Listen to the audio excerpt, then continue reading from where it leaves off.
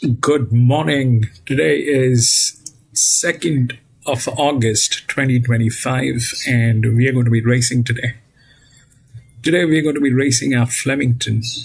This is this is the place in Australia to be. Flemington comes among the top five, 4 or 5 tracks in the world. They are the best in Australia, hands down. And they have the best stock, they have the best from every angle. And we've got 9 races coming up here today, and this is how the track looks like. The trickiest part of the track is the straight, which is this one. There are a few races on this particular section today. This is the trickiest part. It's a straight run, no bends, nothing. And this is where the 1100 meters and the 1200 meters and the 1000 meters are raced. And apart from that, all the other races are here. The last finishing mile is about 450 meters. The ground reading was soft till a few hours ago, but it has gotten updated. Now it is good for, and we will see what we can do here today. And today is the first Saturday of this new season. We should expect some good racing, some good horses, and we'll see what we can do here today. Welcome to Grandstand, and we do horse racing, and we do that in 2 steps. First, we try and identify the best horses through physics, mathematics, a little bit of understanding of horse racing. And once we have identified the best horses, that's when we take a look at the horses at the paddock when we get the live stream from the paddock or the gates. If we find that all the horses that we have chosen are looking good and good to go with, we stick to our picks and place our bets. But if we find that there are circumstantial changes or there are better horses at the paddock, we often step out or we make changes with our bets. It's horse racing, so we need to be vigilant. We need to be making decisions that are worthy and in favor of us. And that is exactly what we try and do. I've got 2 tabs open in front of me. The first one is where we get to see the races. The second one is RaceNet, where we take a look at the scratchings and the odds. That's what we do there, and that's all that we have. We'll see if we got the feed. Flemington will take a little time to come, but Rosehill is on. So we'll keep watching Rosehill till the time we get the Flemington, and we'll take a look at the odds for the first one. Here at Flemington, 5 and 6 has been scratched. 4, 3, 2, 1.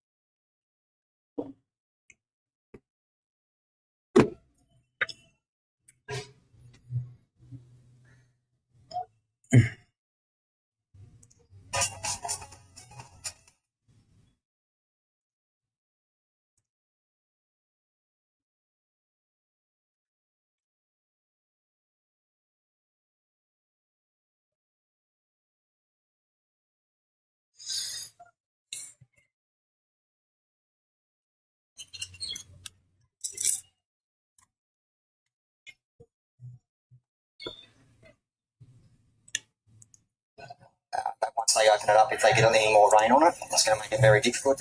But they did say probably 5 or 6 horses off the fence. There's a little bit of a lane there, a bit of a worn lane. They said either side of that's okay. This is the mounting yard for Harvey Norman. All you need in furniture, bedding, electrical and technology. Number 2 is Forecaster. Will Stanley on for Paul Perry. Yeah, he hasn't won a race for 734 days, but it is my golden rule is back up horses on very heavy tracks, and he fits that bill to the letter. He's a tough on-pace competitor. He tries hard. He has to be a good chance in a race like this. You go back, I think he's run really good races here on wet in the past. So, like I say, the backup is gold.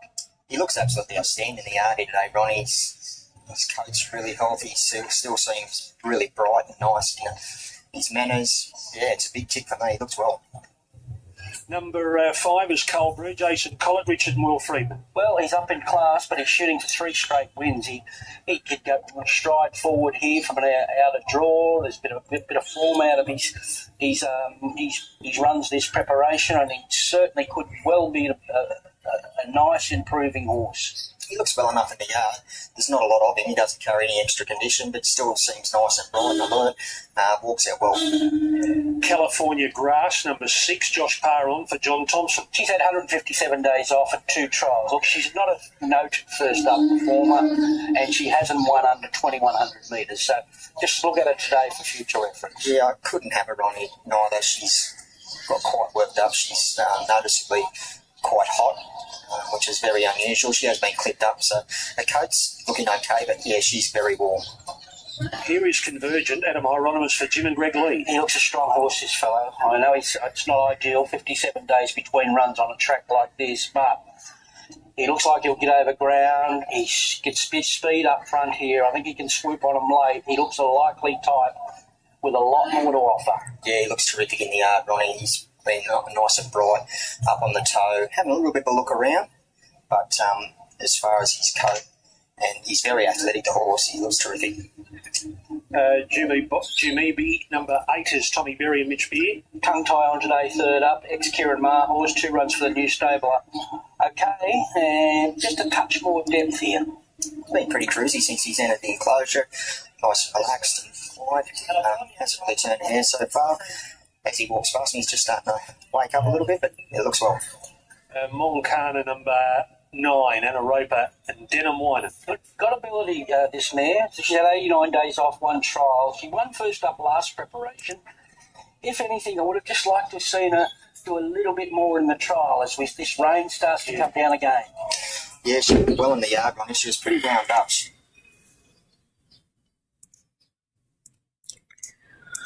Right, this is the first one here at Flemington today. And if we look through the odds, it's 4, 3, 2, and 1. 4, 3, 2, and then 1. Okay. Now, if we look through the leverage, 3 and 4, they're the top 2. Right?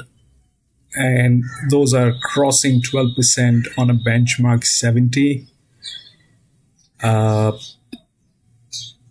Though they have the jockey, right? Both of them have the jockey. This generally works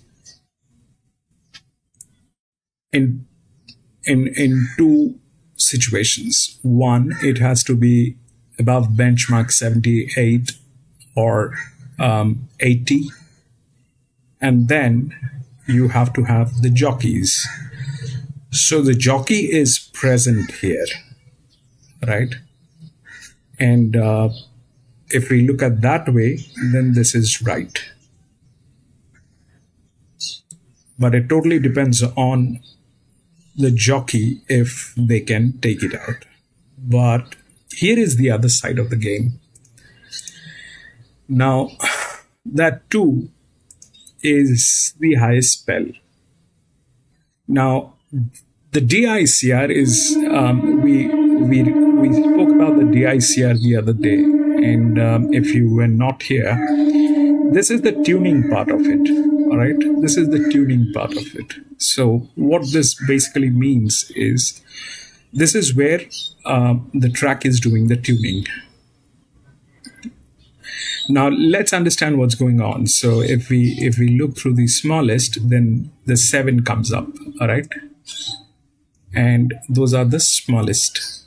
So the smaller it is, the bigger challenge it is. The smaller it is, the bigger challenge it is. If it is 0, 0, then there is no challenge. Okay. Now, the 4 is right after the 7. So 7 has the biggest challenge to do this. It has 1 race. It did nothing. Probably no. Then it is 4.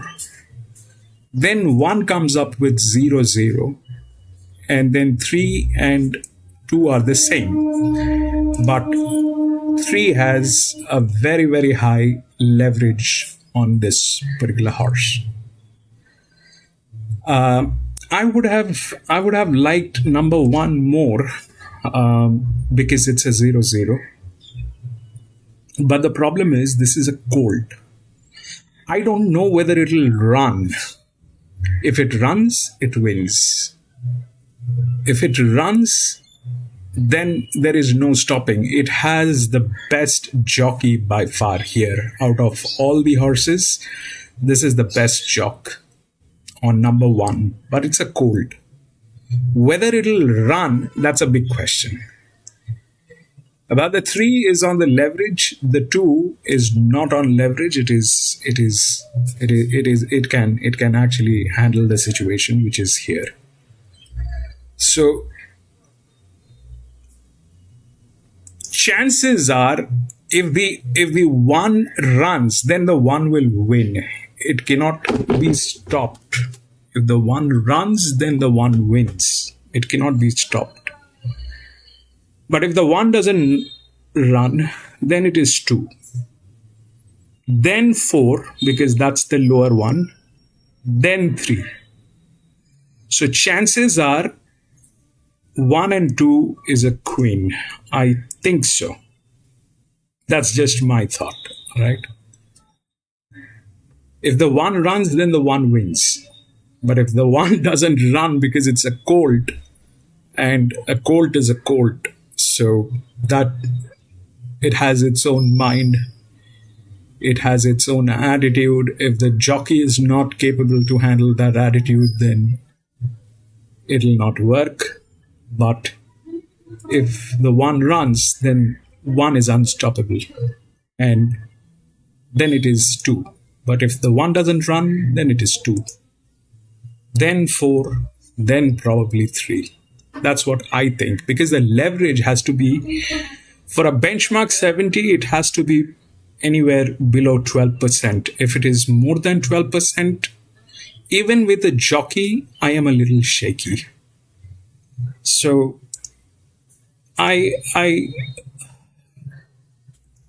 we'll take a look at 2 and 1 at the paddock, and we'll see what they have to say about 2 and 1. And we'll see how that works. This is a very big leverage. 14.4, 14.1. We haven't seen those working on benchmark 70. They do work when it goes beyond benchmark 78 or 80.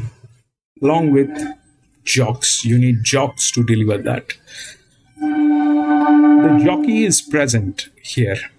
They are the 2 second best jocks here. Out of whatever we have, they are the 2 second best jocks. The best one is on 3. The second best is on 4. But the best is on 1. And that 1 practically has nothing to do, right? It just has to run. The only challenge is it is a colt. If it runs, it wins. If it doesn't, then nobody can save it. The best is out of 2 and 3. I do like the 2 because of, if that's the same challenge, then this leverage is a hindrance. And this is also the largest spell. So we'll see how it works.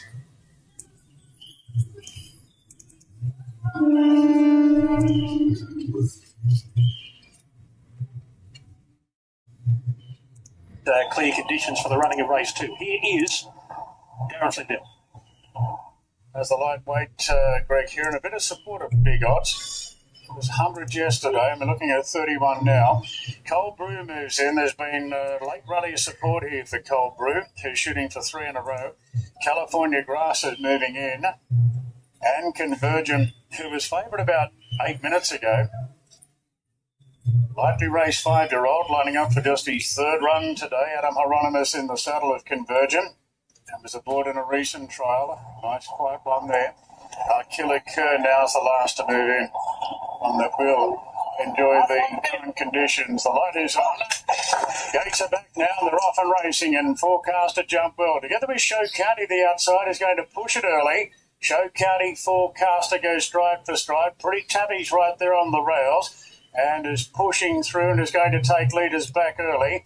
They're followed then by Doomaby, who's going to settle just off the speed there in that black jacket, and Cold Brew's caught out wide. So Cold Brew's working early at the 1,000 metres. They're followed then by Moncana, who sits back midfield on the outside of Jax. 2 further back to Bluff and Blaster from Morale. Convergent 3rd last from California Grass. Killer Kerr is the last one. So Forecaster in front from Show County. And Cold Brew is now obliged to sit 3 wide. So Jason Collett will let us know if sitting wide's okay here today. Pretty Tabby in 4th position now to the inside running rail. Then came Doomaby. Further back to Bluff and Bluster as they travel to the turn. Then JX Convergent gets going on the outside of Moncana. Into the straight, Forecaster just in front of Show County, and Cold Brew wants to hang right out at this point. Pretty Tabby's got a mile of room to dash through. It's trying to do so. 2 after Doomaby, and then came Moncana. Convergent's not in the hunt, not handling the conditions. Cold Brew takes the lead now clearly at the 200 metres, and Cold Brew shakes them off. Pretty Tabby going to second with Forecaster, and then came Moncana, and Cold Brew revelling in these heavy conditions. Probably his best performance. Cold Brew beating Moncana. Killer Kerr's lunch in a photo for 3rd with Pretty Tabby. Then came Forecaster. A gap to JX Show County. Convergent warmed up when it was all over. Then California Grass. Further back to Doomaby. Morale. Bluff and Bluster wasn't up for it today. You'll never know until you try them. First start on a heavy, a real heavy. And Cold Brew with Collett on board, Jay Collett for Richard and Will Freeman, have sat deep, Corey, which was no disadvantage, obviously, and has got the money. Second home, Ronnie, will be Moncana, and 3rd, we might get the shutter cam here between Killer Kerr and Pretty Tabby. We'll line them up. It'll be 5, 9 and 14. Outside, 14 Killer Kerr. Yeah, look, he's obviously a nice horse. Geez, I reckon the pros got that right. He was absolutely smashed on every tote late, that winner. I think 380 was the best tote, 480 SP. So, so he obviously had a high rating with the computers, and he delivered. You can't do much more than what he's done at his last 3. He's gone bang, bang, bang, wet, dry, and he did so well there. So, full credit to him. Let's just watch the paddock first. Welcome back, Lee. I'm very tempted to go with the first one as well. There are only 9 races. Lose his footing there, but he was still strong. I don't see a reason not to get into it. Let's just see the paddock. I mean, we'll miss the paddock, I know, but I'm willing to get into it.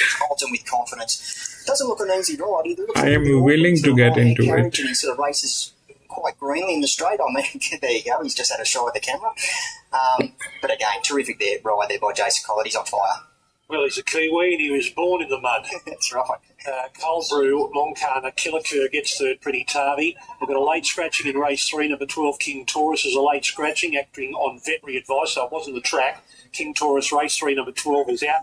They've run 127.2. They've run home in 37.51. 5, 9, 14, 11. Welcome to racing at Eagle Farm today. We have some beautiful fine weather and we're on a good 4. So let's take a look at the horses in the yard for the first, the benchmark 78. I mean, to be honest, Lee, until and unless we've seen the horses, I mean, I'm still scared. It's not that I am not nervous, but here is the thing. the 4 is not in a winning state. All right.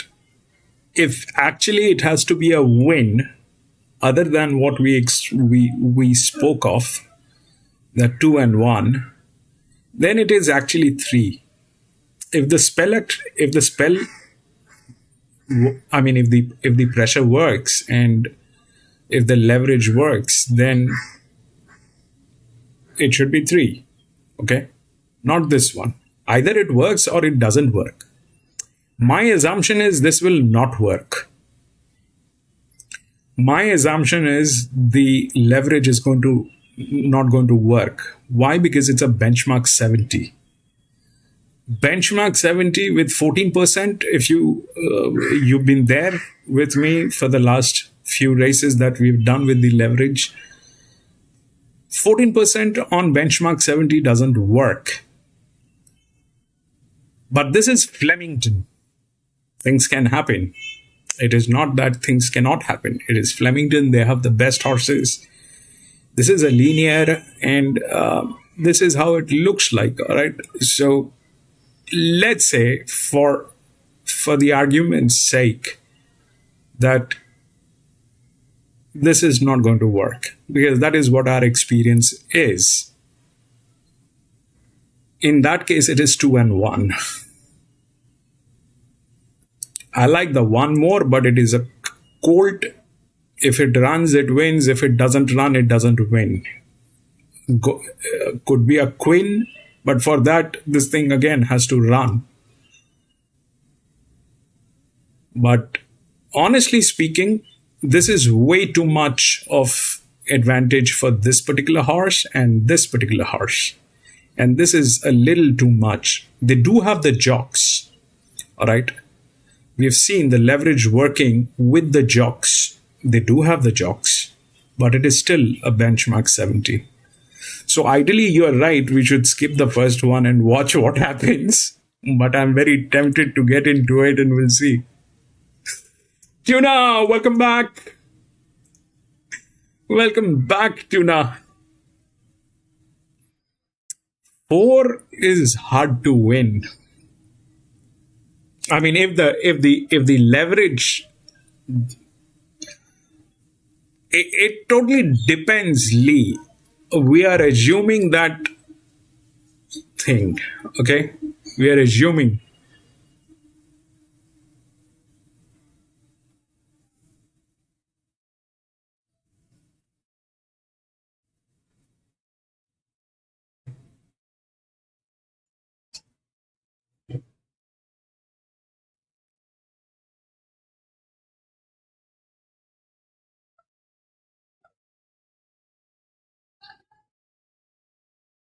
We are assuming.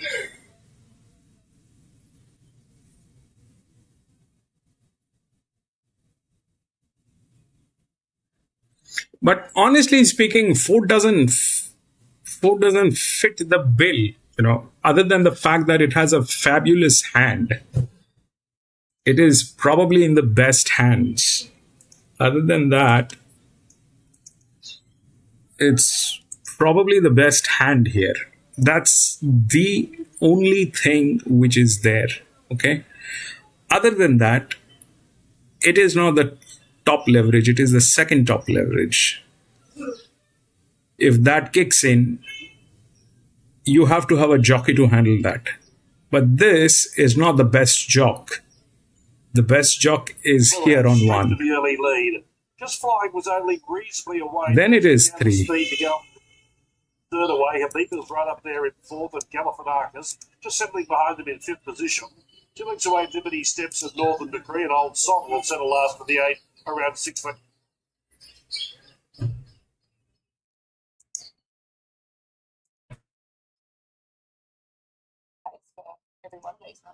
Absolutely. There's definitely a case to be made there. Conditions, if you are thinking about heading to headquarters, just do it, because it is absolutely glorious. The sun is shining. It's about as good as a winter's day as you will get. There's not a breath of wind around. The track looks magnificent. there's some really good horse flesh going around, and it's a good day to play on the course. So don't hesitate, Amy, get down here. It's going to be a cracker. Thank you. It'd be nice to get on the other side of Fred's race too. Absolutely. Annabelle Archibald is a trainer of contract, I should say. Annabelle Archibald joined us, the head of Hillier, tackling the Tapper on in Metropolitan Racing in Melbourne for the new season. And you pulled rank and said, I'm coming to the sunshine. Yeah, I was pretty keen to get on a plane and come down here, to be honest. You're keen to get him down here for a little bit as much as the chance to find a better track? Yeah, exactly. We found this race a couple of weeks ago. We circled it, got him down here early enough. Give him a couple of gallops going left-handed, and he's handled that really well. So hopefully, he's always shown a lot of ability. Obviously, ran second in the Canterbury on debut. But If it runs, it is unstoppable. But the question is, will it run? He's really relaxed in his next race. Newcastle probably more so than we imagined.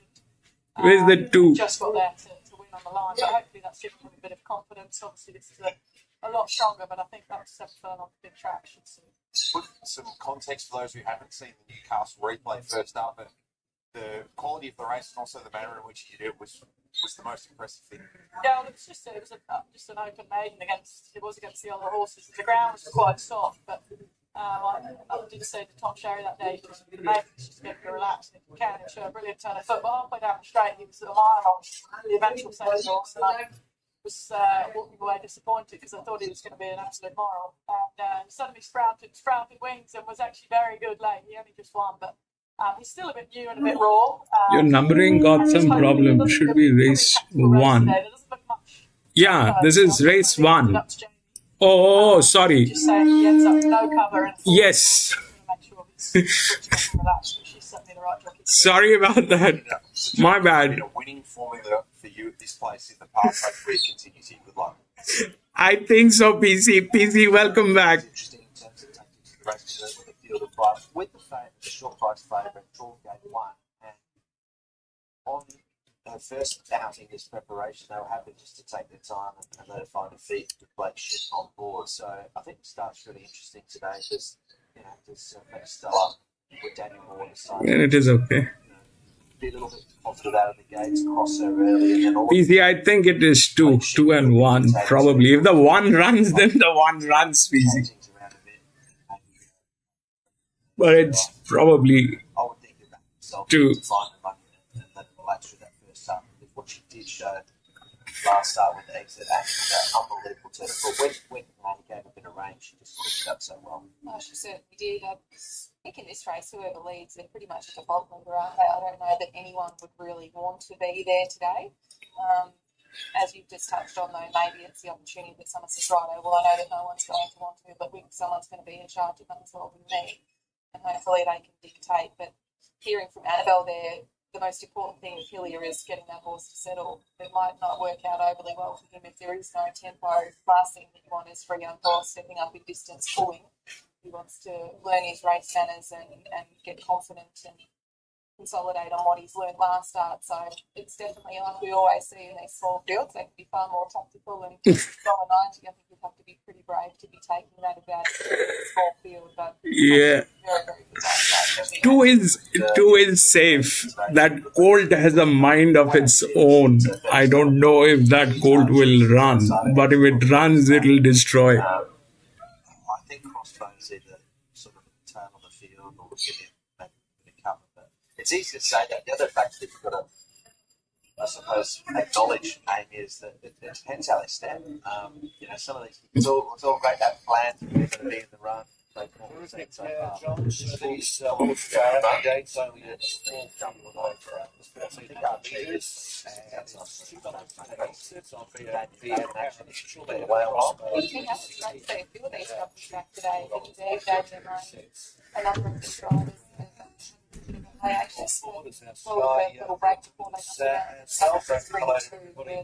Joining us for Flemington today. You wouldn't think Shane Nicholls was fantastic in the yard. She's the outside of the first dollar. She didn't look like it, did she?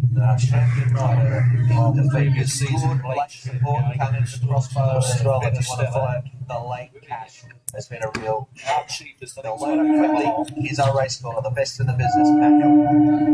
Hutchie, thank you very much. So we've got two to get set here for the first of 9 events. And, well, start with Ori Star Day. You start thinking spring, and the sun is out at Flemington. A beautiful still day and a breath of wind.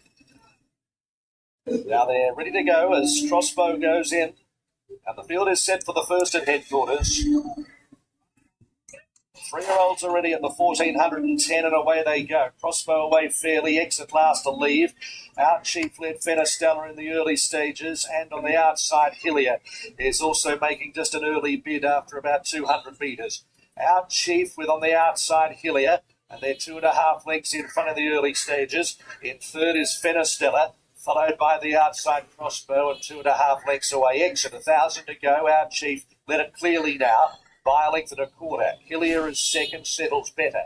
Two further back is Fenestella, and then came Crossbow, and last of all, Exit at the 800 metres. Out Chief the leader by about a length. To in second place Hillier, then came Fenestella, Crossbow getting a bit closer, and Exit 2 lengths on the second last horse. 600 metres to go. Second favourite Out Chief in front from Hillier, then came Fenestella, who's right behind those horses. Crossbow's about to ease 3 wide, and on its back immediately is Exit as they run the 400 metres. The leader is Out Chief, with on the outside Hillier throwing out a challenge to Out Chief.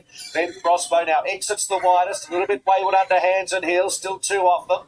Hillier with Crossbow. Now Exit's starting to come on. At the clock tower, Crossbow went to the front from Hillier. Exit's not getting there. Crossbow, 100 metres to go from Hillier, and a wayward Exit, and it's going to be Crossbow in the star colour. Crossbow won it from Hillier. Exit 2 and 1, baby. That's it. Chief. 2 and 1. With 9 wins at the end of the last season, in of course, Group 1 Shoulder in the Newmarket. Number 2, Crossbow grabs the first race of the new season. He's a really good fly. Crossbow Boom, busy. Yes. Boom.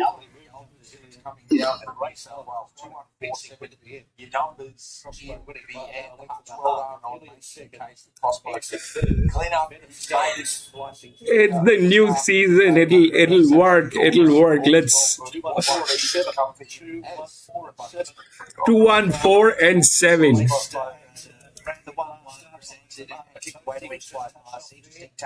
The 3 couldn't get there with that thing. The eventual winner was great. It was a 12 speed, 1:21 the winner, and a real eye-catching run. And Fenestella, who did not work over that final 100 metres, lined really well for him. I'm sure this can get over 2, 1, 4, and 7. Take it to Rose Hill, Buttles.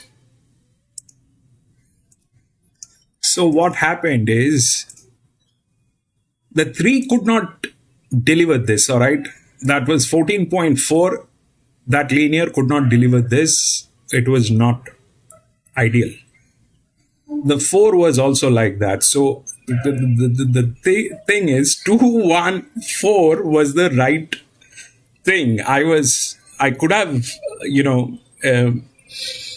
it was a little bit overwhelming because it was the first one, but I think we are back in the season. Today we should experience some good racing. Those days probably are over. If I'm not hoping too early, we'll get to see some good racing.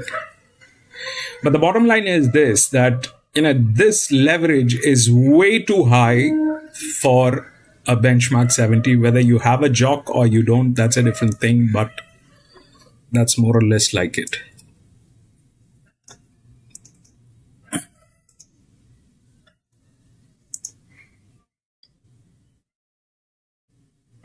We'll go to the next 6, 7, 8, 2.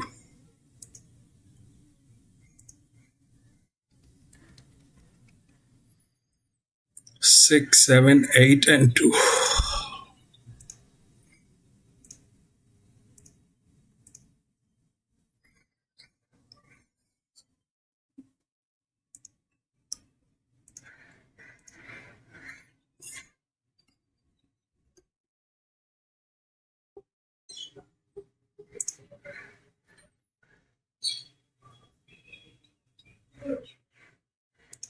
came Boncana. The Cold Brew revelling in these heavy conditions. One of his best performance, Cold Brew beating Boncana. Killer Kerr's lunch in a photo for third with Pretty Tabby. Then came Forecaster. A gap to JX Showcarty. Convergent warmed up when it was all over. Then California Grass. Further back to Doomaby. Barali. Bluff and Bluster wasn't up for it today. How they go on the heavy until you put them in it? Yeah, that's right. And I've actually been taught as of late. I mean, I had a very good apprenticeship of being told that 3 wide no cover is just suicide. But I've been taught by some form analysts that when they're going slow, it's not the worst place in the world to be. So I was quite happy when he was just comfortably sitting there at a pretty sedate pace. He does a lot wrong. And I heard the analysts through the week saying he's a hard horse to back, but he's full of talent and he's only getting better.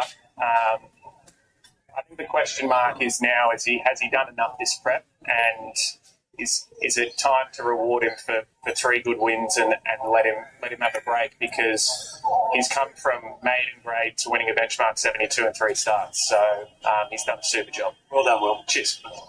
Well done, Jace. Treat you riding well. Thanks, Corey. It's no, I'm getting some nice horses, and he's one of them. He's progressive in a midway grade. He's come through the ranks nicely and still doing a bit wrong, but it's good. It looks really new. He's obviously got plenty of upside. Do you think he'll go further? He could do. He's quite sharp. Doesn't probably feel like a miler, but not to say he won't get it. With experience and time, like you'll see there, the first half of the straight he's got to sit on the side and not really attacking, whereas in the last furlong he's really strong through it. Would suggest maybe further. Just the 3 wide spot, I think. I'm glad Will's learned. He's done his apprenticeship and he's learning, which is the main thing. He's open-minded, which we all need to be. He's had a good teacher. Yeah, he has. Thank you. Well done. Cheers.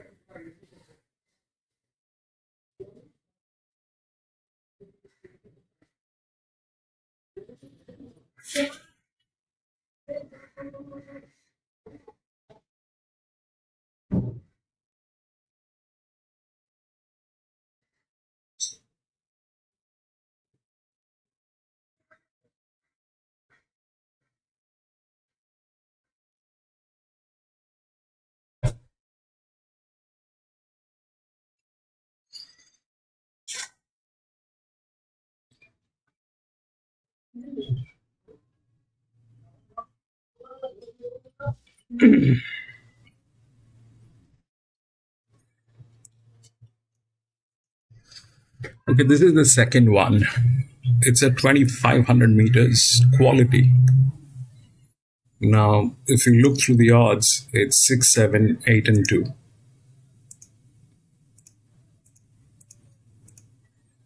If you look through the rails, we get 6, 5, 7, 8. The 2 is here. Okay. Now they're talking about the 6 and the 7. Again, it is the same thing. All right. This was a 1,400 meter. If you look at how this thing worked, is this colt, just a colt, it did not run, but that actually worked. Here it's a quality. Now if you look at the FR, all right, this was a benchmark 70. The FR says 35, 32, 31, 31 and all that, but here it climbs up to 99, 92, 95, 90. So the quality of the horses are better here. All right. And if we look at the 2 top, then it is the 6 and 7. And they are like that. Now, the 6 is the favorite. If we look through the GICR, all right, so we have this one, which is the stable one, the 2. Okay. If we go through smallest to largest, then 7, 8, up till here, it is all like that. Here it is. Now this one, is an 8-year-old gelding. I'm hoping that it will not do anything. But here is the thing. I think if you look at this odd 6, 7, 8, 6, 7, 8. If the 2, all right, the 2 is the largest inner, but this is the largest drift, 8. Okay. So, if we understand what's happening, then here is the thing. So, these two are right odds.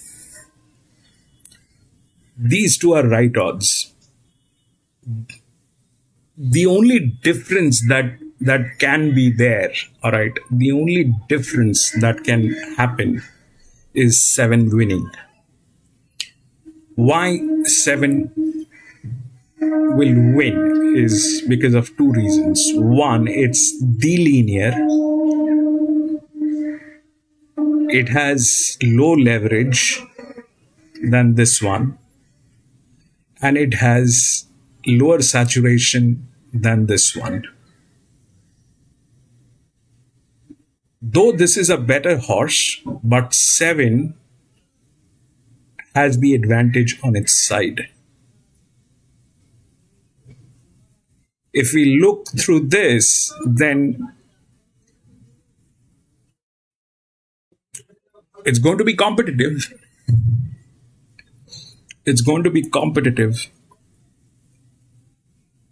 The only problem with the 7 is probably the jock. That is the only problem with 7, which is the jock. But other than that, if we look at the arrangement, so 2 won. Why? Because of the low leverage and higher spell. Okay. This is low leverage. This is the spell is lower than this, but this is also way lower than this. So the chances are very strongly that 7 will win.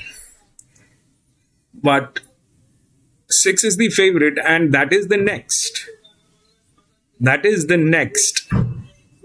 If this 8-year-old gelding doesn't get into a destructive mode today, that number 1, if this doesn't get into a destructive mode, then it is there. The 2 has advantage. It's not that it doesn't have advantage, but it stands. I mean, this is a 30. This is a 65, and I mean, I would like to believe that,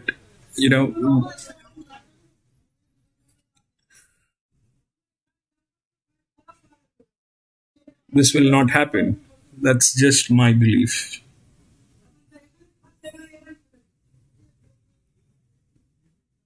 It came in 8th last 7 weeks ago at Rosehill, the 2.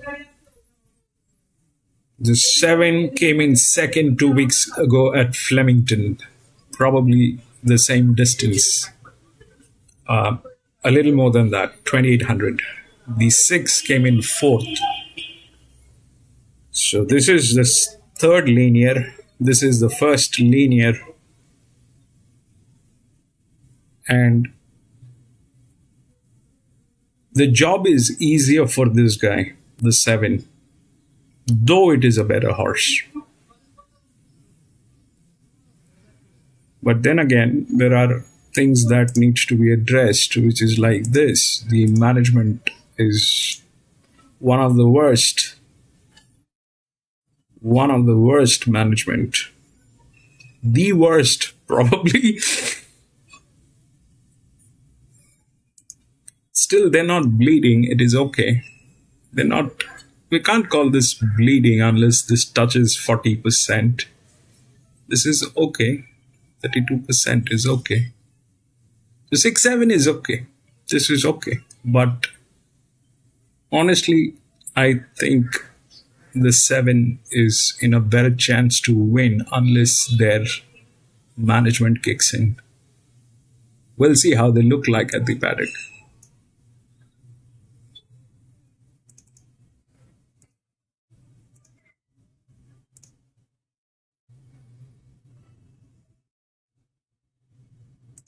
Come knock, number 18, Reece Jones and Brett Thompson. Probably needs improvement from what we saw out of that Lordstar Highway last time. He's another one. He's a big type of horse. He's been up on the toe. Looks okay.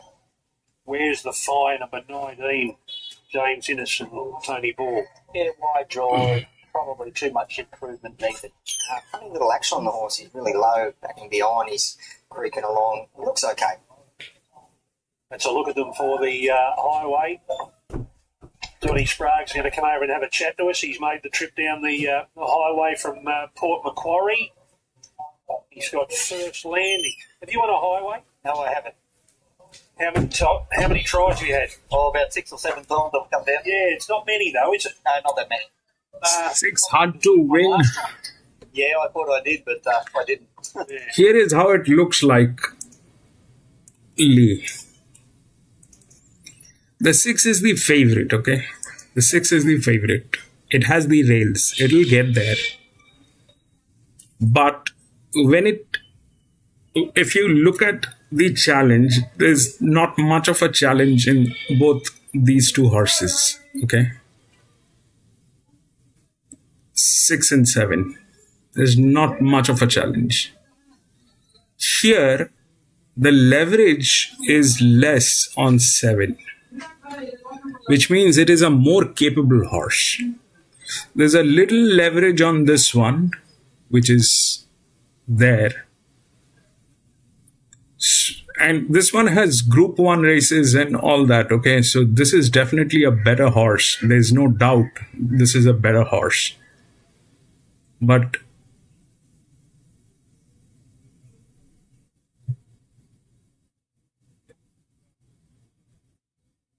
I mean, generally 2,500 meters. So up till 2,000 meters, it has always been the linears. And if you look at the horse pressure, both of them are 5-year-old gelding. This is at 38. This one is at 31. This is at 38. This is at 31. So this one definitely has more advantage being a linear. But having said that, I think it is the odds are right. It is these two. I think the odds are right. It is these two which are going to be there in whatever order you want. Whether 7 wins or 6 wins, it is this. The order is, I mean, they're kind of together. The 5 is not in a position to destroy anything today. The 8 is a drift from here.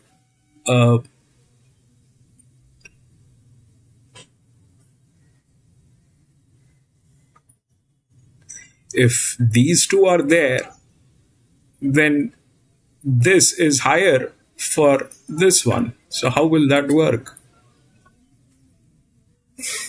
And about the other leverages, yes, 2 and 1 both has very, very deliverable leverages. That's why I'm a little, nervous as well. If that 8-year-old gelding jumps in, then what will happen? Because if these are challenges, then this is nothing for this one. I am just trying to not see this one. I mean, I'm trying to intentionally suffer from the ostrich syndrome. that this is an 8-year-old gelding and it will not do the destruction. But if it gets onto it, it is quite capable of doing the destructions. More than the 2.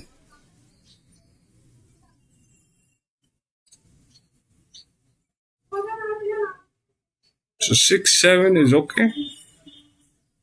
As long as the 1 doesn't do the destruction, because it is an 8-year-old.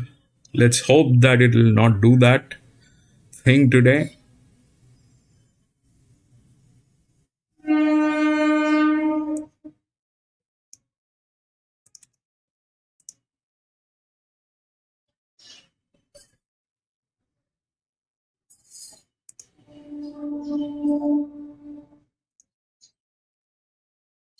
Dangerous one, the 8.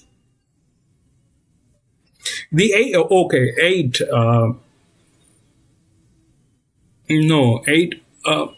I mean, not 8. 8 cannot compete with 7. 8 cannot compete with 6. The competition is between 7 and 6. The only thing that can happen is if one of them gets tailed, the 6 or the 7. If one of them gets tailed, then probably 8 opens up. Not before that. It's probably 6 and 7. It's the right odd, Lee.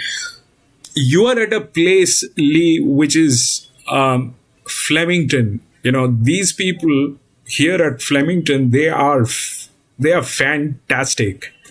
You should expect, 50% of the odds to work. You should expect 50% of the odds to work. That's generally what Flemington is all about. It'll give you 50% of the odds. The rest 50% we will have to work out. So if there are 9 races, 4 of them, the odds will work. 4, 5, maybe. 4 of them, the odds will work. The first one was a googly. But this one doesn't look like it is a googly. So the odds are right. It is 6 and 7. The difference could be 7 and 6.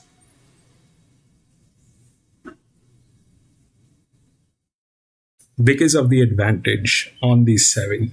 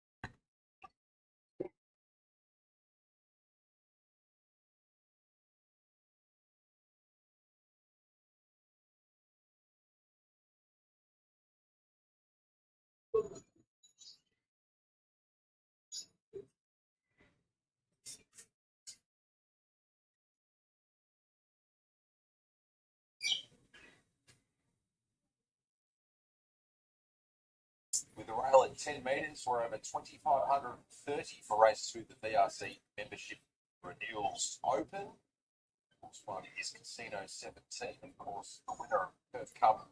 Previously hushed, 2 runs on the eastern seaboard for Gavin Bedgood. The best that was first up in the David Burkford. He was only beaten single margin, 2 and a bit lengths behind Sadati at the Flemington 2004. Yeah, very true. I was giving him a good chance in that race as well, but David Burke performance from finishing second highlighted just how well he's going this preparation, I think. And to me, his last PC7 win Flemington. he just kept driving away. Even I think so, PC. Feeling on top of the world at the moment. He's just having a nice Even I bounce think here in the so. mounting yard without It's wanting to probably overdo it. 7. He's been trending in the right direction. all prep. Let's take a look at the horse. If it gets tailed, then you're out of luck. Changing scenery for the 2 changing of the guard. Chris Leeds brings to Victoria after his 4th Australian run and first of this preparation, and he was in the Winter Cup race. I think he showed enough in that first campaign here that there will Well, be Saul's the favourite. Michael D back from his overseas ventures. The Saul's just had some placing he's pretty bitter. Flemington Cup behind Mono was beat to but no doubt before that. overall Very strong in the banjo quality pass. best. He's been very, very consistent this year. He's loving the engagement, of course. He's got a good athletic frame, nice light on his feet. Getting a little bit warm between his back feet. Doesn't of course that's going to have any impact on his performance at this point in time. Most interesting kind of changing of the guard, who was placed in a half wicket Royal Ascot back home, 23, having a second race preparation after having played the Winter Cup Rose Hill at the Salt midfield race. So I thought there is just on the score of the sea, but tactics will work out. Major guys here as well for race 2 and 7 as we get out of the Just a hard one to gauge. I'm leaning to the horses that have the race fitness. But when you look at his best, it's quite surprisingly capable. But he hasn't won in almost 500 days, so he does need to turn things around. And he hasn't had a lot of racing aiming from in the last 18 months either. He looks great here today, and I never doubt the fitness of the team getting the horses ready first up. I do think it looks like he's holding on to some nice residual fitness from that Australia Cup preview race earlier in the year. Naturally, you'd expect that there's no fitness like race fitness. He's going to tighten up a touch, but you can see great tone over his midsection. He's definitely forward enough to run a good race. Moving Jamie Mellon white cap on, changing of the guard, Ben Mellon navy cap on, or 3 post impressions towards the Ben left board. That's Logan Bates. He's riding the 4 Wycliffe for Kiribati. Pretty similar colours once again, isn't it, with Wycliffe, who probably out the back, as we know, 3rd run of a prep. He's building, but look, he's a 9-year-old now. He's not getting any better. I'm not sure he'll get the tempo to suit here either. That's a concern for me, and I think he does need to improve on the sixth campaign. He looks well enough in the yard. He's a bit of a gentleman, this horse. He's been really quite unassuming the whole time. He's just getting a little bit more up and about now that Logan's got on board. Fitness looks like it's been trending in the right direction, and he's hit his peak here. Blinkers go on the stablemate 5 Artican. That they do, and a galloper that was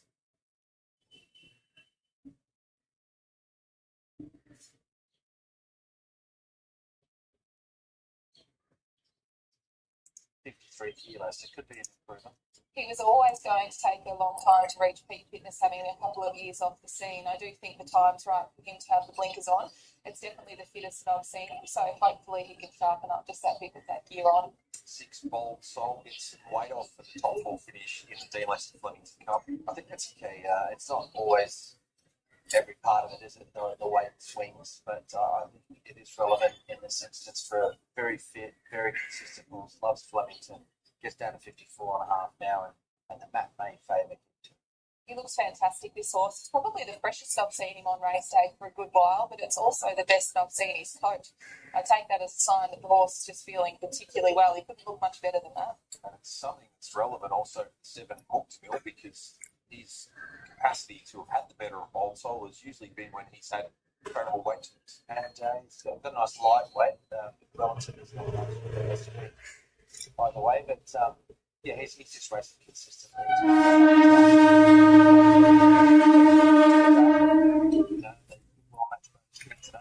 He's so quirky, this horse. It's so hard to read. Last start here at Flemington, he was rearing up and being a little bit of an old flea at times, but today he's been on his absolute best behaviour, which he can do that sometimes as well. I can never really draw a line as to how that's going to equate to performance, but he's been racing very consistently, and I've seen him do both those things on race day and race well. John Neal has the ride on 8 Samuel Langhorne for the third consecutive start. The previous 2 guilty placings in Andrew Madison final and the Deacon. He's pretty consistent and he's running the same sorts of races. I mean, if you looked on paper, he's a horse you could make a case for saying, well, the 750, given his beef margin, has to be in the mix. But to me, he's, I don't know, he's not really threatening either. Never really got a winning chance in those races. So I think he'll be there or thereabouts, but I couldn't see him turning the tables on the likes of Bolt. He looks amazing, this horse. I think it's going to be a really, really sweet spot. Wouldn't be surprised to see him winning it all today. I don't think he could look any better than that. Most Impressionist ran 4th in this race last year, first start, and Horrifying won it for the second time in 3 years. Last year, he had the measure of the $1.45 favourite in Berkshire Breeze. Much siding with the known commodities of the winter here as your top 3. Very much so. I mean, he's getting short now, Bold Soul, but he was the one that stood out really with the drop in the weight. He missed a couple of rivals, at least 4 kilos better here. So I think it's a good opportunity for him. And we do see these horses line up quite often against each other, including Brooksville, including Samuel Langhorne.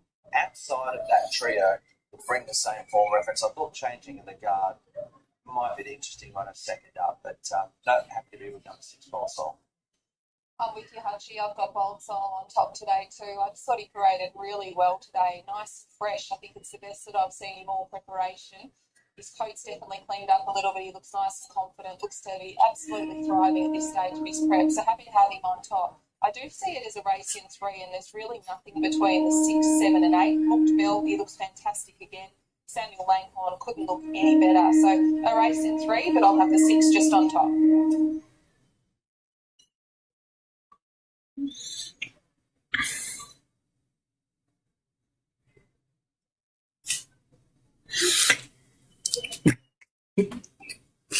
And if that 8-year-old gelding gets onto it, then what happens? The number 1. It doesn't have physics, but it doesn't need physics. It's a 2,500 meter. $4.60 on VOP. Ahead of Mockfield, $4.80. And then out to $7.80, Samuel Langhorne, at $7.90, changing in the guard. Natalie Young joins us ahead of Mooktamil, going around against some similar opponents once again in the same contest. How do you feel like 6 and 7. Yeah, look, he's come through that last race great. He probably, of course, that's a little bit better when he's chasing. Look, he beat the favourite a couple of starts back. He's got a nice lightweight of 54 kilos. He's a horse, it's his ninth run, this preparation, and he just keeps eating up, and he still looks pretty round and tubby. So, it doesn't take any ill effect from him, and his work's been excellent. So, it just means just hope there's a little bit of tempo on the race. Had access to some well-established senior riders in the previous couple of starts, but is there a bit of an advantage with D Moore getting back on, given what he executed from a similar situation 3 back? Yeah, look, he's won on him. He knows him. He knows 6 got to be in the left hand. He has that tendency to lay in a little bit under pressure late. He just knows the horse, and I think that's the key with him. Good one. Thank you. Yeah, could well be. A lot of them know each other pretty well here. The horses know each other, and so the jockeys, Amy, would have most said a lot of these line up. So they're at the stalls, a famous starting point here at Flemington, the 2,500 metres, just extended out a little with the rail in the 10-metre place. 25-30 starting line in front of Last start was rearing up, carrying on, famous speed stand silly, here then at he flew Flemington. up, and then he can also come here and see the $3.260 on official price. 6 win He's play. also racing very well. So hopefully he can run another really good race here. Yeah, before anyone the VOP opened up, left 6 back into 5, but the money is late for Bold Soul. 8 is probably the 3rd. If the 5 doesn't nail the 8, then probably 3rd. Or the 2 doesn't nail the 3. 2 doesn't nail the 8. Are going to be the final 2 for race number 2 on the program. Those are a little hazy areas. CRC membership renewals open. 6, 7. Now Mooktamil goes up to the outside and they're locked away. Race 2 from Flemington. we're racing. Artican jumped away with them with changing of the guard, and over on the inside, Samuel Langhorne looking for a forward position. John, welcome back. 6. Bold Soul Whitecliff booked a meal as they charge towards the turnout of the straight. Just over 2,200 metres to go. Artican in the centre eventually crosses to the rails to lead changing of the guard, and Samuel Langhorne is going to get off the fence and is going to settle third. They're 2 lengths Casino 17, and then came Wycliffe. Now Bold Soul at the back is progressing forward and is going to perch outside of Casino 17 and get to a clear 5th. Wycliffe 6th, and they were followed by Post Impressionist, and Muktamil is at the tail. So the speed wasn't bad early, and now Artican is going to screech the brakes. 1,700 metres to go by a length changing of the guard. Third is Samuel Langhorne, the outside of Casino 17. They were followed by Bold Soul and Wycliffe. Post Impressionist second last, and Muktamil is at the tail at the 1,500 metres. Bowling out now Artican with no pressure by 3/4. Second is changing of the guard, and then came Samuel Langhorne, who is third outside of Casino 17 at the 1,400 metres. They're a couple of lengths in front of Wycliffe next on the inside. They were followed by Bold Soul, Post Impressionist, and last of all is Muktamil. Heading towards Chiquita Lodge, and it's Artican the leader at a slow tempo of the 1,200 metres, leading by a length changing of the guard. A length and a half away, Samuel Langhorne, who got off the fence very early in the race. It's in clear air here, third the outside of Casino 17. About a length and 3/4, Bold Soul, Wycliffe at the 1,000 metres. Post Impressionist is second last, and at the back of the field is Muktamil. Artican the leader by almost a half length changing of the guard as they reach the 800 marker. Then came Samuel Langhorne the outside as they approached the home corner in the staying contest of the day. Samuel Langhorne. The jock on the 7 is kind of a little monkey kind of a behavior, that is. Impressionist as they come around the turn. Artican at the 500 metres from changing of the guard. Back behind those horses, Wycliffe the fence, Samuel Langhorne. Out deeper, Bold Soul, Casino 17 looked to run on, and Muktamil still a long way back, and Post Impressionist winding up the widest. Artican at the 250. Under siege here, Casino 17 and Bold Soul chiming in, and Muktamil the outside at the 150. Bold Soul goes up to changing of the guard. Do it, babe! Bold Soul in front of changing of the guard. Bold Soul has won it. 6. The guard, Muktamil, Artican. That jock is such a mule, man. In company then with Casino 17 and Post 6 to 7. to the post. Back into the Melbourne breaks from Geelong, and the winner, Bold Soul, well supported Back in the four guides, and has ridden that at Metro 3. Yep. From changing of the guard. 6, 6. The better it was. He's a PC. This guy needs to be retired. Michelle played for defending second to changing the guard. Jamie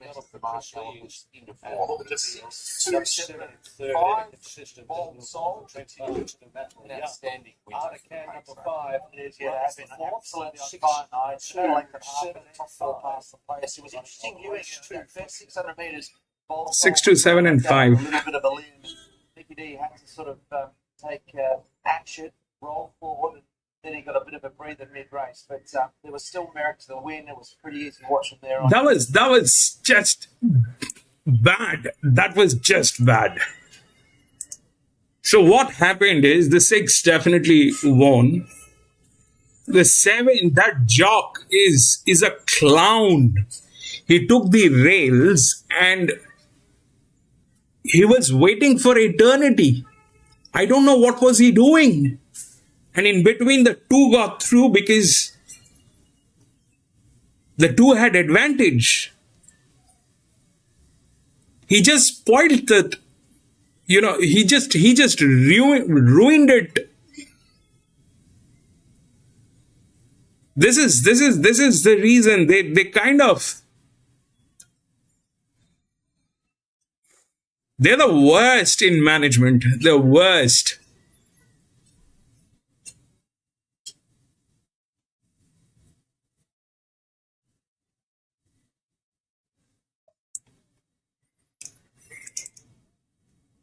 That was a bad one. That was a bad one.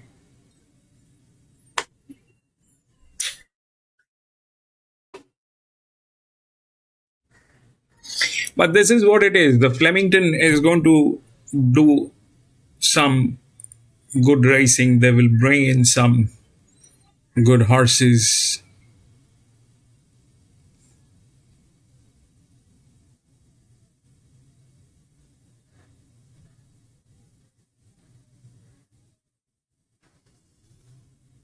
Yeah, I'm sure, PC. I'm sure that that's one of the key reasons.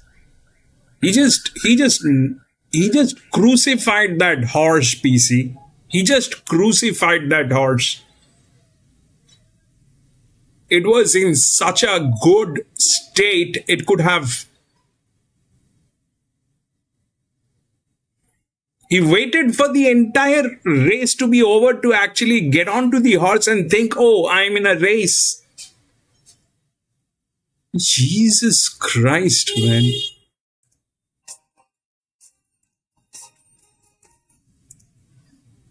Three.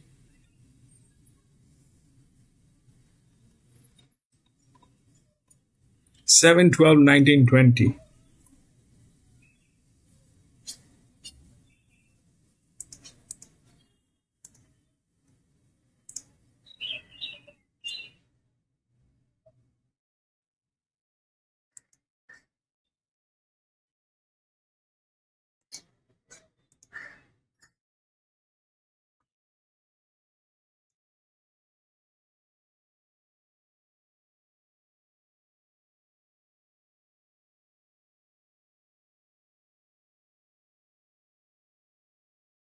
Six, 3, 8, 13.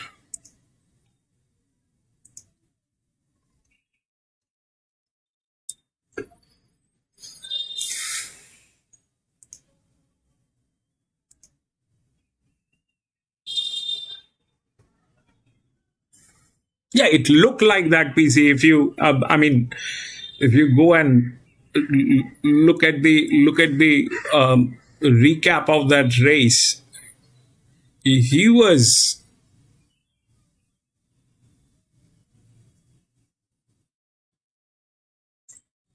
He should be fired. He should be fired from his job with immediate effect and no pay.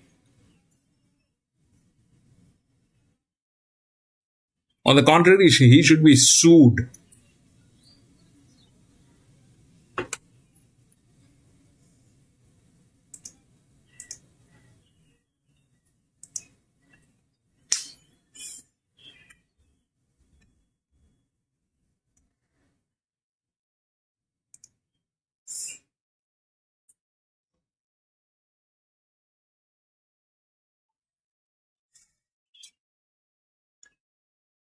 He's a joker. He's not a jockey. He's a joker. He's a joker. He's lying back there and.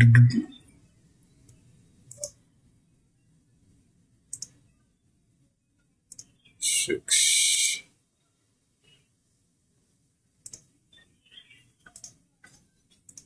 Six, 3,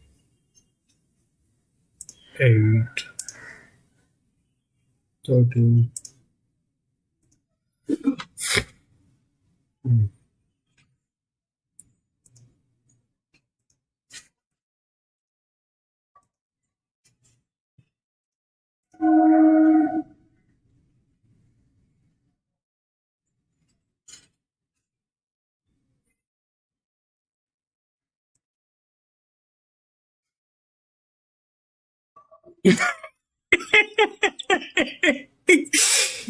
That was sad, PC. That was sad. I don't know how to express this, but I get very sad when things like that happen. I don't know what to say. Anyway, this is the third one, and 6, 3, 8, and 13. 6 is the favorite. 6 is the linear. Right. 6 has the rail going through the top. The leverage is below 12%, which is 11. All right. Then it is 3, which is at 12. Okay. The highest is 2. 2 is not there. And 5 is the other one, which is the highest. Okay. They have 13, which is here. And that's a possibility, what they're talking about. But here is the thing. The 6 is the right odd. I don't see 6 failing. It is not possible. It's like that. It is 0, 0, right?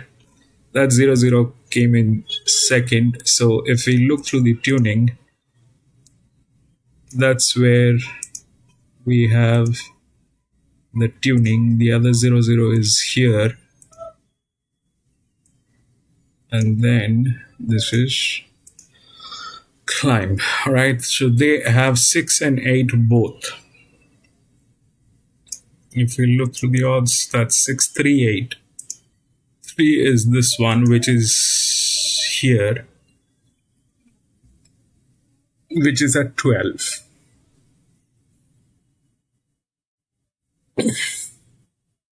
Now, this is okay. All right. This is okay. This is okay. The 3 is at 12. This is 11.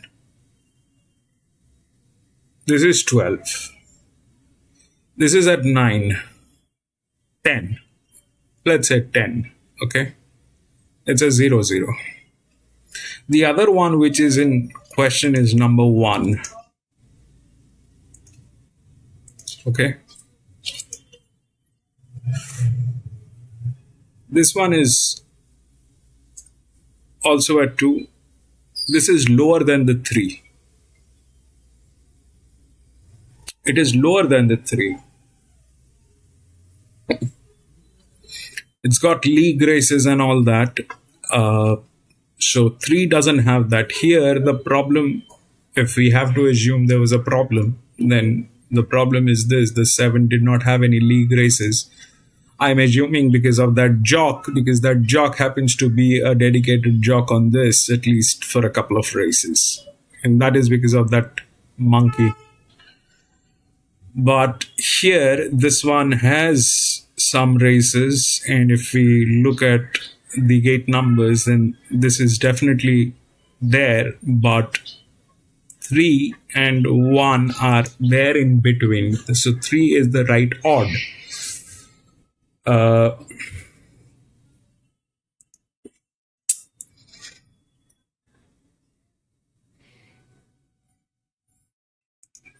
And that's a lot of speculation. We are not going to go queen on that kind of a structure. It's about whether 6 will win or not. The 6 is at 11%. He's got one of the best jocks. 11% is quite deliverable. It is not a problem. It is the linear. With that thing coming here and all that is happening.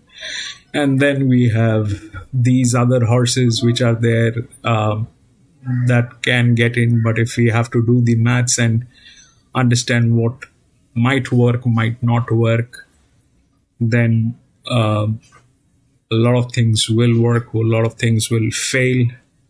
But here it is the best hand, probably. They are not in the business of failing. So they're not like that. So they are here. And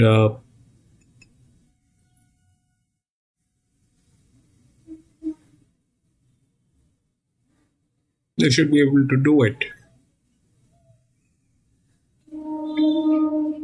8 is the other one they have.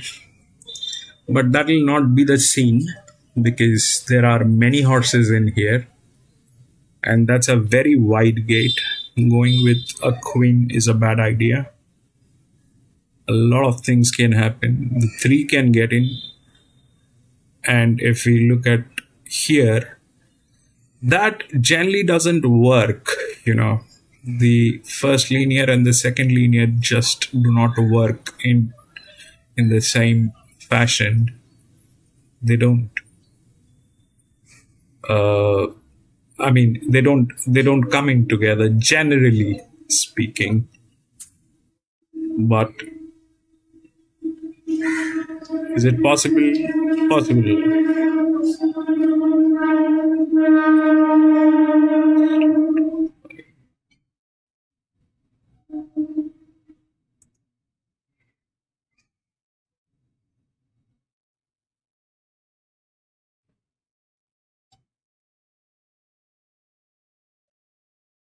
So apart from,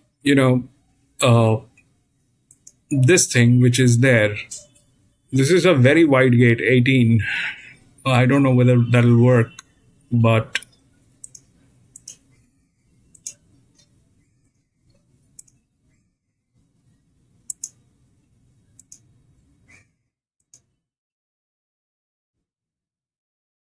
that one is here, 490. Maybe, may not be, I don't know. But bottom line is that 6 looks good. I'm going to go on 6. There's nothing doing. 6 looks good. 11. This is at 12. There's no jock on this. Okay. At 12, there is no jock on this. So this could go on the lower drift, the low leverages as well. This can go here, here, anywhere.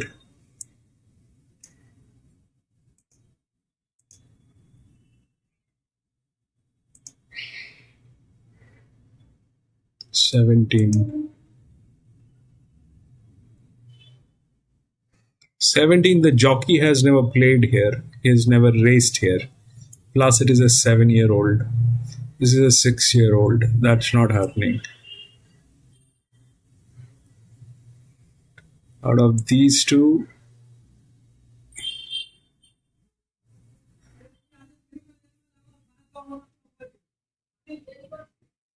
$11 is definitely a check because that's the largest outer drift again. Like here. That drift did not do anything. That's possible. More or less 6 is in safe custody. 6, I don't think 6 is beatable in this one.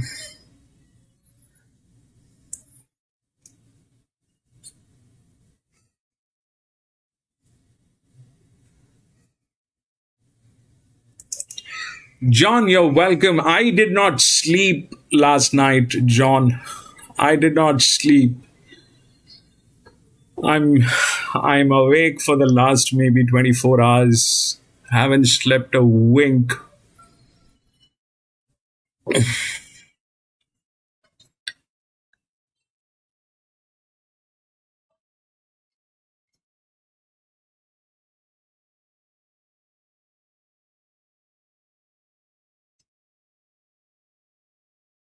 With the 4 white socks. Sister Day. Sister Day, the favourite. Chris Waller trained the first one of the day, amusing. Going for a double here on the first day of the season. Having wrapped up yet another premiership. Here's Super Norwest coming in. We'll go up to Darren Flindell for the running of race 4. Moving in. 3. 3 to move up now. And Sister Day. All of them are place chances, Lee. All of them are place chances. But, if you're thinking that 6 and 3 will come together, that's a risky one. That's a risky one. It might not. Because there are way too many horses with advantages and disadvantages. And it's a 1200 meter with approximately 15-16 horses in there. So things can go wrong in multiple levels.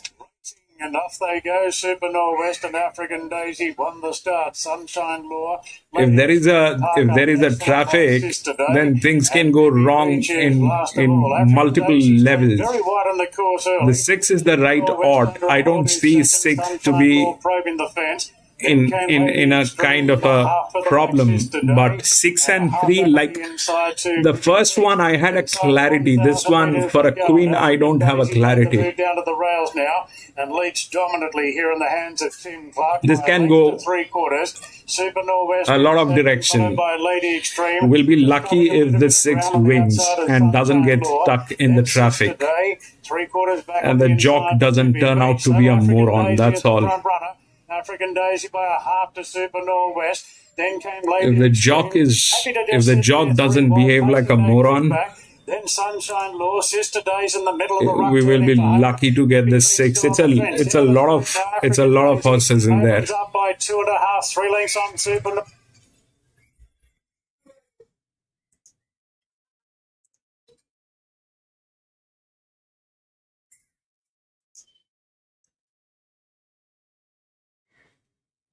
Can go wrong in multiple levels.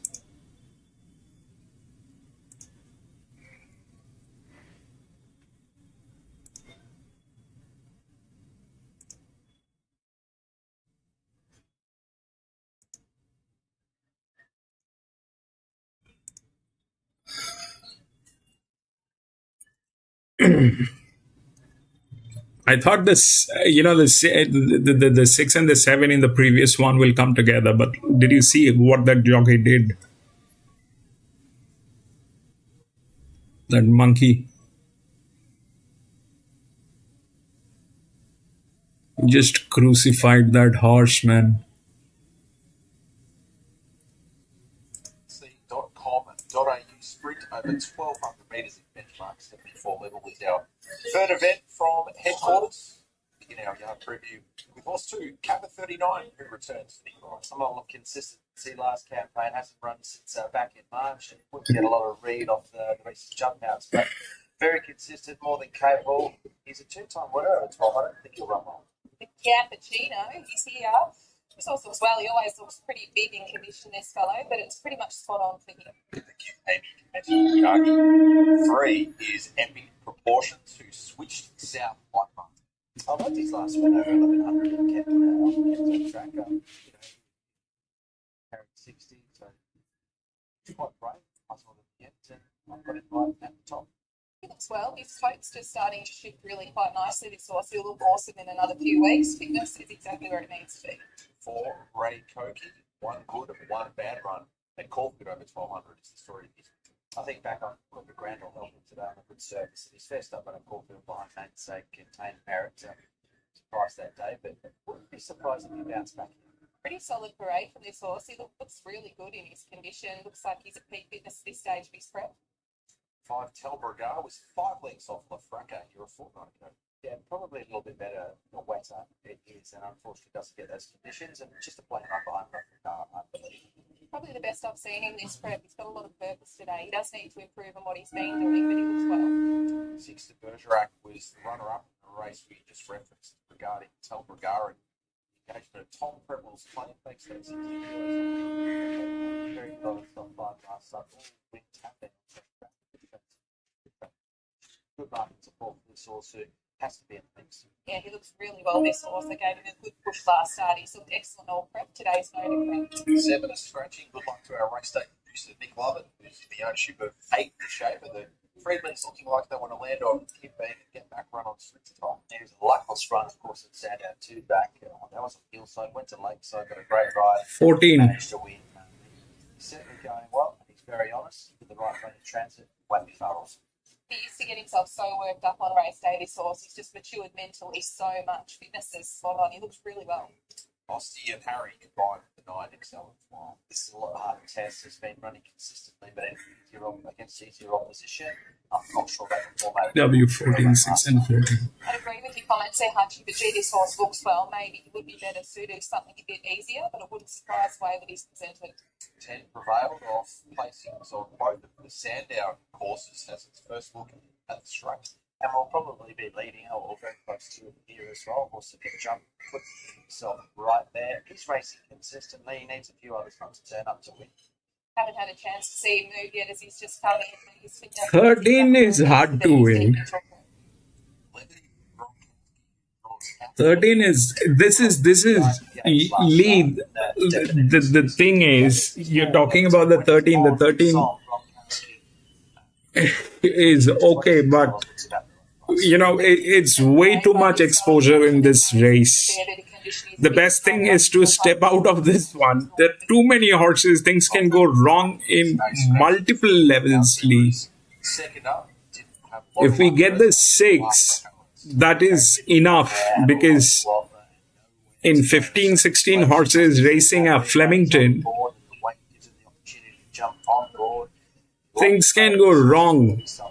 So we trust the system, which is, we're getting a reasonable leverage on 6. It's one of the best. It's the best hand. It is the linear, and there is a beautiful jock on this. So this is the best chance. But that does not guarantee anything. It's coming from gate number 11. Anyone from anywhere can do a lot of damage.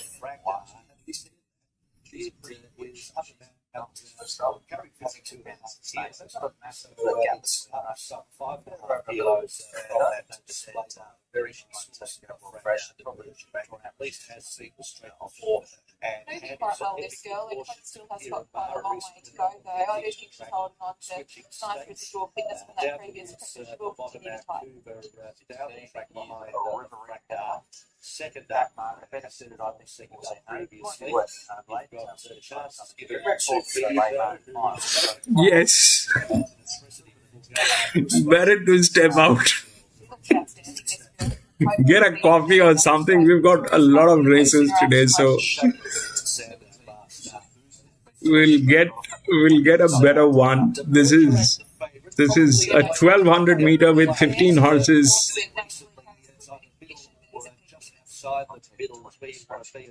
A fraction of a second will decide. Just a fraction of a second. If the 6 goes wrong in anything that it does today, then it's over. The game is over. I'm just hoping that the management is spick and span, spotless. They know what they're doing. The jockey is good. And it's a linear. It has the capabilities, it has the management, and it has the rails. So that's the best chance.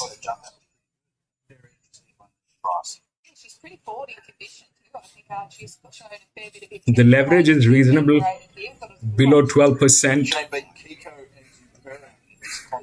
12 months ago, value play of the day comes up with a form of cash. He does some type of that proportion, so I just think that also probably settle handy and take a bit of beating. But I'll be certainly interested to see how Cap fit in on perform against both the odds. Yeah, the big prices are $10. I mean, Bergerak's the same form. But even like last time, there's probably not much between them. Well, it's 3 times the price of the other. 3, 2, 13. If this was at least an 1800 meter, things, you could still take some chances. 1200 is too short. 15, 16 horses, 1200 meters is too short. She's going super moving beautifully. I could give her a decent old push, but I thought the Bergerac just on top.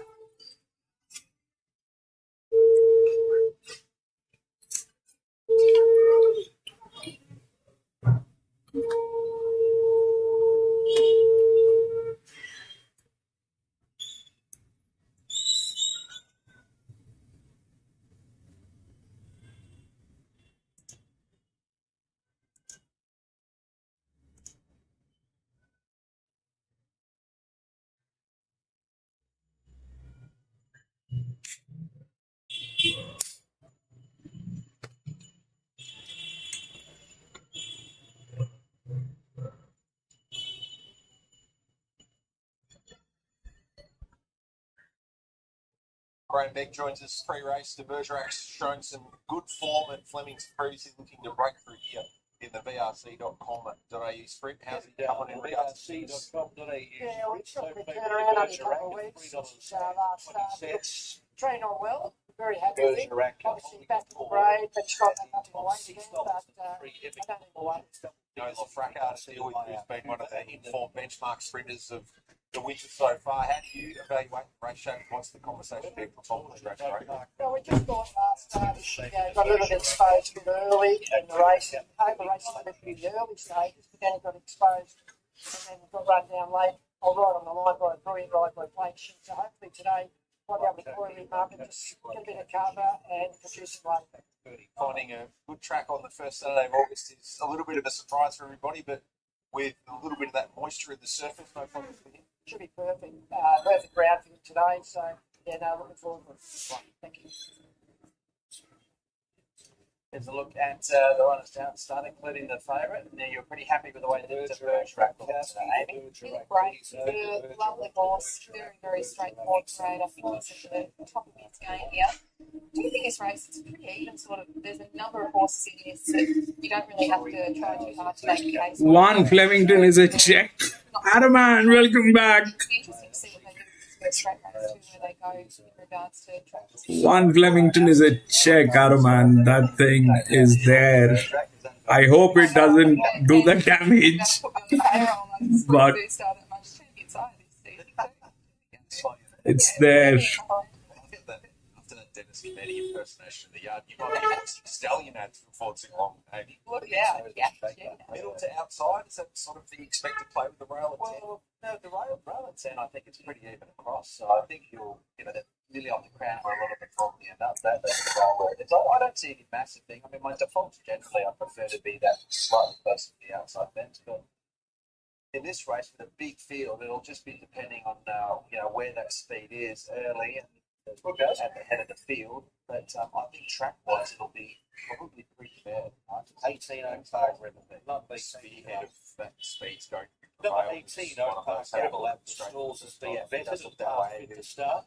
Number 18 Park Rebel arrived at the gates was vetted at So past if I did imagine looking at the running to Bergerac was very good, I think they'll be parked somewhere behind. That was the case last start. Let's hope most get their chances here, but they'll be good speed.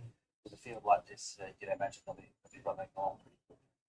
If you're chiming into our coverage for the first time today, wherever you might be shooting around Australia or internationally, first Saturday of the new racing season in Melbourne, depths of winter, but surprisingly, we found ourselves on a good force surface after the track rating went up as a 6 midweek and has steadily improved from there. And could not get better racing conditions this time of year, especially that the wind isn't a factor today. It's absolutely glorious out there. I think today onwards the racing quality should improve.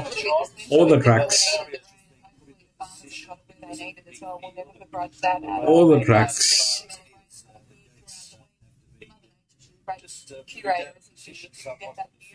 They will bring in the better horses. Things will start working again.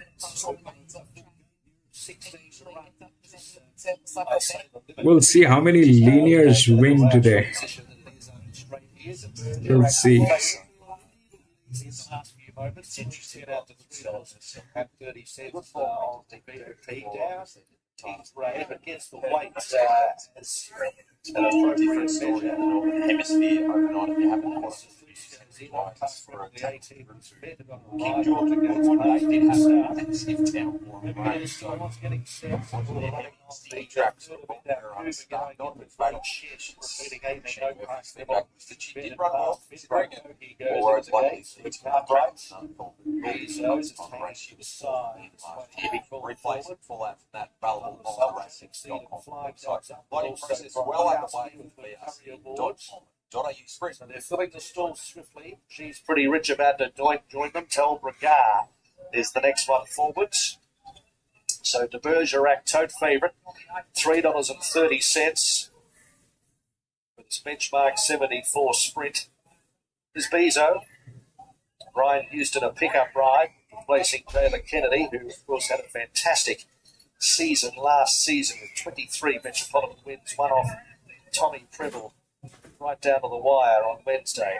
There's the Shaper coming forward. So they're just about right down there as Epic Proportions with Hannah Edgley is about to load with Prevailed, and the Bergerac, who's drawn towards the middle in barrier number 8, is going to be one of the last. Just a little bit flighty and wandering away from the gates over towards the inside of the track. Plenty of that shoot over there. Intended scam is over to pick up the Bergerac, and she's pretty rich. It's pretty quiet with Liam Reardon aboard to take the outside. So the Bergerac goes into 8, and she's pretty rich to go up to 16. And they're ready. Set to go. 100, and away they go. The Bergerac away fairly, Prevailed out fast. Gronkowski showing some speed as well with Kappa 39. Epic Proportions, and also She's Pretty Rich out wide as they spread across the track in the early stages.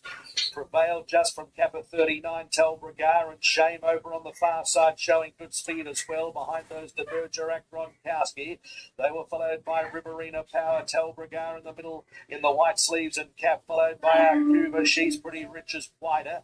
Back in the field then is Zathus, and then came well back Exceed and Fly, with also towards the end right Kogi, Epic Proportions well back with Oak Park Rebel, Bezo as well back with the Shaper. So it's Prevailed on the course proper, 450 metres to go with Shame over on the inside. The Bergerac's a length and a half off those with Kappa 39 who's tanking into a 2.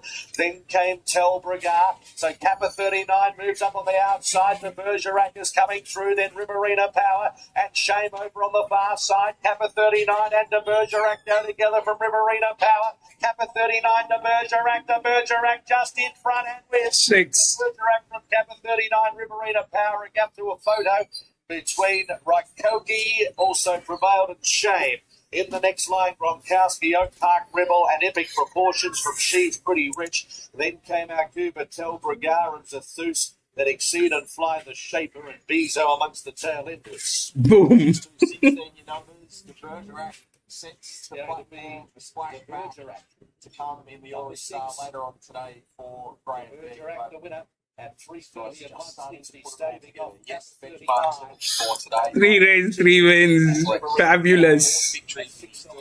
Starts that going alongside 5 plays. Number 6. Better race this Graham Beck thought enough for him. Bergerac. For a 3-year-old to go to a Sunlight Classic. Certainly showing deserved that for after a straight couple of really good runs in town behind the smart money. Lafrac got very close here the other day. And the benchmarks stayed off Kappa 39, Kappa 39. A real challenge. PC, stayed out. Good thing, PC. Good job done, PC.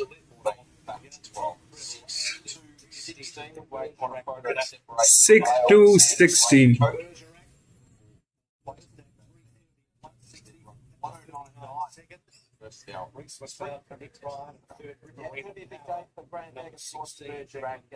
Six to 16. Nice one to aim at.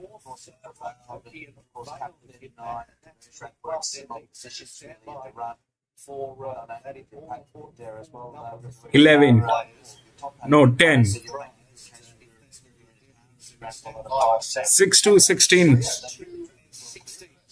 They were dominant my birthday. Just remember this ball. One thing that Graham. The inside. So what happened is this. The 6 went through, right, with 11.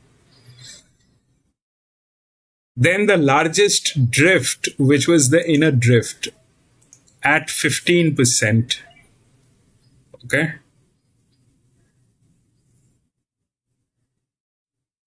That came in. And then the 16, which was an EW here with all advantage, that came in. And then 10. Where is that 10? 10 was also here. 10 was also here. So through the rails, we've always used the rails. Of late, the rails were not giving us results because of those horses that, are there, which is something that we were getting nuts about. We were absolutely out of our mind what to do because of those horses, but this is exactly how it played. So we have all of them through the rails here, and the two with the 15% here. This one was at 16, but this was the largest drift. So that worked.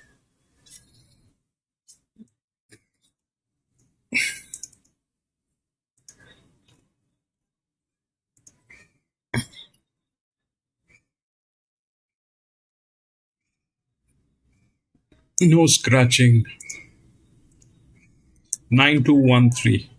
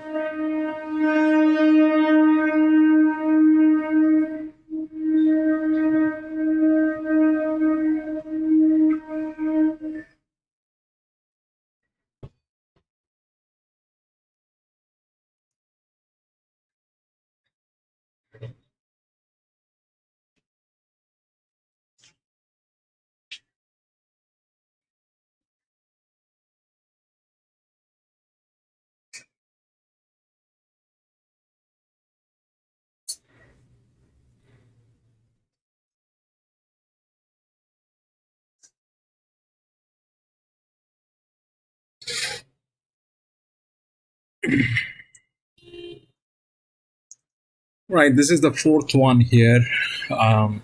Flemington, if we look through the odds, it's 9-1-3. 9 is the favorite, which is a neutral. Okay. Now, if we look through the DICR,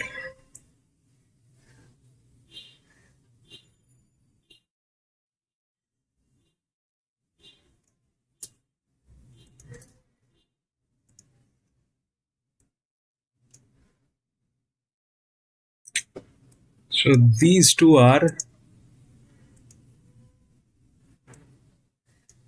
the highest pressurized, all right? These two are highest pressurized.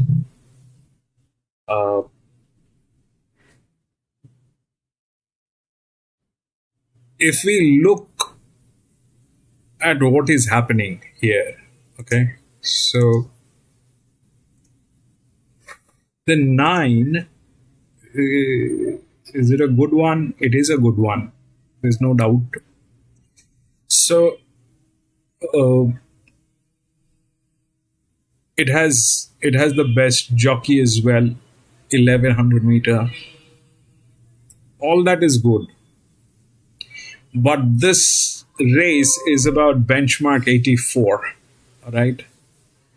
And this is where you get those numbers. It's a linear 468. Got the physics. This is the highest leverage on this horse, then it is 1. This is the highest leverage. Do we have a jockey on this? Yes, we do have a jockey. Is he the best? No. He's not the best. The best jockey is here on 9. Okay. 9 is on the lower side. Does it have advantage? It does. But I don't think this one is about advantage. This one went through 11%. All right. This one went through 11%, and the 2 came in at the second position at a benchmark 74. These horses were not there. The lower leverage horses were not there. So 9, technically speaking, it has the advantage, but it is a 7-year-old. Okay. The 1 doesn't have a jock. The 1 doesn't have a jock to deliver this. The 2 has. Okay. Then if we look at the other leverage, it will fall to 5, which is the largest drift.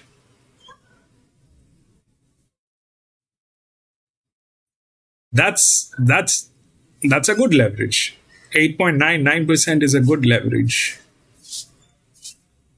So that 5 is a check. Will it get in? Will it do the thing? Maybe, may not be. I don't know.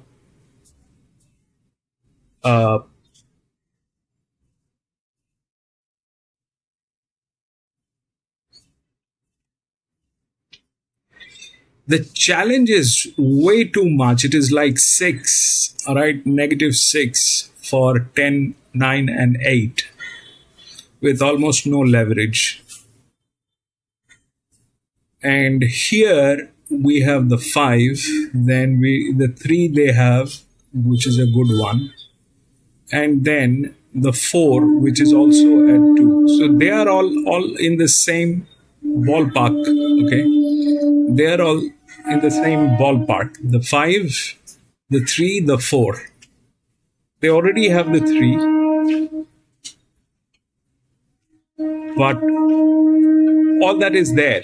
Okay, I like the 9 is good, there is no doubt, but this is a benchmark 84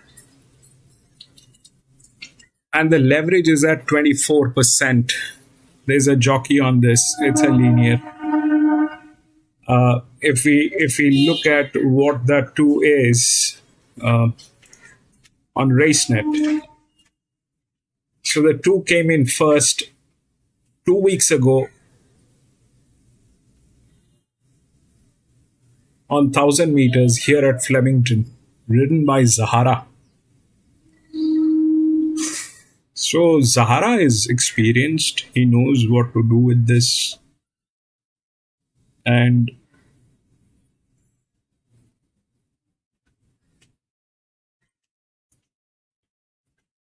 one is difficult because of the jock. But the next pressure on line is, the next leverage on line is 5, where we also have another jock. So this could be a little too much, but I definitely think 2 is better from 9. So there is one more thing which I'd like to talk about. Okay, so here is another column which is XB. Now this is again, I think I showed you there's a column which is about the game perception, and then there's a distortion. Now when we mirror that, we get this. So what exactly this means, the XB? In simple language, the higher it is, the better it is. Why? Because So we have a spell rating going on. All right. The FR is the spell. And we often get into a kind of a situation where we have a higher spell and we do not know how that higher spell is getting beaten from a lower spell, or how is that working. So in order to address that, we had to mirror this. Mirror this as in like, I don't know how to explain this in simple language, but I'll try to frame it in a better way so that I can explain it better. But we have mirrored this, and this is where we get those numbers. All right. So 2 definitely. This is a benchmark 84, and this is where things we have noticed that this is where the leverage on those 20%, 30%, they do work, provided you have a jock to deliver that. So I like the 2. The 9 is here, maybe. The challenge is huge. Okay. The challenge is huge for a 7-year-old gelding. This is going to be again on the straight run. So things can go wrong in many directions, because that is a very tricky place. That is a very, very tricky place. If we look through the rails, we get the 6 on top with the management and all that. So that 6 probably is there in some form. All right. That 6 is there in some form. But in which form? I don't know. I like the 2, and we'll see how it works.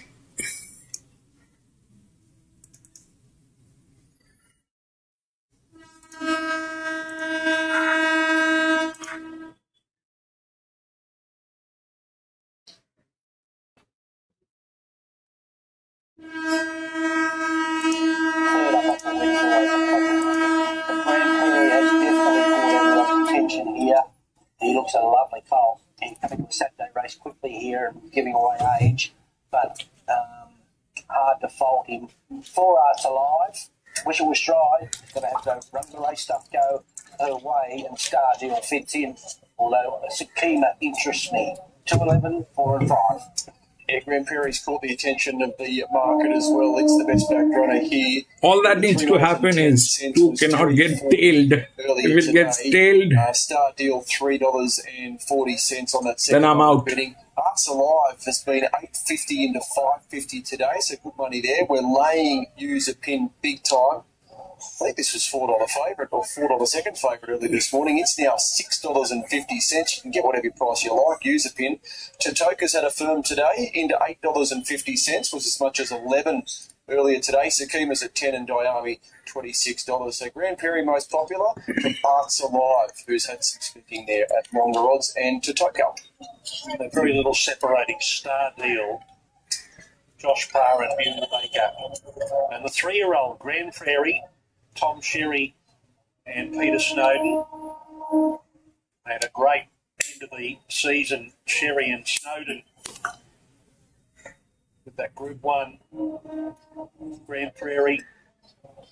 First up on the Kensington, wins, takes its record to 1 win from 3 starts. 4 Rosal was ridden weird. So 5. Trip is underway successfully and is now equal favourite. It's a very heavy ground, PC. That's like heavy 7, heavy 8, something on those lines. Yeah, you're not much between them in terms of the hold either. It's a very heavy ground. Grand Prairie, but no, they're having a good battle for favouritism. And Arts Alive, the biggest firmer outside of it, into $5.50. Okay, Grand Prairie's got in, Arts Alive's come up. And we're just waiting for 5 more here for race number 5. We've got the halfway stage of the day. Here's Darren. Betting Super Norwest Pippi Beach, and the favourite sis today hasn't got out of that pocket yet. Star Deal moving in. Use a Pin getting onto the heavy track for the first time in her career, a last start winner. And James McDonald takes over here on Use a Pin. And Sakima going forward. Blinkers on today. Now Use a Pin, the last to move up. Congratulations, Great Knock, champion apprentice of the previous season. He's missing his right here, metaphorically. He's one of numerous scratches. They're all set, ready to go. There's the line. Racing now. Tataka was very sluggish into stride and Dance Alive jumped well. Star Deal's going up to have a pop at it. Jumping well with Diami and Grand Prairie's right there with the mouth open early. Further back, Sakima being restrained, Use a Pin being restrained, and Tataka. 3 hard to win. His position on the rails. Star Deal is full of running in the early part. It's eyeing off the lead. Hearts Alive is there. Grand Prairie still racing keen as Star Deal comes across the lead now. By 2 lengths on Hearts Alive. Grand Prairie really put on the bridle hard in third position. 3 might get a place. Tataka improves on the rails. Then 3 might get a place. Onto the home corner. Star Deal just in front. If the 5 doesn't nail it, Lee. Tataka 3 back the fence. If the 5 doesn't nail the 3, then maybe. 2 then to Grand Prairie, the Colts into the clear. 300 metres to run. Star Deal's going well. It beat off Hearts Alive. Grand Prairie goes to second now. Nothing making any headway. The further they go, the further in front Star Deal goes. Grand Prairie getting a good It's chase. either of those two, either the 5 or the 6. If those two do not nail the 3, then maybe. They beat off Sakima, then Diami, and Hearts Alive. 5. Tough PC. hit, Star Deal.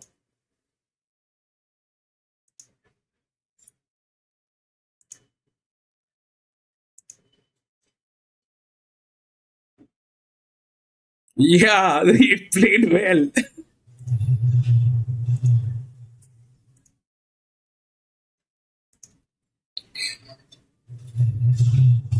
As far as the jockey celebration dates, benchmark 8. Win is between 9 and 2. Probably. Last year, he presents one in South of India. Good winter sprints. Absolutely. And the third run of the preparation overall was 1-6 of 13. Pretty well credentialed in this distance range as well. But then again, it's let me just rephrase this, Lee. He looks absolutely outstanding. Couldn't have come down. The 9 is okay, but if it gets onto pace, which it is going to get into,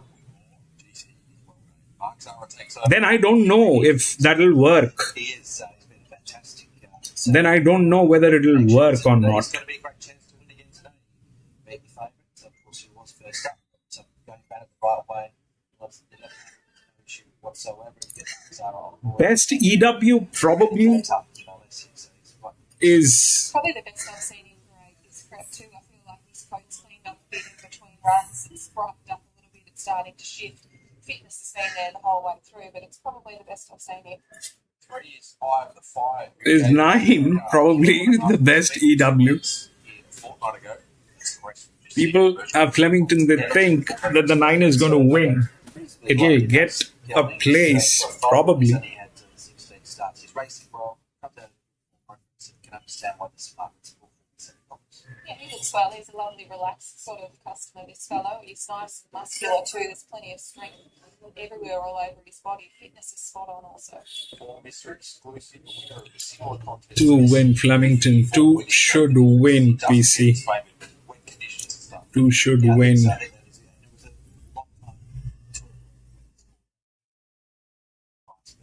It just doesn't need to get tailed. If it gets tailed, then step out of it. If it gets tailed, it cannot get tailed from the paddock to the gates, at the paddock. It's a lot of leverage on that horse. 400 plus days since a win, but he's actually a pretty good horse, at this track, down the straight. I think it's still EW3 2 and 3. Pretty forward for him too. I was expecting a little bit bigger Maybe. inefficient today. Saying that he is tight ever so slightly, but it's more forward than what I was expecting.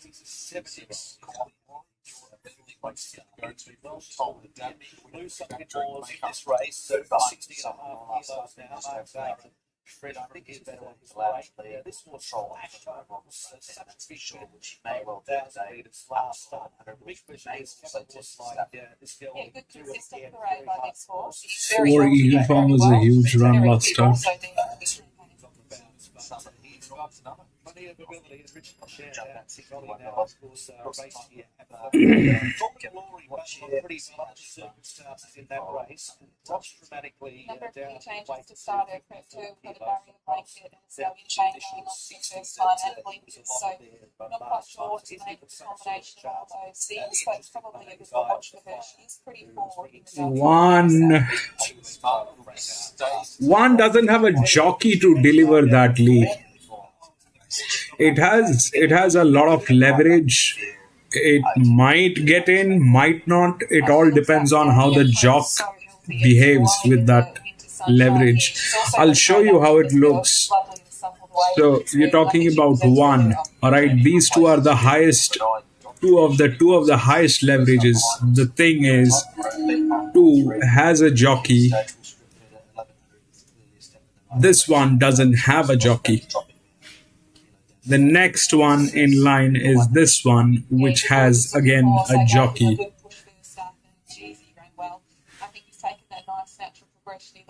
The 9 is here on the lower side, all right?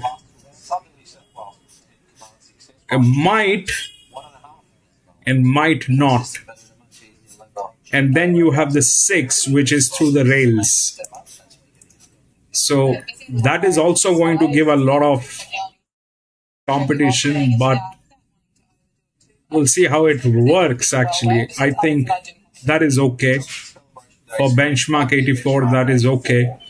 It's the linear, got the physics, race, got a jock, and good hands. Okay.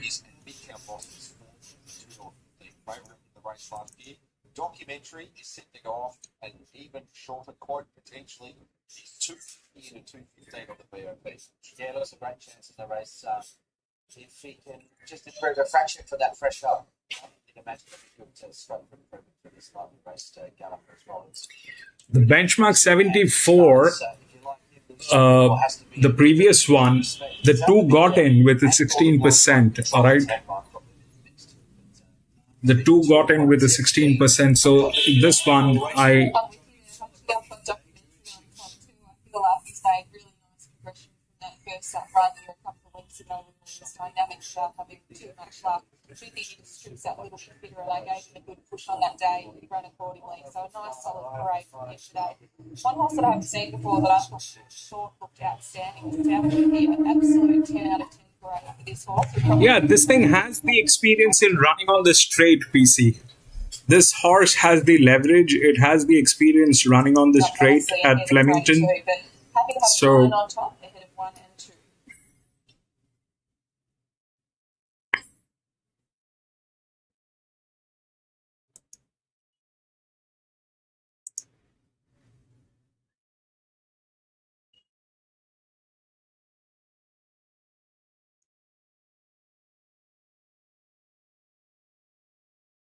this thing has been to that straight.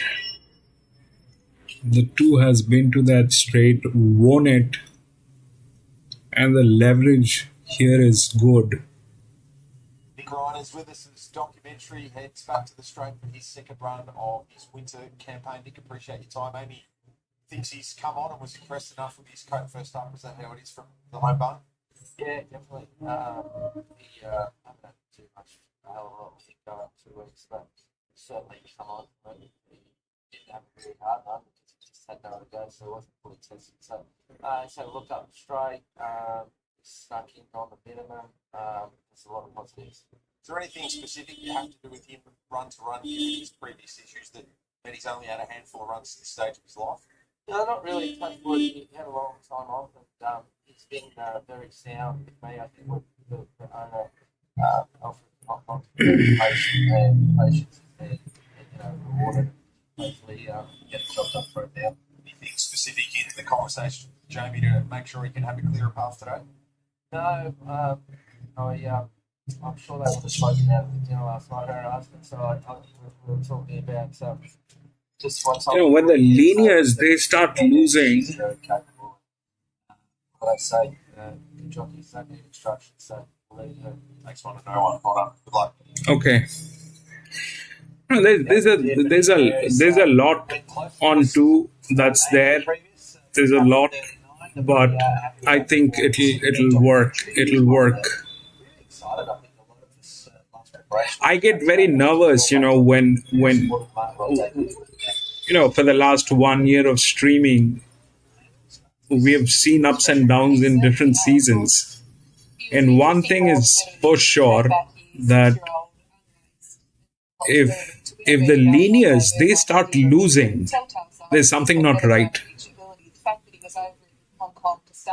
There's something. I understand a linear getting tailed. I understand a linear getting,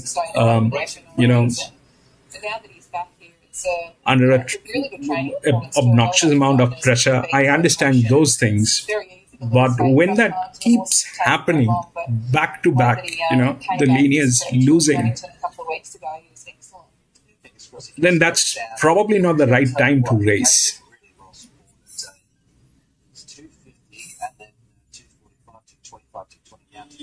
So clearly it's the best back runner in the race. That said, Eye of the Fire's been pretty steady around the $7 mark. There's something more out of fraction, and those that are these are South of India, amongst others. Now, South of India, you mentioned that looked really well. Standing on the 10, I was really taken by his parade.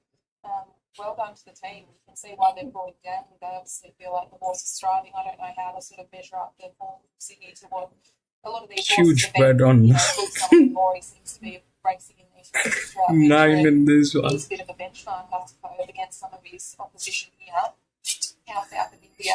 PC is on. I do think the horse is.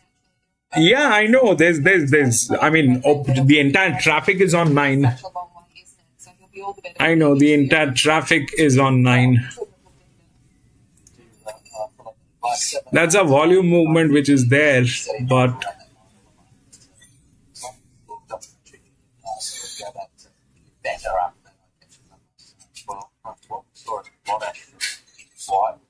What the rest of 2025 is going to look like. South of India being 1.6 lengths off that gallop, the first up in the listed Bob Charlie and Brandwick back in early June. It's enough for my reference point to have a little bit of confidence here, but the market confidence is solely sitting. That is not a help. Only documentary. Now 2.9. That is not a help in this one.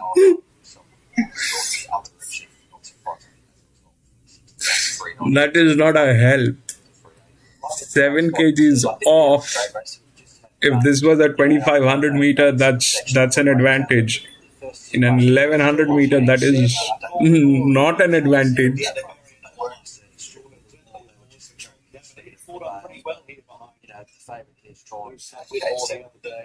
South of India along for Logan's Bates, who's having a great way now. On that note, there's documentary going in. Jamie Mallum, first 3 in the stalls here for the Jockey Celebration Day handicap. Smart little miss going into the gates.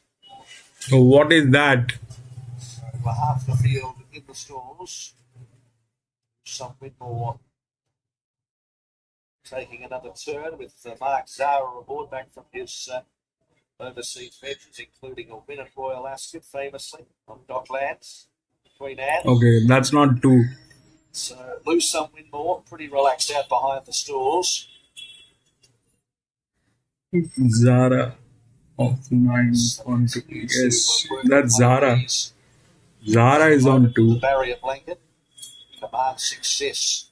Also, to move up with Eye of the Fire, Allocation Caro, who's You need a seasoned jock to deliver this kind of pressure. I just looked at what was happening at Sandown. going up into barrier number 4. And the leverage is, when there's a solid leverage, you need to have a seasoned guy on this. You need to have a very seasoned guy on this. 2.15 now. Let's go, baby. $3.80 has been pretty solid, so punters really centering their attention on two of them, Eye of the Fire and Call to Glory, marginally still in single figures. Now to complete the line is Eye of the Fire. Eye of the Fire goes in for the Jockey Celebration Day benchmark 84 to 1100. Away they Run, go. Mr. baby. Exclusive away only fairly. Subliminal out well with Command Success towards the outside. Call to Glory showing speed 2 and also South of India. So it's just in front Call to Glory, followed by South of India, and then Command Success, and then Eye of the Fire trying to tuck in. Veloce Caro behind those horses. They were followed next in the field by Documentary, Subliminal, Mr. Exclusive, Lose Some, Win More, and Smart Little Miss. As they head towards the course proper, 600 metres to go. Call to Glory in front by 2 lengths. Second, South of India. Third, Command Success. 2 lengths, Eye of the Fire, Veloce Caro. They were followed by Documentary. Next in the field is Smart Little Miss trying to hook onto its outside. Then Subliminal and Lose Some, Win More's over on the far side. Run, baby. Glory at the 250 tries to steal it.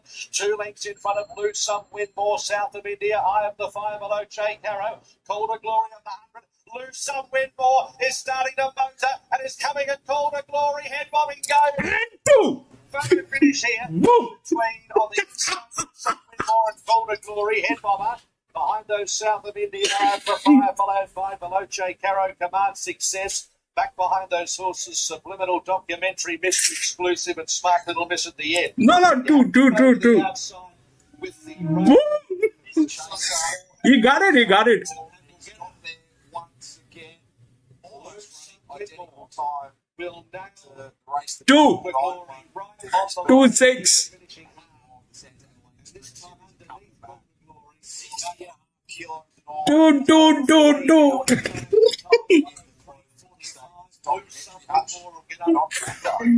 Yeah, just body like that was up there. So being early, playing the last 300 together.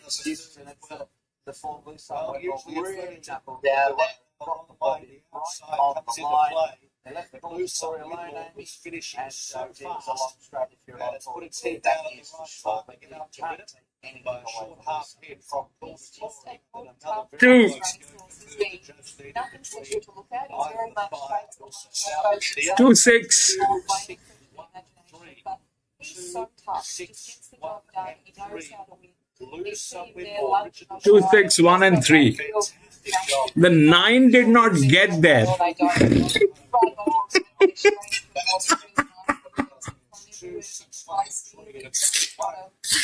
I'll show you what happened. In front. From Arts Alive, then Grand Prairie, the Army went out one back. So what happened is 2, then 6 definitely had the rails. Okay, that is there. And the 1 also got through. That 1 got through. It did not have the jock, but it got third. It got third. And then it came back here at 3.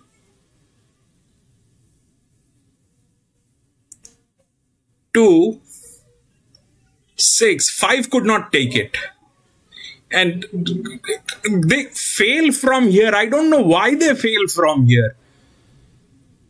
2, 6, then 1 and 3. Here.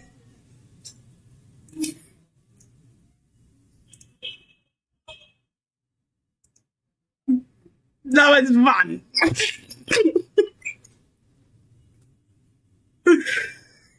that was 1 BC.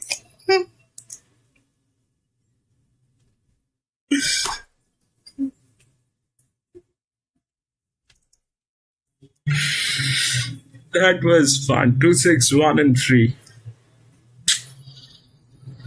Okay, we'll go to the next 5.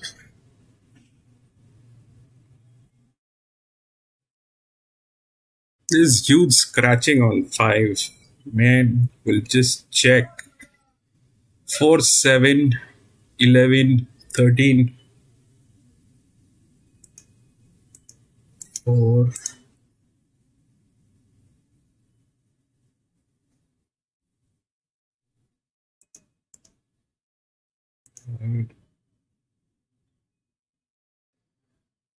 4, 7, 11, 13.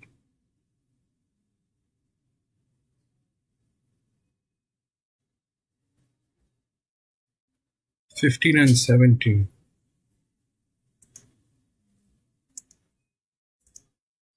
Okay, I hope I got them right.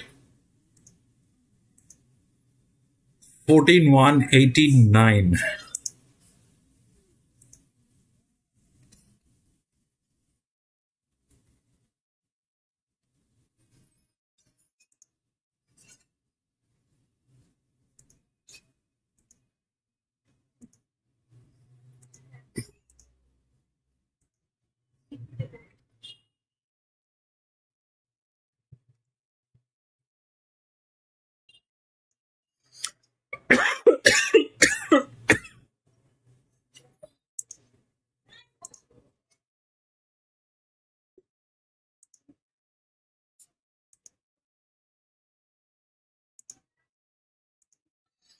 I don't know what's going on with the feed here at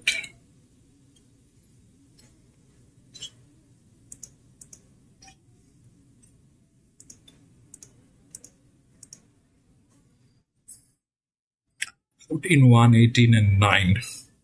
14.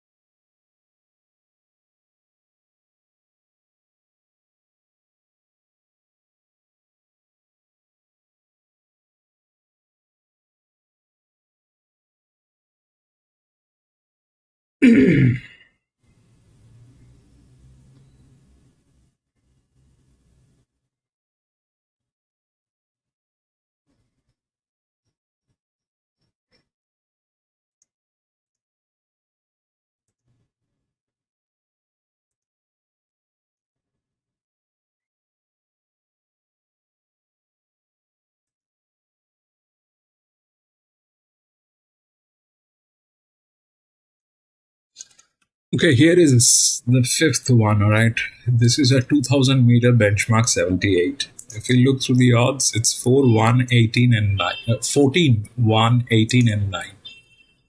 14, 1, 18, and 9. Now, let's see here. So, first of all, if we look through the leverage on this one, the 1 is on the top. But this jock has never raced here.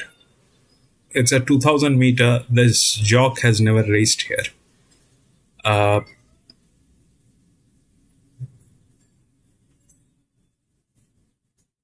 don't know if that'll work. It's a benchmark 78. This is very much possible. It's a benchmark 78. This is very much possible to be delivered, but the problem is the jock. So that is not happening. I mean, if the jock has never raced here, and I don't know what kind of a jock is on this. Let me just check. 5.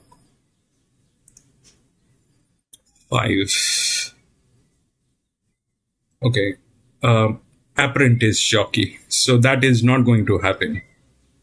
This jockey is a rookie jockey. He's never raced here. He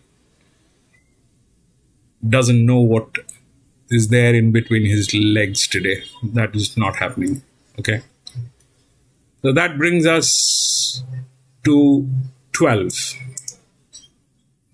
Now, if we look at 12, that 12 has, the 12 came in first, Sandown Lakeside, 3 weeks ago. That is also ridden by an apprentice jock. The 14 is with B. Shin, which came in third. So, the best jockey is here on 18. Okay, the 18 is 7th. 2 weeks ago, 1400 meters. So that's the different thing. Now the question is between these two horses, all right, 12 and 14. Now, this at a benchmark 78 is quite deliverable. It is not that it cannot be delivered. Even this one can be delivered. But this jock is new to Flemington. I don't know how he is going to behave. Now, out of these two horses, if we look at the level of difficulty or the tuning which is here, okay. So this is at 3.5, this is at 2.5. The leverage is higher here. The competition is less. Okay. This competition is without the leverage. This one is without the leverage. If we look at the mirror, then this is more, this is less. This one is in a good hand. The 14 is definitely in a good hand, right? The 14 will get in. The 14 will get in because of that. It is there in this game. It is not that this is not here. This thing is not here. But the question is, is it possible to do that? And then the other problem is the presence of the 8.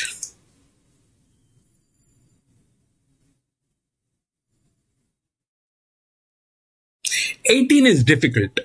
That is -7. It is very difficult to deliver that. All right.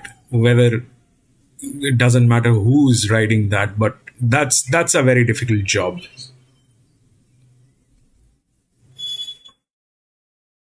The other thing, if we ignore the 8 because of, right now there's a lot of scratching. I don't know what the gate number this is going to be, because if the gate number changes, the challenge is also going to change, right? So let's say it is here.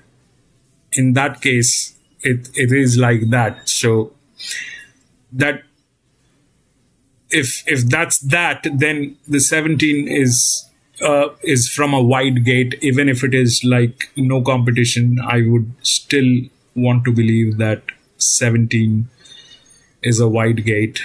You don't have one of the best jock to do this job. Neither it is a dedicated jock who can actually do this and understands the horse. So that's not the case here.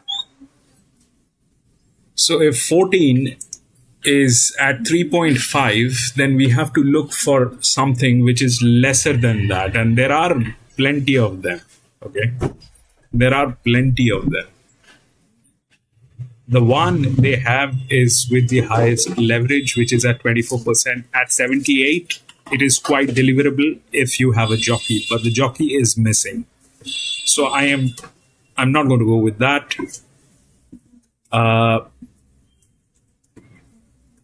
Out of these two horses, the 12 and the 14, I definitely like the 12. If we look at the 9, the 9 came in second 3 weeks ago in a track that I am not able to make out. MBR is, I don't know, maybe PC can help, which is here. So they have leverages which are negligible. Okay. Then you have 16.3, all that is here with no leverage at all. So those are advantages. But if 14 is favorite as a neutral, then the 12 is also in the game.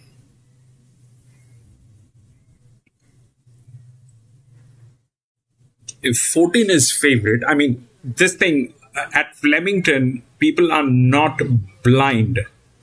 At Flemington, people are not blind. They might not be doing what we are doing, but they're not blind. Flemington delivers anywhere between 4 to 5, 40% to 60% on odds. That's the thumb rule here. So their mathematics is right. Whatever maths people have done on the 14 is right. But to contradict that, the 12 is also there. We'll see how the 12 looks like, all right? If I don't have a clarity in this one because a lot of scratching has happened, and what happens when a lot of scratching happens is the gate changes, and when the gate changes, some of my numbers will change and I may not have the right picture of the race.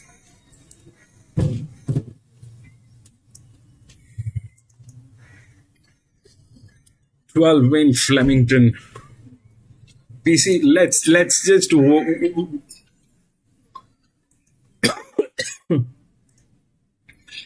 I think let's just watch that. I like the 12. Definitely, I like the 12. There's no doubt about that. It just doesn't need to get tailed. That's all. It's a very long shot that we have.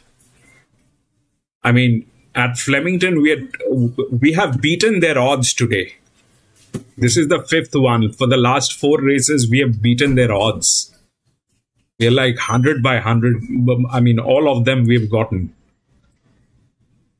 We messed up with that 7 because of that jock, but other than that, we've got all of those till now.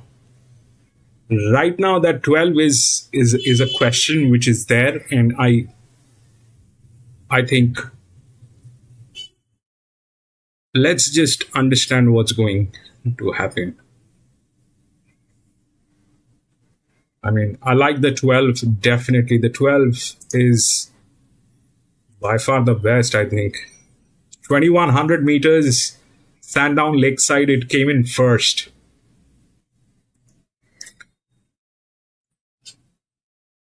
And the 14, Moron, came in third at Randwick, 1800 meters.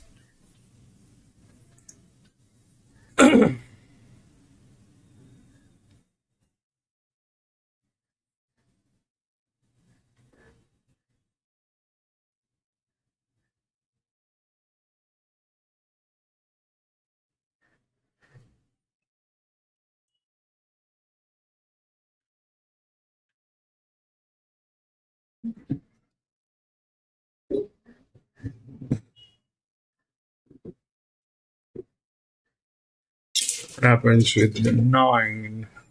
9 is a 7. 9 came in second.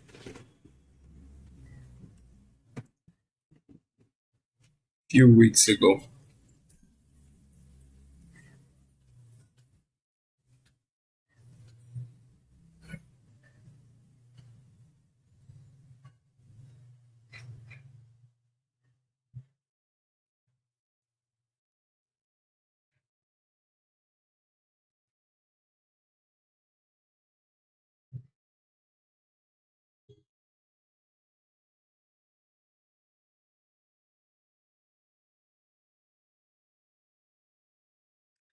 I think it is the season, PC. I think the racing quality, is going to get improved from today onwards. I have a very strong feeling on that. I have a very strong feeling. It is all because of, those from June, July, these 2 months. Even last year also, I was checking almost every data that I have. I think people avoid these 2-3 months, starting from May, June, July, 3 months. I mean, you were there, but the commentary went off. The first sign is that there were no commentary on track.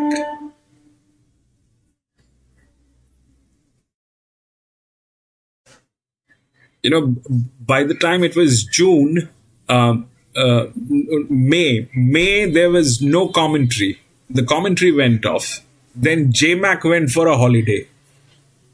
Then the commentary came back on the last week of June. July, we had the commentary, but JMac came back last couple of days back. And none of the highest rated horses were racing anywhere. We did not see any of those horses, the Lady Shenandoah and, all those horses not racing. Yes, I'm going to go on a holiday next June to August.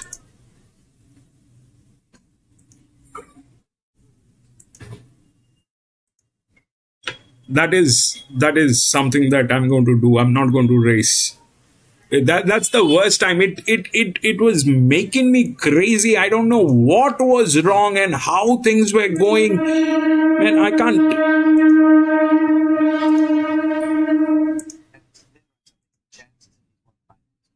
Just a gentleman's horse. He's got the most beautiful, happy look on his face. He's had his ears pricked, just like I was talking about him. He's even looking at me, but striding out beautifully. His coat's just got a little bit of cleaning up to do, which it'll continue to do as this weather's improving. But fitness is exactly where it needs to be. 2 Amber Islands here a fortnight ago, down in class, up 9.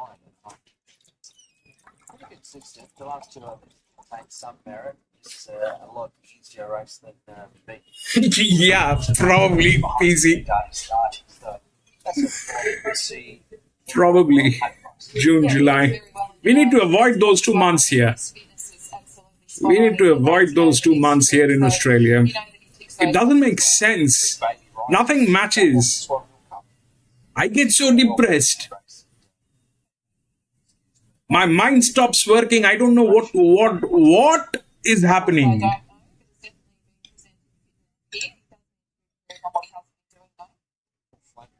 Here's scratching for another here a fortnight ago.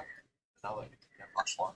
His luckless handbook is getting bigger and bigger by the week, isn't it? He hasn't won it over 600 days. There's a few months there we go when he should have won, but Helen didn't make it work. So I wouldn't be shocked to get 14 goals, but the connections he needs to change play.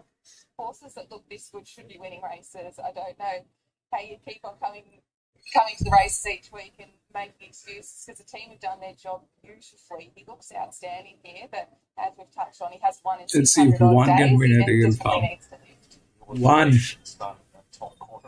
Eagle Farm. That it does, generally gets back to the race, was well held behind until Valhalla at 201, getting a similar price today and probably run to market expectation. Yeah, he looks similar to how he has done all prep to fit well. Needs to improve. Vega, Megan, Indico's another brought down by the Archibalds in search round. Over the odds for mine, I thought the first up run behind Diamond was sound. 3 winners out of that race. Overall time was good. Should strip setting up 1 second. One of the price His body shape hard to assess when you don't know them. To me, he looks a little bit soft in condition, but if you see him on TV and you know that's normal for him, then that's okay. 9 Paradise Storm returns from a runner-up behind Blake's Folly and Murray Bridge 3 weeks ago. Yeah, I think this preparation, this import sort of implied that the US said so this is a tougher test, but the next step in the right direction. Yeah, high energy little fellow. He's definitely been presented well. Lovely rich colour to his coat. 10 Morning Sunners alongside stablemate Vega back to the coat, down from Sydney and Centre. Yeah, $41, I think, wasn't a bad run behind Royals from fresh up, but look, better form does read well. Won first up last time in. I preferred others, but got him ahead of the $41 handicappers. Yeah, solid grade. This horse is starting beautifully. Coat is excellent. He's a very, very healthy horse here.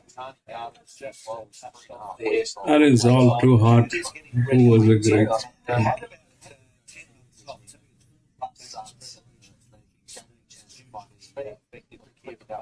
Has a chance on the leg shit.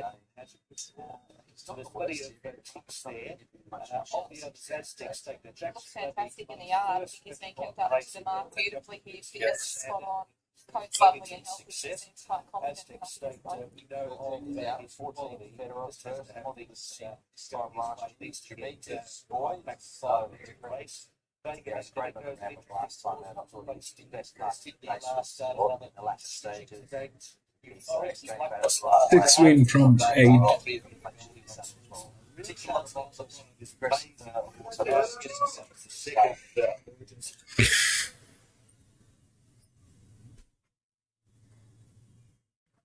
It's very, very boring. It should probably have been a fitness edge, particularly on a couple of these. 15 ounces. I mean,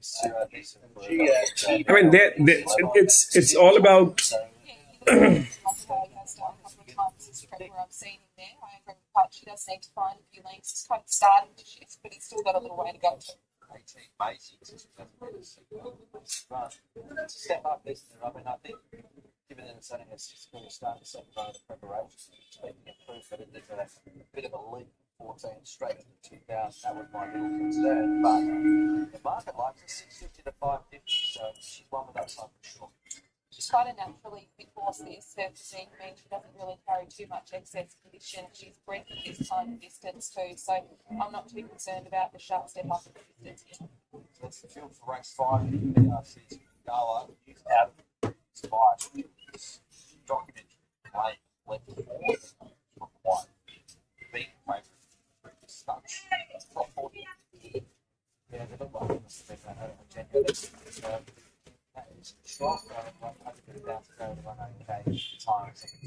better on top of the knee. I think it's the race that the market between these two aspects. They get back in, might be a little bit big in the market. 14, 1, 12, 8. EW5, John 5. Even that one is there. I don't know. A big fan of this horse. He looks rock hard fit today. Not a drop of fat on him. Thought he was really in the zone and moving, looking very well. As I touched on, This thing can go wrong. outstanding. This thing can go wrong in multiple levels. This thing can go wrong. The first problem is we don't have the linear.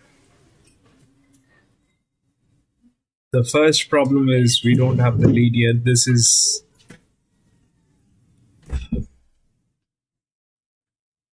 one. Brilliant PC. You're on fire today.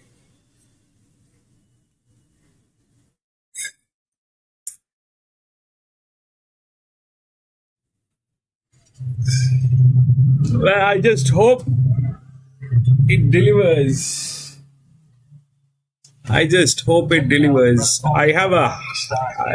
It's nothing more than a hunch because things can go wrong. It's a 2,000 meter. 18 can't win. I'll show you, Lee. 18 is at -7. How? I mean, even they said that it is up in grades, but how will that work? That is not the thing. That is not the thing. Instead, the 10 might work.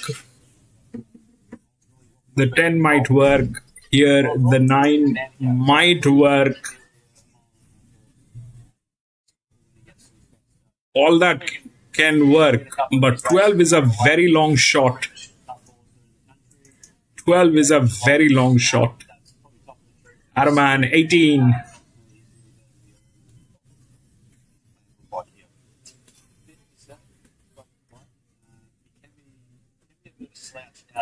$14 is good. I mean, leave. Come on. 14 is favorite. 14 is favorite at Flemington. So 14 definitely is good.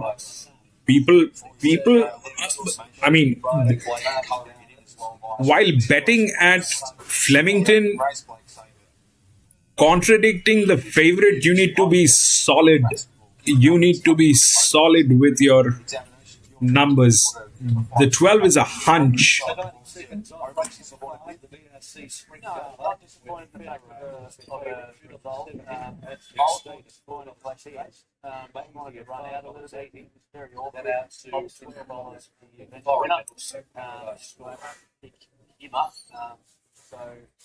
Actually having a chat to John.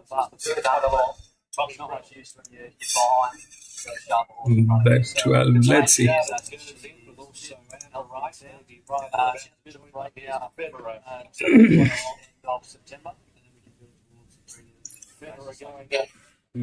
Yeah, the only thing is the one doesn't have the jockey to deliver that. If the jockey on one turns out to be a Superman, then it's all upside down.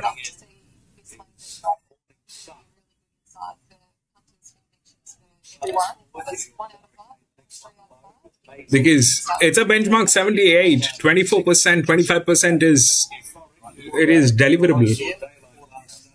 I just have a thing that is this, that the jockey has never raced here and is an apprentice jockey. That's the only thing that I have against that horse. Other than that, all's good. Vega Magnifico taking one more turn. The VRC Sprint Gala over 2,000 metres. Set the rundown. Starter has them. And they're racing. Katani Gardens, one of the best to begin with. Federer. Morning Sun isn't too far away. Amberite is going to push up our Diva. And also you see, 9 is a danger there. Obviously, 9 is a danger. Doesn't have anything on it. Amberite took it up as they run by the 1,600 metres chute, followed by Maisie, Take My Son, and then came Baby Rider, Federer next the rails. Further back is Morning Sun. I think that a quarter Katani Gardens, Paradise Storm, and Vega Magnifico was caught wide. Starts to progress around them. A couple of lengths away of the field, Euphoric is well back in the field with New York Hurricane, and Aztec State is last. Amberite is the front runner, but Dan Stackhouse and Chiquita Lodge in the 1200 metres by about a length to Take My Son and through the inside Baby. Fourth Baby Rider, a length and a half to Vega Magnifico, who's travelling around them 3 deep. Federer's getting a cushy run, fixed the inner. Then came Morning Sun, Paradise Storm is 3 wide with the back of Vega Magnifico. Then Catani Garden, New York Hurricane, Euphoric, and Aztec State as last. Amberite did slacken midway. As they reach the 900 metres, Amberite the leader by 3/4 of a length. Take My Son, who's getting a little bit closer now before the corner. Further back is Maisie, third the inside. Next is Baby Rider. Vega Magnifico's had a wide run. Federer next the inside has had an economical sit. Out deeper, Paradise Storm tracking into it. Behind those then Morning Sun with New York Hurricane. Aztec State will be the widest. Euphoric underneath a bit. Federer still tracking, runs up on the inside, and at the back Catani Gardens they quicken. 400 to go. Maisie's trying to get up on the inside of Amberite, who's still led. Vega Magnifico up the middle's coming on. Now Federer's starting to slide through them. Hit a bit of a wall there, and Aztec State from a long way back. Vega Magnifico, 200 metres to go. Took over, put up a length and a half. Maisie and Federer getting out. Vega Magnifico in front though, followed by Federer and Vega Magnifico. 3 wide the trim has won it from Federer, Maisie, then Euphoric Aztec State. 8. Next Amberite from New York Hurricane, Catani Garden. Paradise Storm behind those with Take My Son. A gap to Baby Rider. And at the tail of the field was Morning Sun. Switch of states. Get Vega Magnifico. We've got our first large price winner of the season. Rhythm after Saturday. he was Last result. around the Vega flow. Magnifico. Lot more Aggressive forces in the northern hemisphere. Vega Magnifico, $23.20 at at a stakes race $4.90. coming out of Australia. That's We stand by his best, if not the best price he's produced in Australia. That was the EW. On the first Saturday in 2025. Winner of Flemington on the first Saturday of the new season as well. Seeing off better up, hang on, does take a bit of story. Goes to Like she did. Federer, And then hopefully gap will be might be a lot of go just Maisie right, Mr. Roll back to the fence. That's where the gap was reduced for Federer. It was able to accelerate, but it was just too much 14 and 18. 14 Vega brothers. Magnifico. Yeah, and I think August wasn't a nice ride. Placing a brand new Used to to sit the there, eight Vega last Magnifico. Korea Seeing went number 2,000 4 now. metres for And the then first it was time. performance first time with Gave them third high 20 against him today. race But where he's done gets a very good job. strong form reference. That's now Shortly should be that event. 18. And there was a case aiming in this race. 8, 14, 18. And I don't know, they haven't given us the fourth number, but Trying his heart out, but Headley. so why 8 is because of this, that it was 0-0. The EW. Okay. Those were all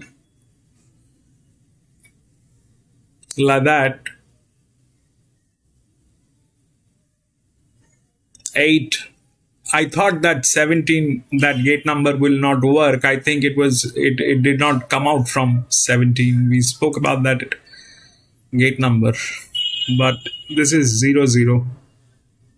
This is the tuning that they're doing, okay? This is the tuning.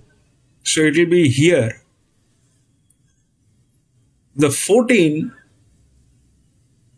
at 3.5, and then came 16, right? 18. How will that happen at 7.5? That just did not work. But it, because of the hand, it came in third. But 8 from that gate, I don't know which is. Let me just take a look at the numbers.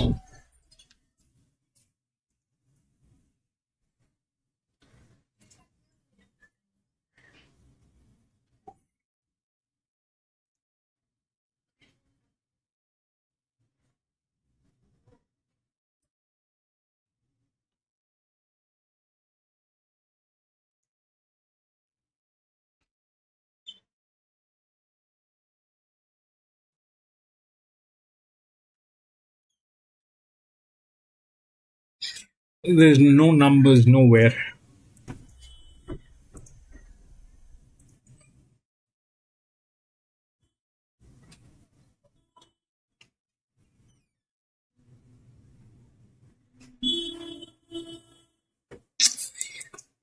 Which one? The 8. PC. I mean, both of them are hunches, all right? The 8 and the 12. I did not touch the 8 because it was gate number 17 here, and because of the scratching, I basically wanted to stay out of this one. Why? Because what is happening is there's a lot of scratching, and maybe when there's a lot of scratching, these gate numbers will change, and I thought that it'll work, but no, that did not work. What happened is this one, the 8, 0 0. So there's basically no competition. 0 0 means there's no competition. 0 0 is there's no competition. This is all competition, one after another one. So the lower the when you see numbers in green, they are being promoted. When you see numbers in negative, the orange numbers are the one which are in competition. The green numbers are hope. They might get in, they might not get in. That's a hope. 0 0 is a stable number.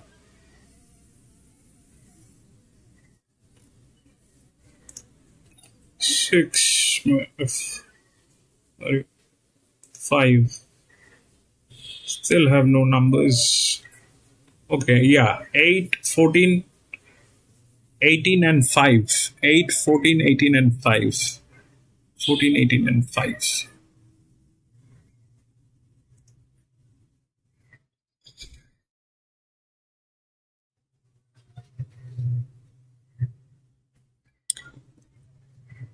Yeah, I know, but the problem is, PC. If I try to do that, I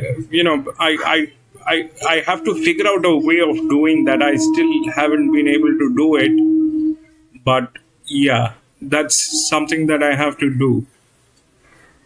Because of the scratching, the gate numbers change, and when the gate numbers change, the level of the competition will change. So this is a 0 0 from gate numbers. If we look at which gate it came out from, the 17. The 8. 8 came out from 17 only. 8 came out from 17 only. So I was a little reluctant because this was gate number 17. If this was anywhere between 1 to 10, this is a thing. But I mean, when there is no linears, this is what it is.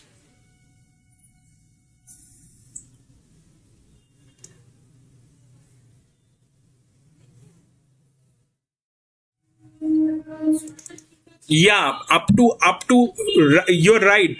You take it barrier 12, I take it 10. And depending on how many horses are there, I have to have the right numbers within the barrier 10. 1 to 10, if I have the right numbers, I'm kind of sure about it. I'm not sure, but confident. But 17 is a little stretched. That's why I stayed out of it. But that's it. We'll go to the next 6. 1 has been scratched.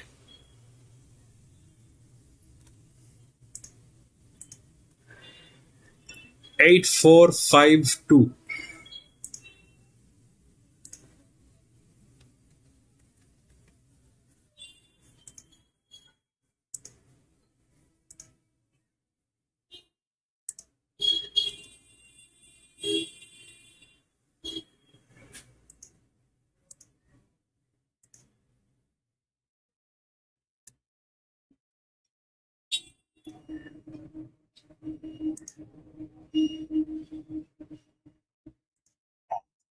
looks okay. He's walking out really well. Attitude's really good. Nice and healthy in the coat, so yeah, all positive. Canberra legends, number 3, James McDonald and Chris Waller. Much better run second up. He only has to hold that form to run very well down in grade here today. He's a nice horse. He's got a real generated action in behind him. Really bounces on his feet high as he walks. He's been clipped up, so he's looking nice and healthy up top. Attitude's good. So another one, all positive. Number 4, 5 out. Number 6, Sly Boots. Adam Hieronymus for Game Waterhouse and Adrian Bob. He was pretty good up in distance winning last start. He did get a good ride there, which may have flattered him a little, but should hold that form at least now, and he's in the mix. He's a casual type of horse. He didn't really jump out at me in the first lap that I seen him. He holds good condition. Obviously, he's 4th up today. I couldn't find a negative for him. Piggyback, Tim Clark, Kieran Marr. Yeah, a little gear change, wingers off, tweakers on. Yeah, look, her best form is definitely on wet tracks, and she's racing well, very fit, and sure to tough it out well again. She looks okay. She's a horse. She's another one. She never really jumps out at you. Her appearance. When she parades, she's a bit of a plain Jane, but looks healthy enough. Here's the favourite and also the tableau of the day. What are they going for, Anthony? 5 in a row. Well, one just won at Brisbane, so we bucked the trend, but it had been 4 weeks in a row since one had won, actually, Greg. Okay, well, this is the lay of the day here. Julia Kibo, Kieran Marr, Braithnock. Ronnie, the tab are saying, yep, Sydney off of Melbourne midweek. We'll take you on. Yeah, well, I'm happy to accommodate them. He's a plain Jane. He's nothing special, but I just thought he was very impressive, running strong sectionals, winning last start. He's a lightly raced good forward, looks to have a future, and geez, I think he'd be hard to beat if he runs up to that last start win. He's just peaking at the right time. Yeah, he's definitely no all paint, right? I heard you on the radio and scrutiny, but he's nothing to look at. He's obviously fit forward, a little bit rough in the coat, but looks aren't everything. Captain Maverick, number 10, Chris Waller and Tommy Berry. I'm happy it's not a beauty contest story, but look, he's working up to another win. The map appears kind to him here and has to be amongst the champs. Looks really well. He's another one for the Waller camp that's been clipped up, so he's looking nice and healthy up top. He's got a terrific attitude. I love the way that he walks out. He's got a really smooth action on him. Phillipsburg, Winona Costin and James Ponsonby. He bobs up now and again, but he's very hard to catch. Looks okay. I couldn't really find a negative for him. He's paraded well. Okay, and the stayer Ajita, number 13, Andrew Atkins, David Payne. Another backup horse with winkers on, but he does have to find some old form, but he is a heavy track winner in the past. Another one I couldn't really find a negative for on him. Looks okay. All right, that's the field in a benchmark 78 over 2,000. We've got 9 to go round here. And Adrian Bott's going to have a chat to us here. I can't see Kieran Marr or anyone from their camp to talk about. So this is the 6th one here today, and if we look through the odds, it's 8, 4, 5, and 2. 8, 4, 5, and 2. Now, here is the thing, we have them here. The leverage is highest on 5, okay? But that 5 came in, I don't think it is in the great best of the shape. Here is the level of competition here, which is all the same, okay? Plus, this is the highest leverage, and it is not that it has been great. So, plus they're like that. So, that's the problem. So if that is not it, then what is it? Now, here, these two, okay, the 8 and the 7. The 7 is a 6-year-old mare, which is there. But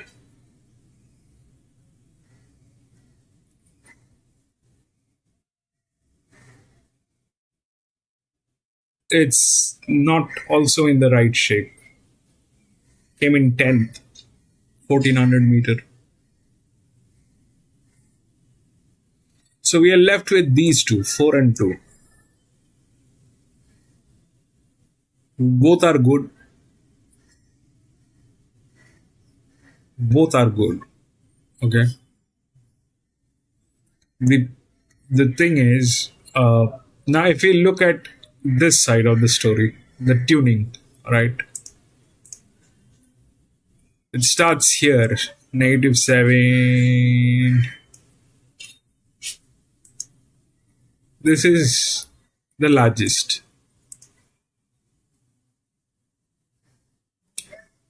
Now, this is also a 9-year-old gelding. If we look at what happened with 2, is this, that it came in 3rd 1 week ago at Caulfield. And it is with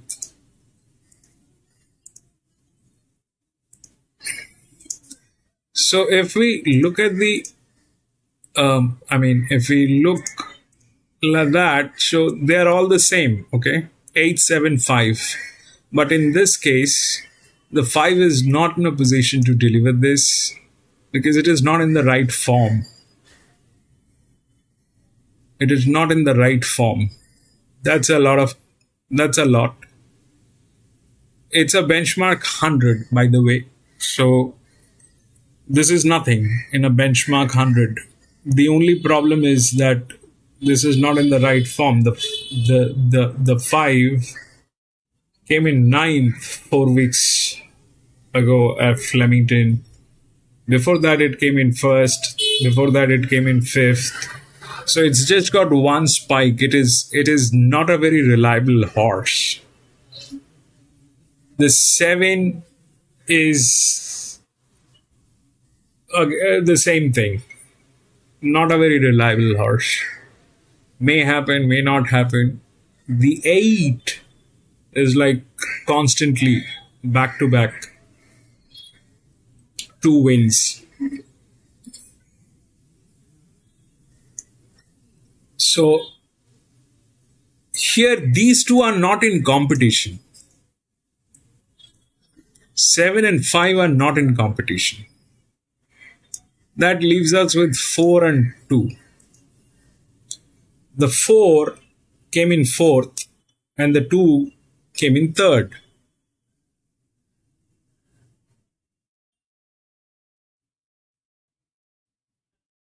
The 4 came in 4th and the 2 came in 3rd.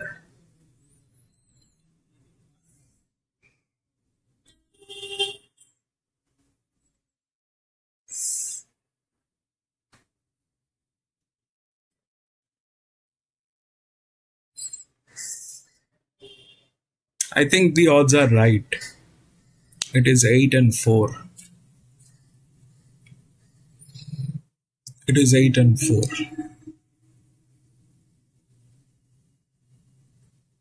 From here it goes down in a very, very steep way. We have the 3. The 3 is racing after 40 weeks. So I don't know how the 3 is going to work. But the 3 has the advantage, okay? The 3 has the advantage. The 3 might. It's a possibility. But that's a very far-fetched thing. That's a very far-fetched thing.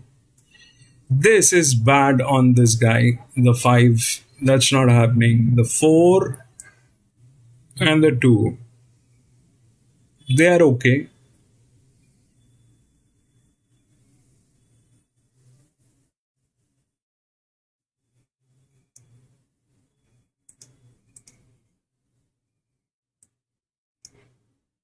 And this is the lowest, right? No leverage on this. So they're stable. They're stable. Apart from that thing, they're stable. So chances, if these two leverages work, If these two leverages work, then it is, 1400 meter 9-year-old gelding. Will it be able to beat a 5-year-old gelding? I don't know. Plus the BB is higher. It is 115. This is 109. Here it is 85.76. It has the advantage, but it's a 9-year-old. It's probably 8-4 and 2. 8-4 and 2. 5 is not there in the game. I don't think so.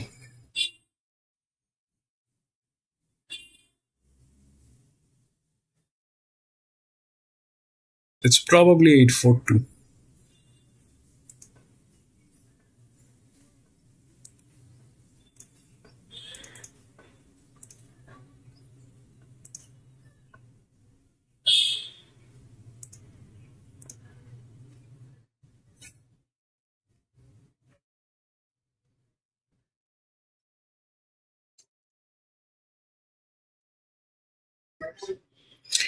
Five, look at RaceNet, Lee. That 5 doesn't look like it is in the form. Look at RaceNet. The 5 doesn't. The 5 has a very strong leverage, okay?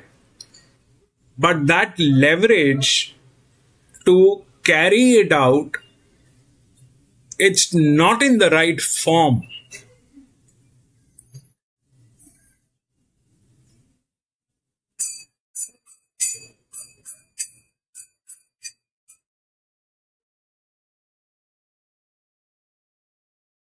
What is 11? Now 11 is there, okay? 11, let's see 11. What is 11? 11 is a 1. It came in 11 came in first 1400 meters 2 weeks ago in some weird track, but it came in. So here is 11, okay? Here is 11, the other leverage. Do we have a jock? No. That's the problem. We don't have a jock on this. Plus it's a 6-year-old mare.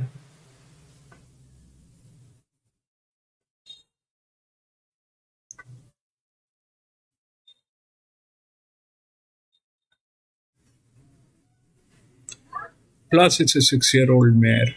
It's not that the 6-year-old mares cannot win. They can very much win. They can and this is also in a very good hand. All right. And that is the highest spell. 11. But that's a big challenge. That cannot go hand in hand. That cannot go hand in hand. That 11 has leverage and at -7. That this is not possible. That will not work. It will not work. The 2 is there, the 4 is there, 8 is there probably. That's -7. That will not work. Whether you have a hand or not, that's winning is difficult. It will not win. It will not win. Getting a place, maybe. So this is gate number 10. That's gate number 6. This is gate number 9. It can definitely beat that 9-year-old gelding. It can definitely beat that 9-year-old gelding. If it actually, this is also a problem here at Randwick. We've been slapped. I have been slapped by these 9-year-old geldings so many times that I get very nervous when I see these horses here. There was an 11-year-old gelding here at Flemington last year which won. And we spoke about that here. And it won like walking in a park. So yeah, 8 is good because it is the lowest. It is the second linear on almost no leverage on this. Then if we look at what is happening, this looks steep.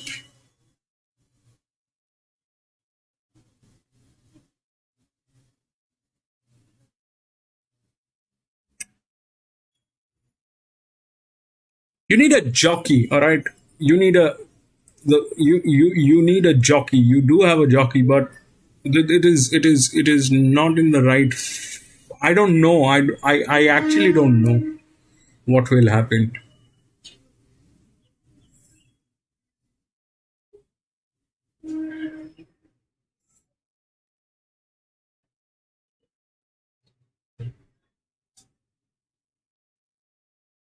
The management is also bad. The 4 is reasonable. The 2 is a 9-year-old gilding. I don't know how to react with that 9-year-old gilding. I don't get confidence on 9-year-olds, but they are champions in slapping you back.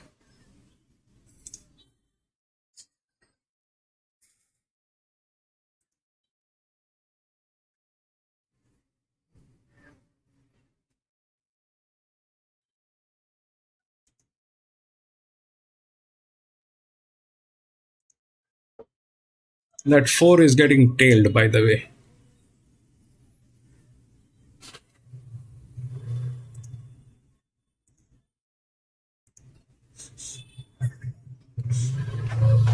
PC says 5 win Eagle Farm.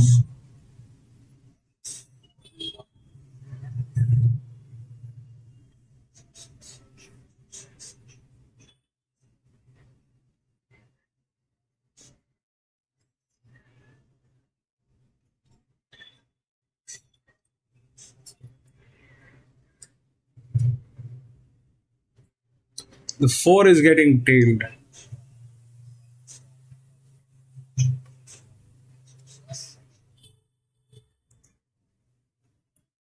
The 4 is a 5-year-old gilding which is getting tailed.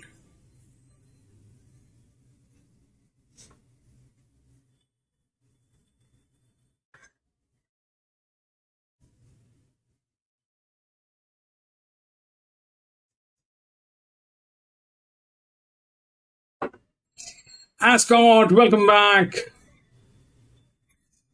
Flemington, bro.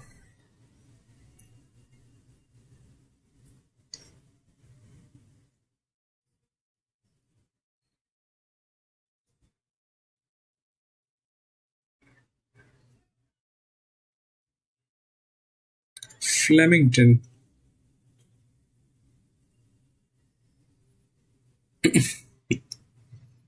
Good morning to you too, Ascot.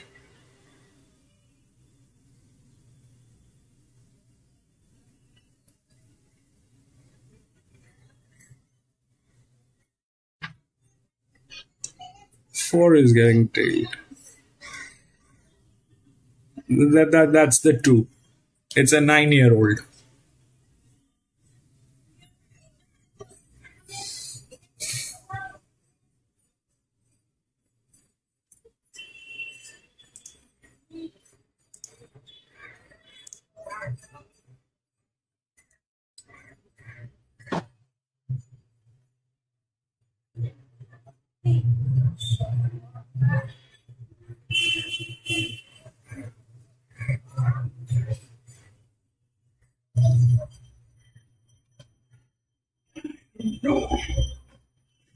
PC, boom, 5 win Eagle Farm. Boom.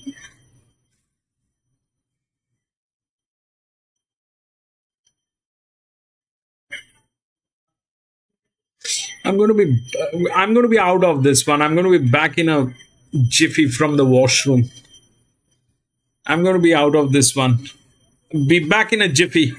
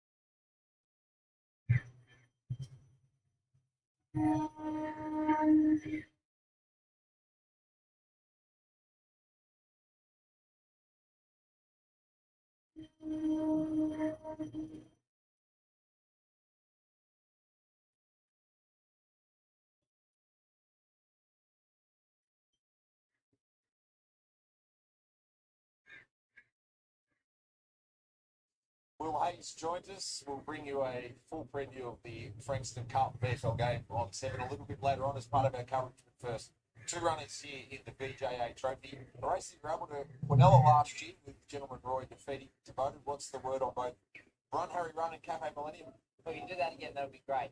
Both horses presented its first quarter. Run Harry Run was very good first off the pressure in the benchmark 100 at Caulfield, taking the blinkers off just because we wanted to settle that a little bit more with the winkers on. And Cafe's had the tick over trial, put the winkers on just to try to help them step that little bit cleaner. Both horses presented its first quarter. Cafe Millennium didn't see the 1600 out to your liking. Is that why he's back to the 14? I thought his run was pretty good at the mile. Probably just had to fall for too much ground. His tactical speed is a massive question mark, but at the 1400 with a lovely soft draw, hopefully we can settle that a couple of lengths closer. What if Run Harry Run Flemington? It hasn't quite been his quarter. Not yet, but the good form certainly helps. His best form is on top of the ground, and if you get it easy enough time out in front or on the barrier, the key is to stand relaxed. Okay, I'm back. I'm going to be out, Lee. I'll stay out.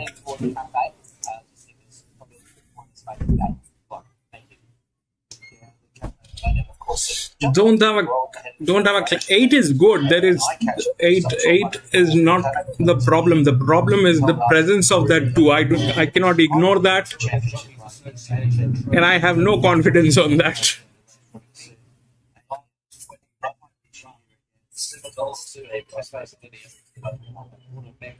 One will cheer. 8-11.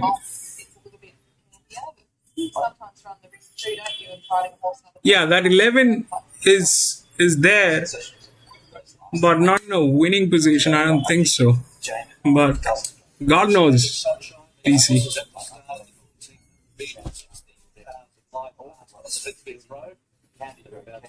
John EW on 7.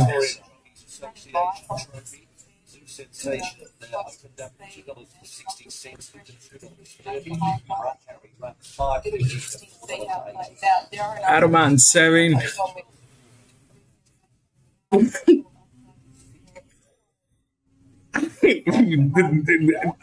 Be prepared, PC. Something very bad is coming up. If the 8 loses, then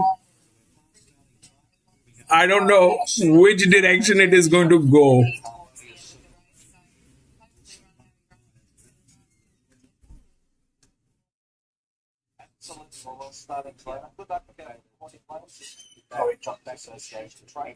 All tries there. 7's the linear. Maybe. Rumbled again, going in with also Fortunate Kiss. Here's Braden Starr on resumption. Braden Starr coming along with Run Harry Run. Certainly got the distance in the legs this preparation. Munamek goes forwards. What a magnificent servant Munamek has been, now 10 years of age. The change of racing season. Cafe Millennium coming forward, and Zoo Sensation is coming up looking for the hat trick today as we kick off the quaddie. Race number 6, Flemington. And the field set. Away from the barriers. It might get a place, Lee. It might get a place. The outside, of course, it knows from the postilions. LSM, and away they go. Cafe Millennium took a back step. Zoo Sensation away fairly. Is now going to muster speed. Fortunate Kiss led the race from Run Harry Run, and then running by behind them. There's Zoo Sensation whipping up deeper. Harmony Sonora got on to fifth. About three further back, rumbled again, Green Fly. Then came Cafe Millennium towards the back as one of That is a 7-year-old mare, okay? Zoo Sensation is going to sweep across the face of the field and lead. That's 6, which is running right now. Fortunate Kiss happy to take the trail third from Harmonious Sonora. 11 is here. Then came rumbled again, 2 lengths Green Flying, put a man to Gap Cafe Millennium. And at the tail of the field is Braden Star approaching the turn. So it's the favourite, Zeus Sensation, looking for a little bit more of a relaxed time in front from Run Harry Run coming up to the turn. Harmonious Sonora tipped out 3 deep. Fortunate is the 6 or the 8? They run the bend, rumbled again, coming into it deeper. Followed by Running by Green Flying, Bunamex tracking rumbled again into it. Well back, Braden Star and Cafe Millennium. So as they reach the 350, it's Zeus Sensation nursed in front from Run Harry Run under full pressure. They were followed by Fortunate Kiss, a gap to Running by, rumbled again at Harmonious Sonora. Zeus Sensation, 150 metres to go. Running by on the outside, and Fortunate Kiss is getting out, but it's very wayward. Zeus Sensation still in front of Running by. With the favourite, 6, 7, 8, 7. Then Green Fly. Next, Cafe Millennium, Braden Star, Run Harry Run, Bunamex rumbled again, and Harmonious Sonora. Yet another eruption from the best sensation connections. They've just travelled the eternity with the final Flemington this time, but Jamie Bell has done a terrific job to literally steer through the two sensation in the weather 270 at 6 and 9 up. 7, nice run. Yeah, it's a linear, but it was not in a winning position. Just would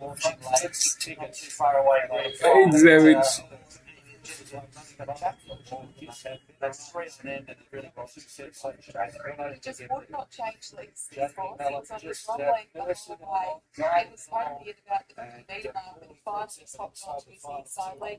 See, in the early stages, he was cornering quite often. It just looked like he was wanting to lay out a little bit. That's purely because he was just on his wrong leg the whole way.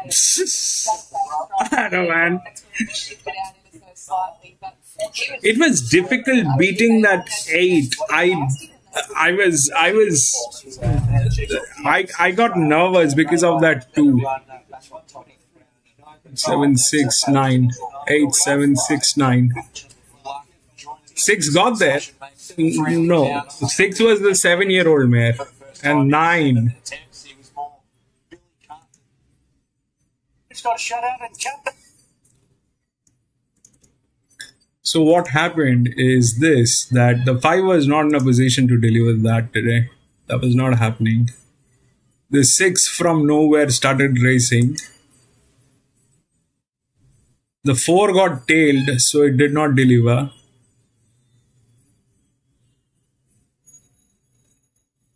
This was here.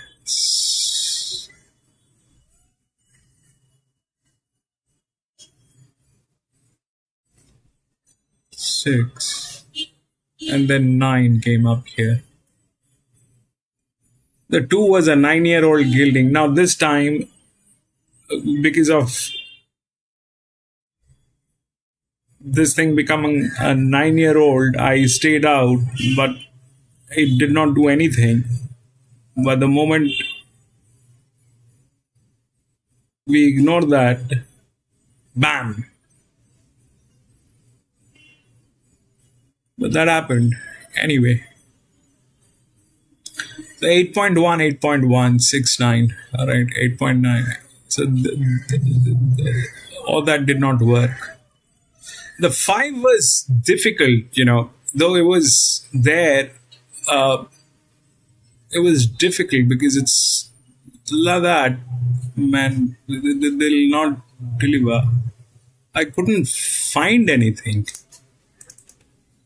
Anyway, we'll go to the next 7. 5 and 12 has been scratched.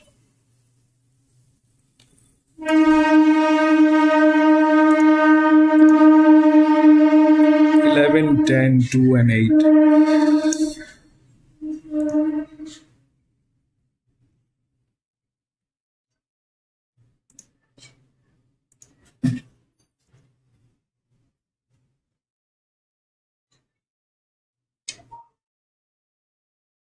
Let me just check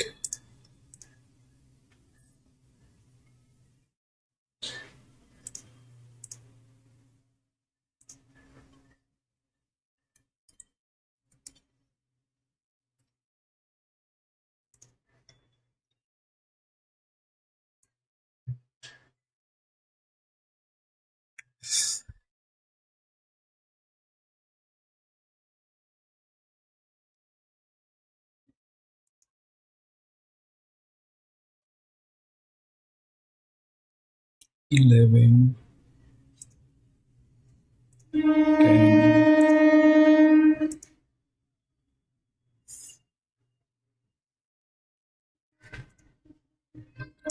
2, 8.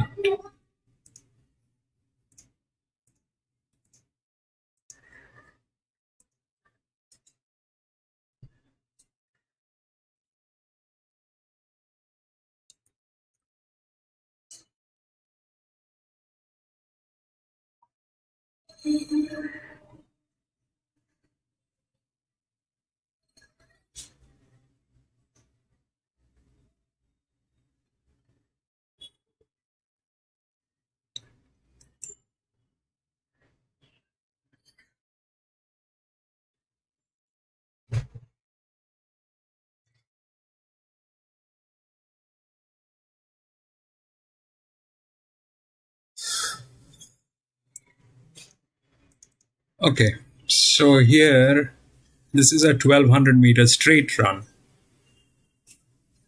11 is the favorite. If we look at the odds, it's 11, 10, 2, and 8. 11, then 10,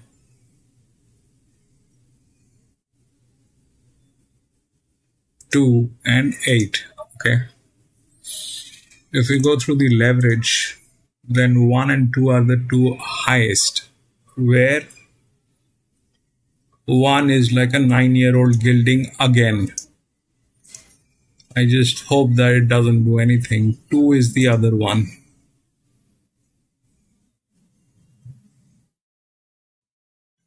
Now this is the second linear.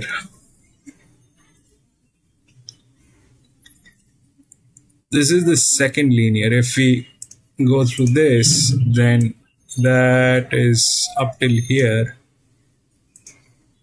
And man, that one is like 0, okay? That 9-year-old gilding is like 0. Then the 2 is here with the other thing. But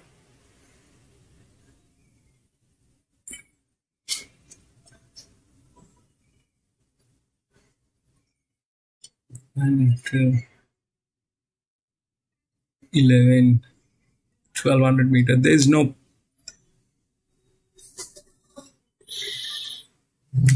leverage on this one.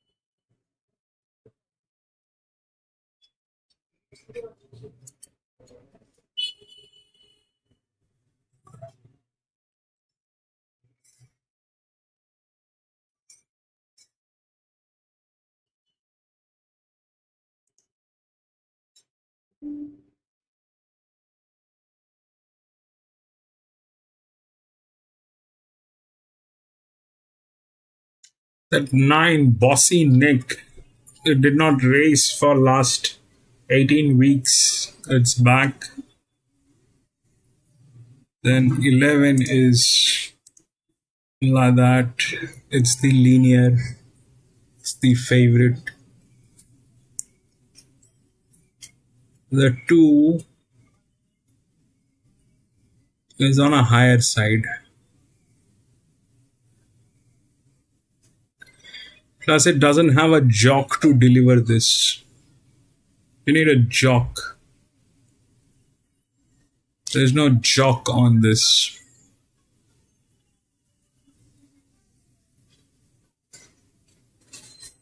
The 2 is a good one. There's no doubt about that. That it is good. But to win with that, you need a jock. And I still don't know what that 9 is going to do. It's like 0.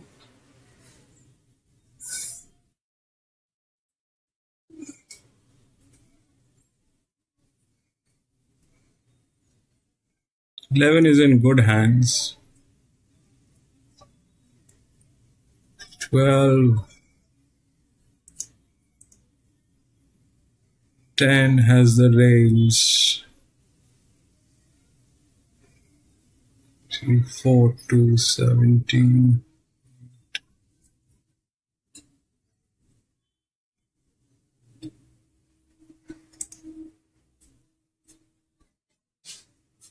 Six.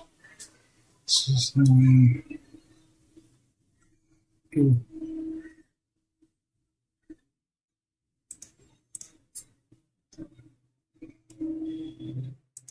What is 3? Came in 6th 12 weeks ago. Not having 4. Came in 7th. 11. 10. 2.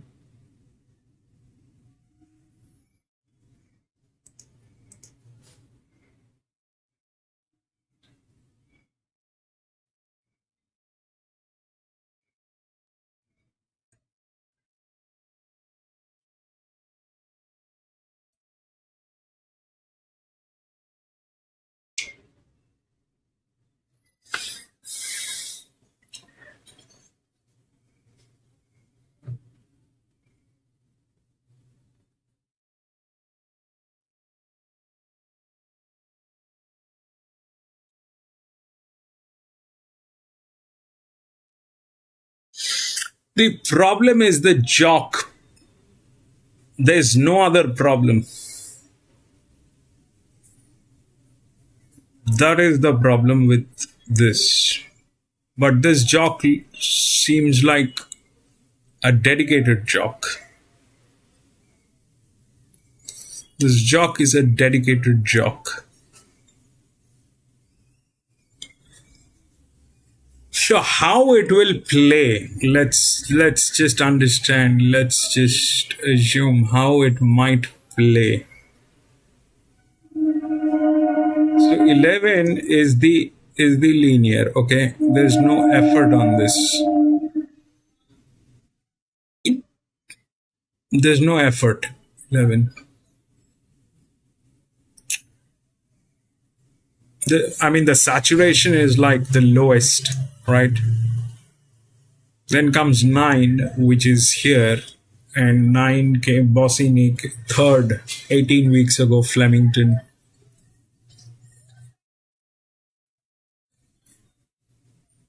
(1100 meter).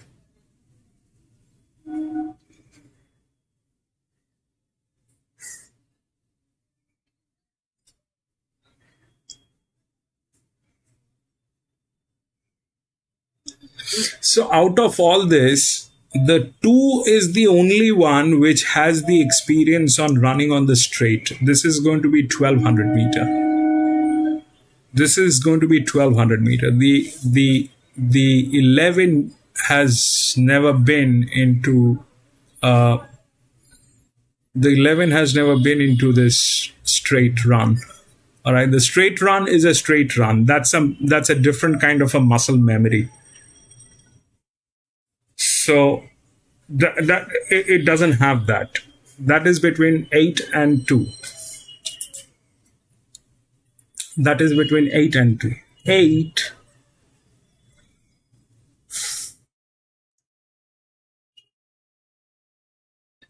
came in 4th.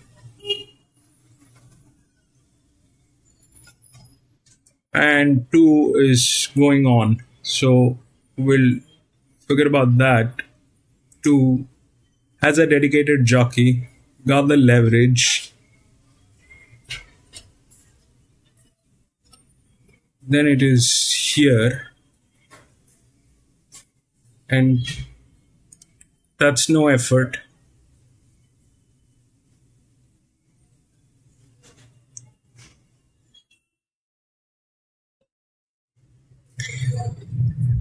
Maybe.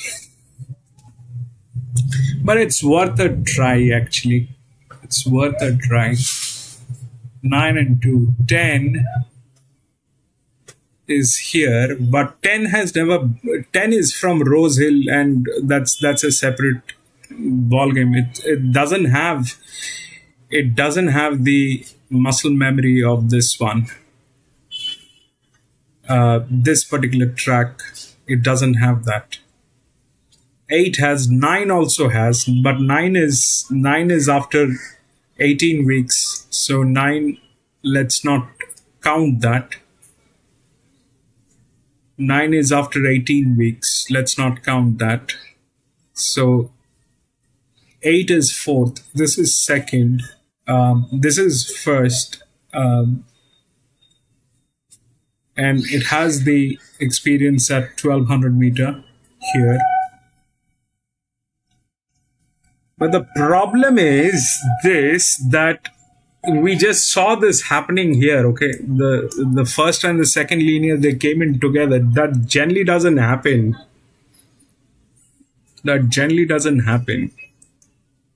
But here, this string has the upper hand. We are leaving it on to this jock who's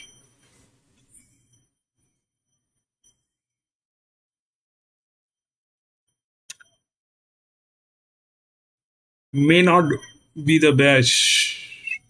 The 11 is also on an apprentice rookie jock.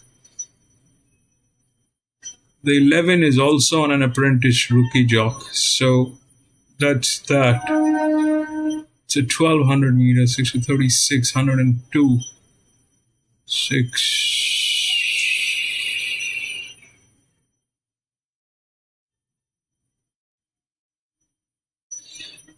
If that one doesn't topple it off, okay, it's a 9-year-old gelding, and that came in 11th, which I think is not going to work here, but 2 is okay. This is the linear. We are trying to beat the linear with a leverage and a bad management.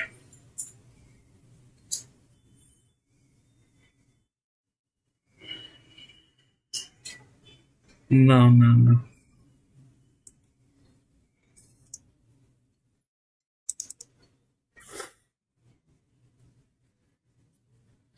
11 doesn't have the experience at this track. 11 doesn't have the experience at this track.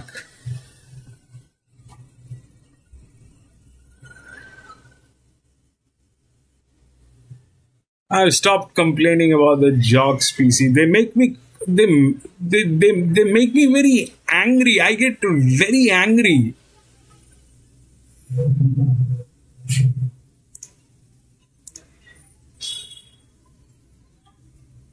I get very angry. I don't know what to say. I mean, if I say it is because of the jock, that sounds like an excuse. But that's a solid reason. 90% of the time, the best of the horses will fail.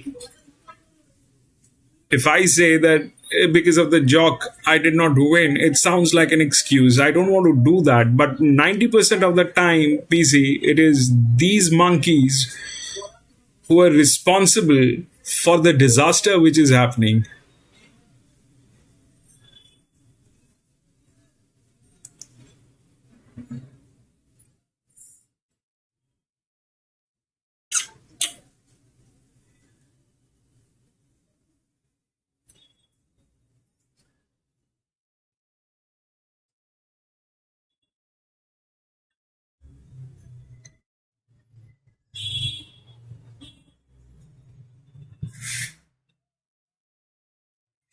It's bad, PC. It is bad, actually bad. It's very painful. It's very painful. I don't know. I mean,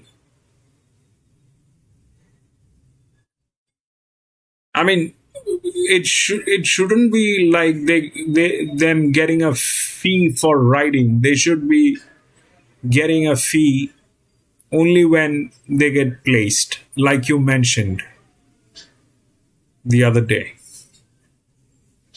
They should be only getting paid when they get placed. You don't get placed, you don't get paid. Simple. In that case, they will have a little motivation. Here they know that whether I win, I don't win, I will get paid. And if I lose, maybe the bookies are going to pay me my share.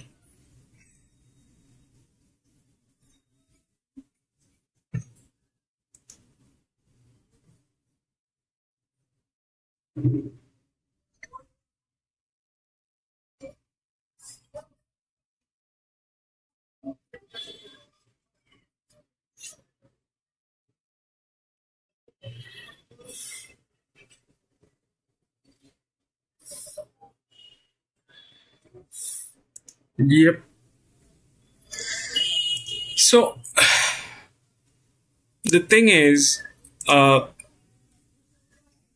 this one doesn't have, these are this is what I think. The 11 is the favorite. It is a linear. It's very difficult to beat a linear. Plus, it is not getting saturated. It is on the green line, all right? It is not like it is getting green line. Now, these two are getting oversaturated, all right? These two are getting oversaturated. Now, even if they are getting oversaturated, let's understand what's happening is this is a second linear, okay? You don't need the rails in this one because this is going to be a straight run. You don't need the rails. Whether you have the rails or you don't, that's a different story, but you don't need the rails. It's going to be a straight run. It is coming from gate number 11. This is a leverage on this horse, and this one is there. That 9-year, if that 9-year-old gelding gets into this and wins, then it puts everything upside down.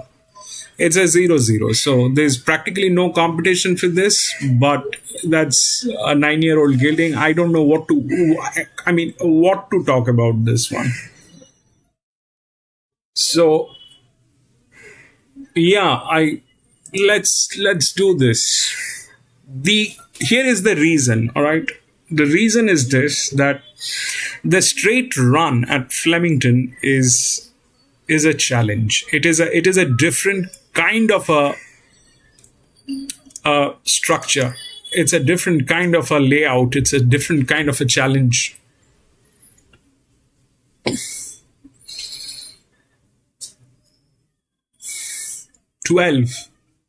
Rose Hill, okay. It's a different kind of a challenge altogether. This track plays very differently.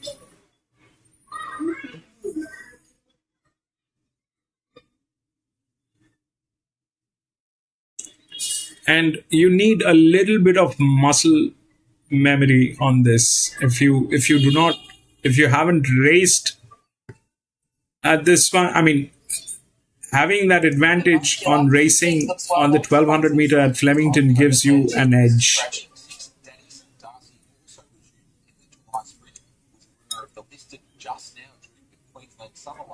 She'll need to improve on the fresh up run, but naturally she usually does benefit with the run. EW1. John!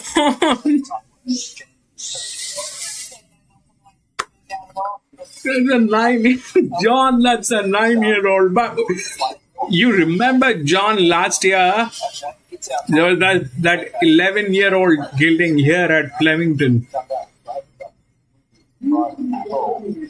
11-year-old.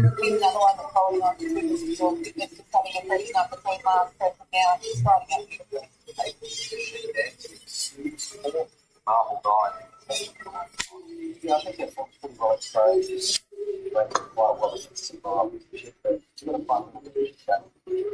lovely there. Probably decent enough sweat on it, girl. Yeah, I'm not concerned about it. But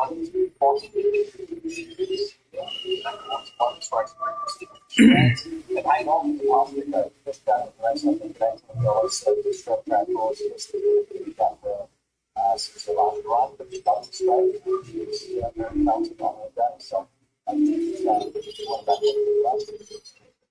Kitty Gordon's there, she's doing her trademark, foot flickers around the yard. Got a great base of fitness, I don't think she's quite a bit different from combo. So, on its path to a 1300 of road still, and has previous exposure to the straight. 10 to. The side of the spring when roll life, and that compensates the horse to have many. That's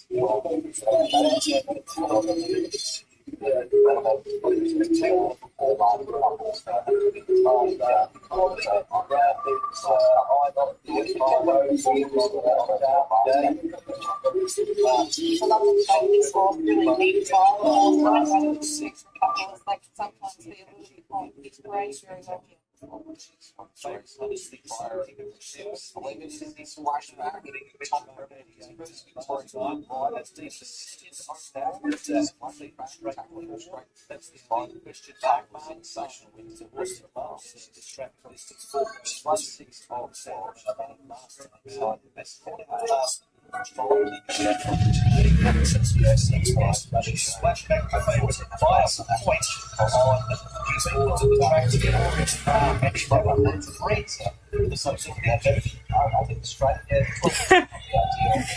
John, that was the worst one. It came out of nowhere. 11-year-old. I remember Bay saying that was on pension. Social Security. Since it became a stakes race in 2005, the girls might go back to back. Yeah, I think they might. I'm hoping so because I think this flashback really does look an exciting prospect. They make me very nervous. These 9-year-old, 10-year-old here at Flemington, they make me very nervous. I don't know what to.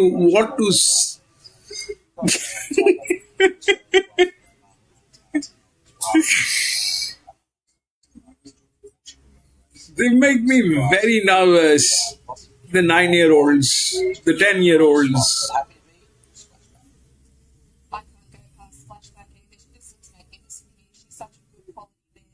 Outstanding as regards to her weight. I think she's absolutely spot on. Couldn't look any better than that. The horse that I thought looked next best to her is Marble 9. He looks 10 out of 10 as well. Very hard to split the two. Maybe a little bit fitter, and he's probably full of confidence as well. So we'll give them a shake. Can't go past the 11.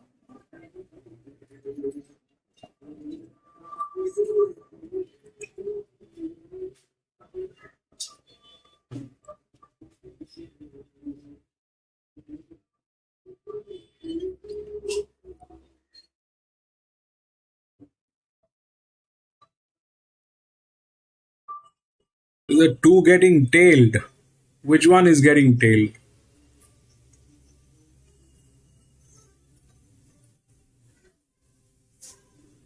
Is it the 2 or the 12?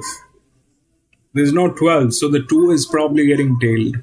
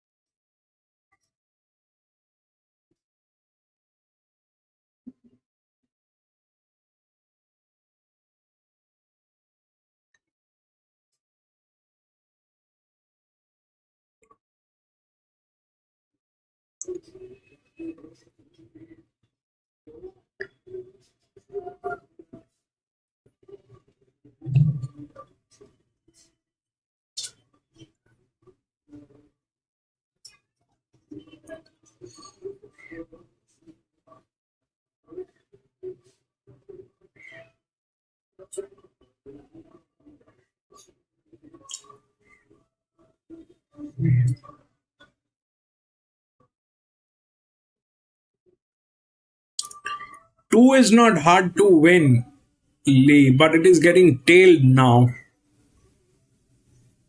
2 is getting tailed.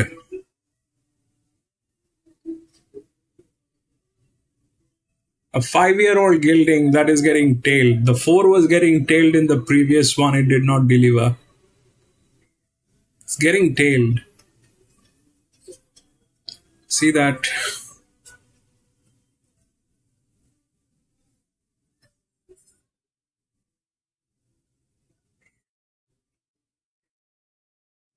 Six-win Eagle Farm.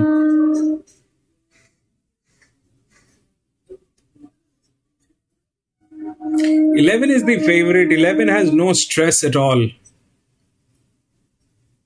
The 11 has no stress at all. The only negative side on 11 is that thing has never raced on the straight. And here is the 9-year-old gelding the 1.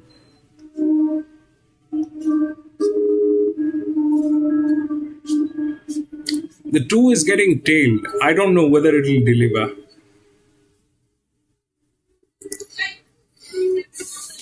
These are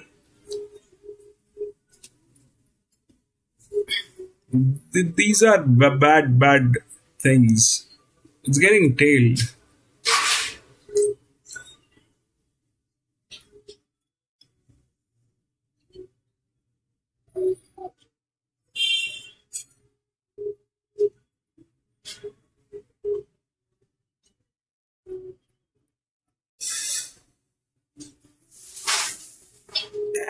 At this point of time, I think it is 11 because if that 1, the 9-year-old doesn't topple it off, then it is 11. It is very difficult because the 2 is getting tailed. I like the 2.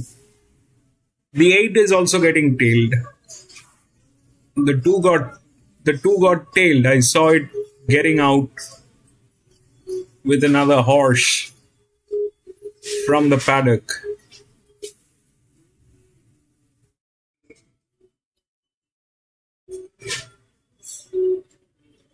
At this point of time, it changes the dynamics because that 2 is getting tailed. Let's see at the paddock, at the gates, if it is getting tailed. Here, is it getting tailed? Yeah, Araman, I saw the 2, I think, because then there's no 12. I think if there's no 12, then the 2 was getting tailed. See here, it is getting tailed. This thing is getting tailed. The 2 is getting tailed.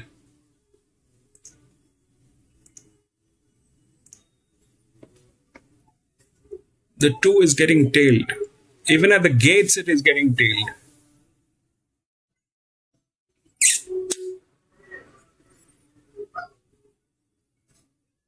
It's a 5-year-old gelding. Getting tailed is not a good sign. That's just not. It's tailed all the way. All the way.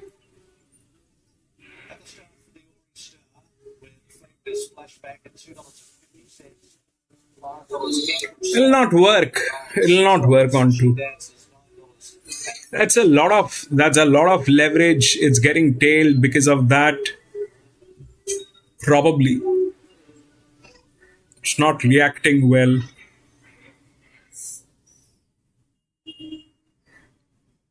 It's not reacting well.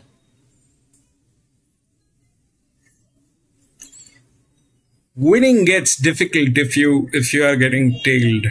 Maybe a place in that case. What can we do?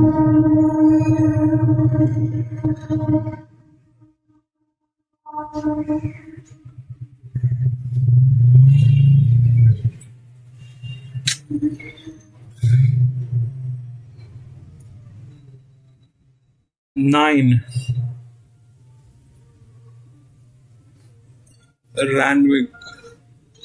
Ran second.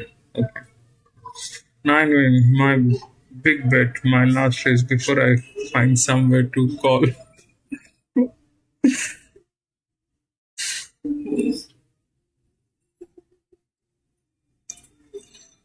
I don't know. There's nothing. It is probably going to be 11 because that two is getting tailed. It's difficult when it gets tailed. Let's go 10 and 2 with winning Flemington. 10 and 2.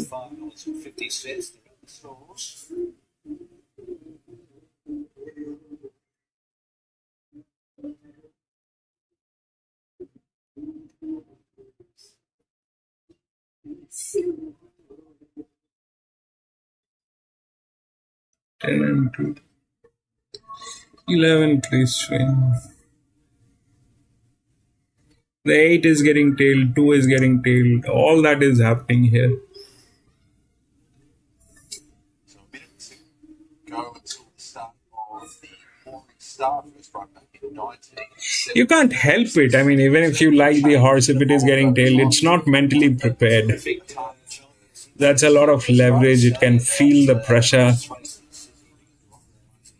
Will not work. I don't know. It's probably 11 in that case. How will the 10 is the largest inner? In that case, 11 will knock it out like nobody's business with that pressure. It's at 79%, no stress at all. Stannis and Darcy comes along, Marble 9 with the mark of the course. There's nothing else. It's probably 11. Probably 11. It's difficult to beat 11 in this circumstances. The only chance that was there was 2. But 2 is getting tailed. Stannis and Darcy comes forward. I'll be out. Trained by Matthew Dale, Dan Stackhouse. Marble 9 is absolute purple patch of form, particularly up the straight. Liam Reardon going into a wide Elliott. King of Rousseau is going to I'll be out. I don't know if that'll work. Splashback holding the call by 80 cents on VOP. As King of Rousseau goes in, the Group 3 Ori Star at 1,200 metres. The field is centre up.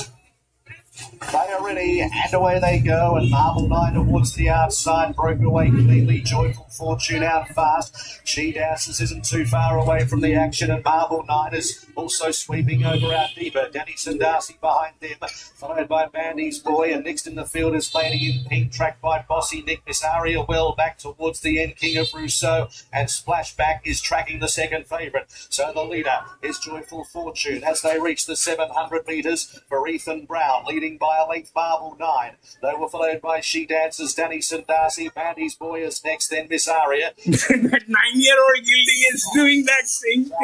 King of Rousseau, Bossy Nick and Splashback with it all to do. One of the course proper in the Ori Star, 400 to go. Joyful Fortune now with Marble 9 throwing out a challenge. Then Dennis and Darcy back behind those horses. She Dances, Miss Aria back to the inside. Further back, King of Rousseau, and then came Splashback, still a long way off them. King of Rousseau moves up on the outside, stopped up to just about take the lead from Marble 9 and Bandy's Boy. Coming away though, King of Rousseau. Mickey D's going to win it. 10, 4, 2. Busy bang on! Busy bang on!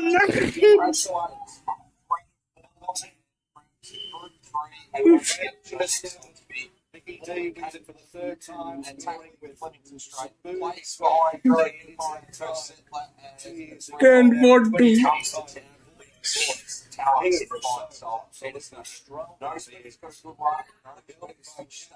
Michael D from Peter Snow. We spoke about it. Be 3 off the balance, and that's been the cross. King of Rousseau. Straight track.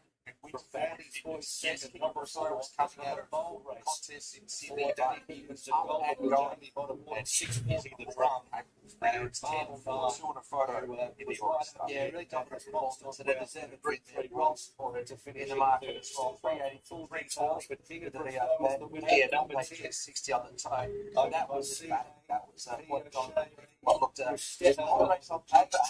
King of the Stones, Absolutely. He was really good today, wasn't he? Well done to the connections there. Peter Stone, outstanding trainer. As you touched on, Nigel, knows when to bring these horses down here and knows the right races to target. That boy was a really good run. First time up was great. That Mark Knight, he even had the naturally to come back again. He was clearly headed, but he was still fighting back on the line. He was honest in the day he's long.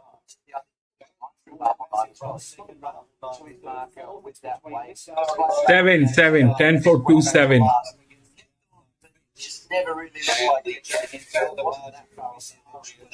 Probably at the half. 10 for 2 7. So what happened? The 2 was getting tailed. 10 went through. That is the highest spell. Alright, that's 105. That's the 105. The 4 came. 4 was the other one, which had the leverage delivery wise was good. 4 2, and then the 7 came in.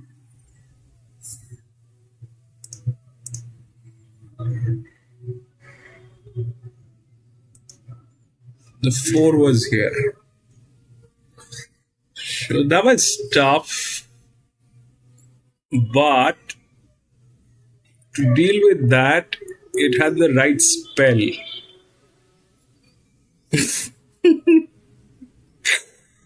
That did not work. 11 is not on top 4. That was brilliant, PC. That was brilliant.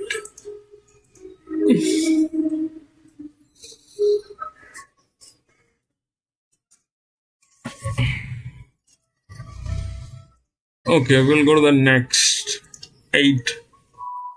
That thing got tailed at the last moment. I don't know what to do. 12 got scratched from 8. No, 12.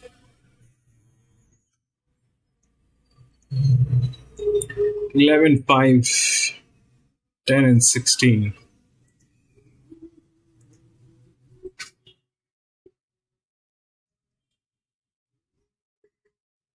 11, 5, 10, 16.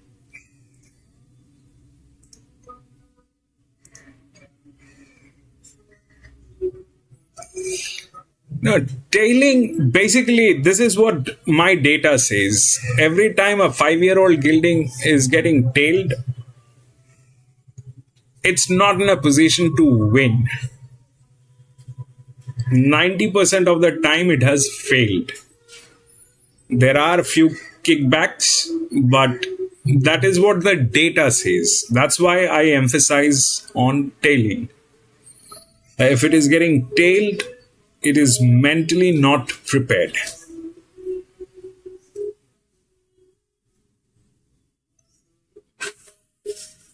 Otherwise, it had everything picture perfect. The 2 could have actually nailed it down. The 10 was not getting tailed. The 10 was okay. Was the highest spell. It just went through. Anyway, this one is 11. This is 1600 meter. 11. 5. 16. 10.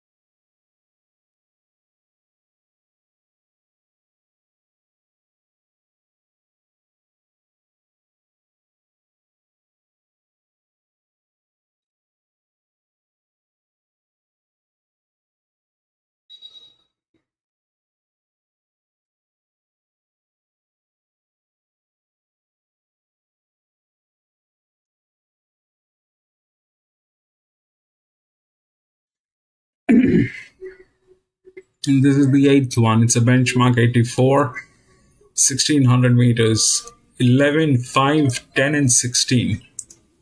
11 is the favorite, 5, 10, and 16. If we look through the rails, the 16 is with the rails. Okay. 11 is the linear.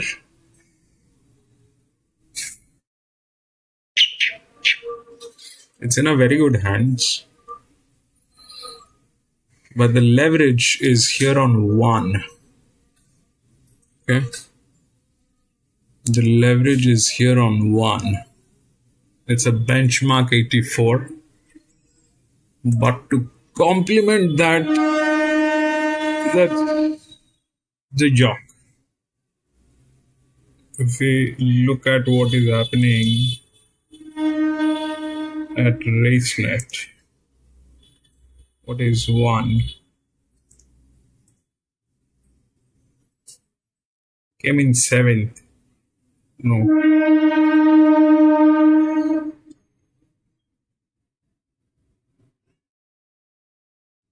5, 10, 16.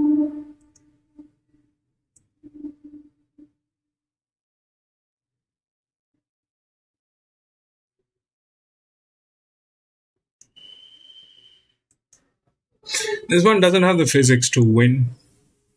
It's a 1600 meter. There are bends. It doesn't have the physics. It doesn't have the rails. So that's a little too much to expect. So that 3 is a check. That's the first one. Okay. That's 0-0. And that is gate number 6. That 3 is a check. That's 0-0. The 3 came in second 2 weeks ago from one of the tracks that I don't know. So if 5 is at 10, this is at 11. 7 is at 11.5, which is a neutral. Okay. 7 is third, 39 weeks, so that is not going to happen. 15, 7th for 3 weeks ago, so that is not happening. 1 is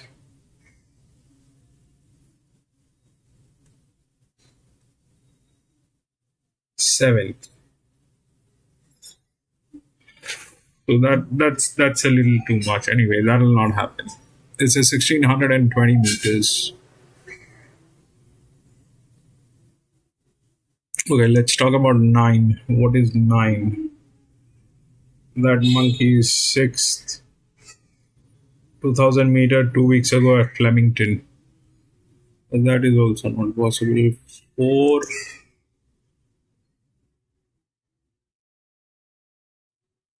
8th Caulfield. So these two are not happening. 4 and 9 EWs are out. 3 is the 5th or 2nd week Okay. Now, here is the thing. The 11 is at 3.5. 16 is, it's got the rails. It's 83.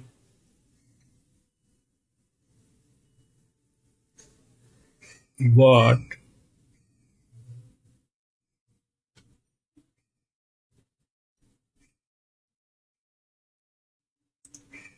1.2. 2 is not happening, I think. 2 is 3 weeks ago. So 2 is out. 3 is a check. 3 is from gate number 6, which is okay. The support line is here on 16 because this one has got the rails. The question is 11, whether 11 will do it or not. So this is a 70. The mirror says 76. Here it says 89. It says 00. This is a 5-year-old gelding.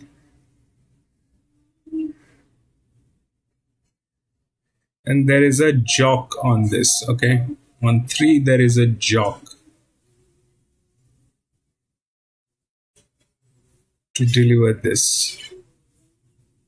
That is 11.2.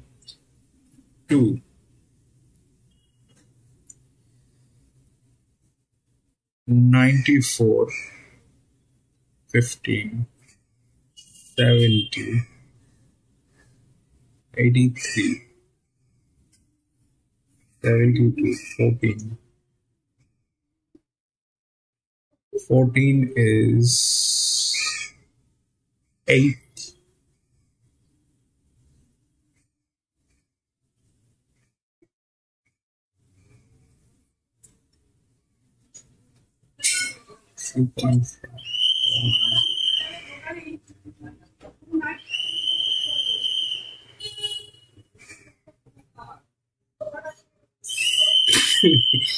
There's a lot going on this one.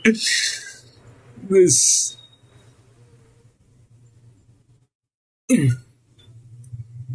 the one, okay. The one 7th. It's not going through a great phase. Plus, it doesn't have the jock to deliver this. But what it'll do is it'll give the support to 3.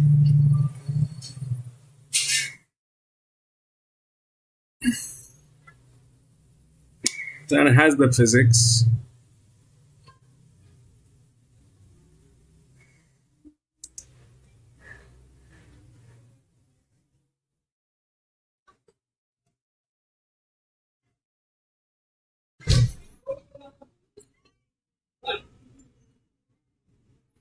I mean, let's understand what's going on. All right, 11 came in second, 1200 meters at Sandown Lakeside, and the 3 also came in second, but the 3 has no competition. This one is competing with this one, all that is happening.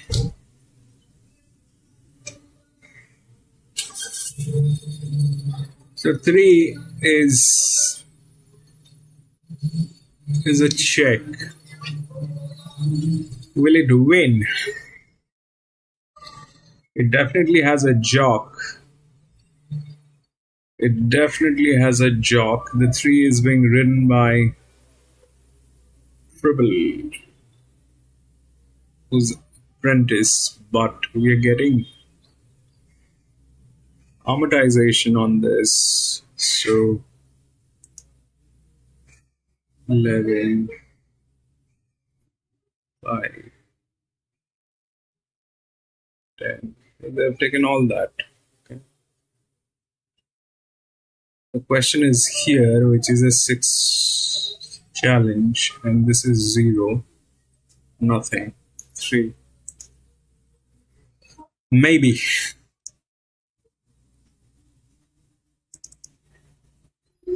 We'll check them at the paddock and see what they are all about.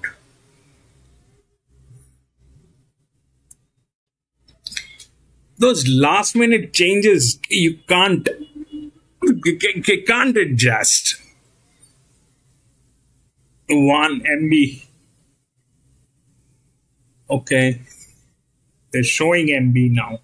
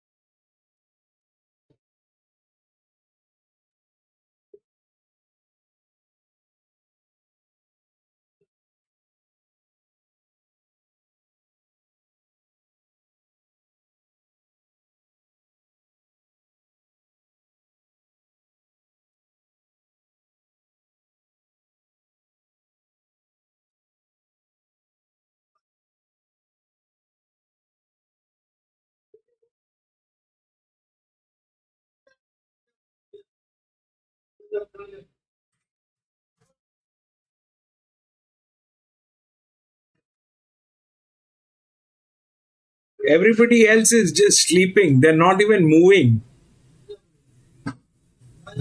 Just let the 11 win. They just let the 11 win. There's nothing. At MB, PC.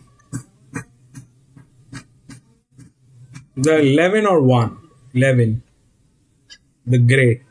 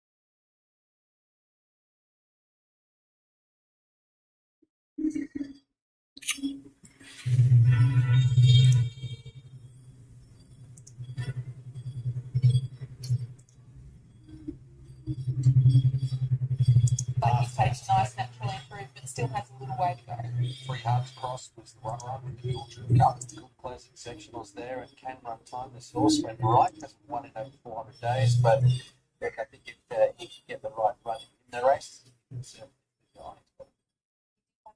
This horse, and he's just naturally racing himself fit. It's the fittest that I've seen him. We jump to horse 5 in out of Compton. Look, Cartwright goes back. Hard to follow this horse, just absolutely flying. He's had a lot of racing. He's going well. He can position handy. He'll do that. Why are they saying that it did not run in? Yeah, he looks very well. He's very confident. This horse quite fresh today. His coat's shifting beautifully too. Seems to be flies back to the races for the first time since Caulfield Guineas. Another one that's probably a prep run for other races. Looks like he's come back in a nice order though. Second is Whiskey on the Hill. He's first up. We haven't seen him since Melbourne Cup. Been a while, but look, he's another one that will venture over further. But he can run well. It's just strange. He's 1 5 16 on the roll. I think out of price. One that I'll be following going forward. He looks really well. He's had a decent sweat out the back. He's been quite fresh, obviously, but it's pretty forward in condition. Jolly's already had a win on the program with Luke Sutton. You don't accept the game that they do. But next to I think it's Gelding. He's just not quite enough for. I think it's undeal to 15.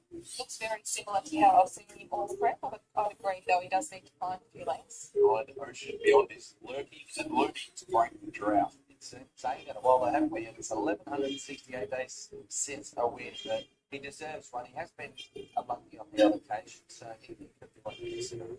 He looks really well again, very similar to how he has done all preparation. If Windstorm can win last week, this point may win this one. 10 Black Storm on his provincial form to Lakeside with success. Yeah, 7 and 650 already. Consistent racing well. Takes pretty versatile. The key with him just needs some luck on that one. Yeah, definitely does. Yes, John, that's certainly the month of been shooting pretty straight through today to that bar. Raced up the floor, but yeah, this is a really hard race to benchmark. It's very, very low. 9 starts, 4 seconds. Is one long day. Unbeaten 7-2. Never underestimate that. He's about 30 across this horse. It's very well finished. Price, certainly behind the shape the last start. It was a good backing pretty well up there. Back to 16 the last one was very much once again to go. Just had that 1,200 metres test to the benchmark 78. He's a lovely horse. He's really good in the yard. He's he goes the distance for a minute. He's not well. Second in the race, out of all the insights from the show, chased until well, forcing out of that race. Very good.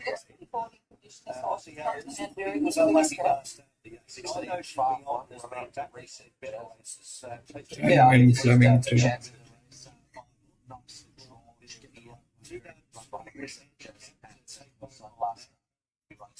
I just really like this horse. I've got a bit of a soft spot for him. When it's going on for the first time, it's fit to be in the horse. See his chances here.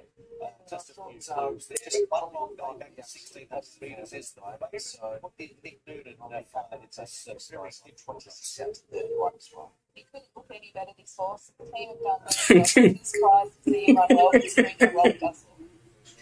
31 starts. 13 getting paid.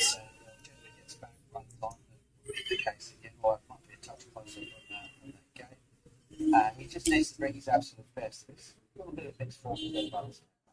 The real spicy sort of character on race day, this slow head up with the pony and it's on out early. He's very, very fit. Rise of Dawn's first win as 4-year-old last year. Excellent growth. Spring and autumn. He got picked in.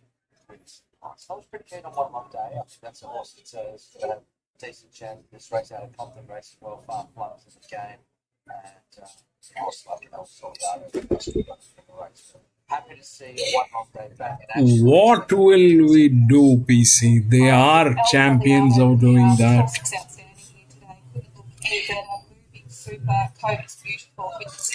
And that is one of the key reasons why, taking chances, even if you see a horse that has the capability of delivering this, will fall flat on its face because that horse is being ridden by a donkey.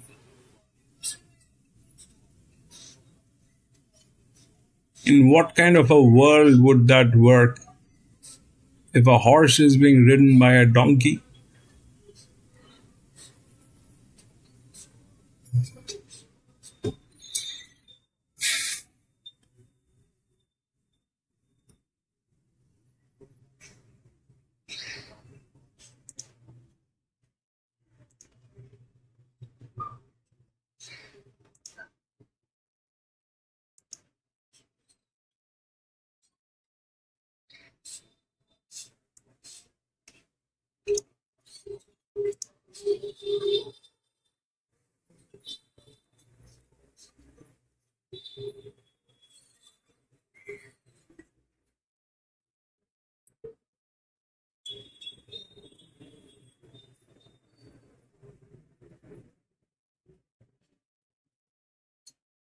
Field heading up for race number 8, the Melbourne Cup eligible on sale, benchmark 84.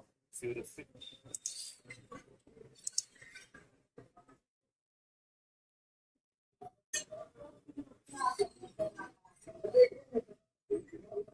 ATW.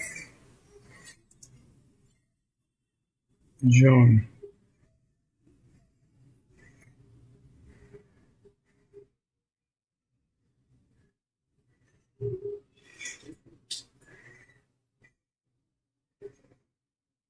Yeah, that is a very difficult job for them, PC. If they could do that, half of our problems will not be there. But that's one thing that they don't do. Lee, I like the 3 because, I mean, I like the 1 and the 3 both, right? Here is what the thing is. I like the 1. It's a benchmark 84. The leverage is adequate, but the problem is the jock, right? You need a jock to pull this thing off. That jock is not there. This jock, I don't know whether it'll work. This 3 is the other one, which is under no stress.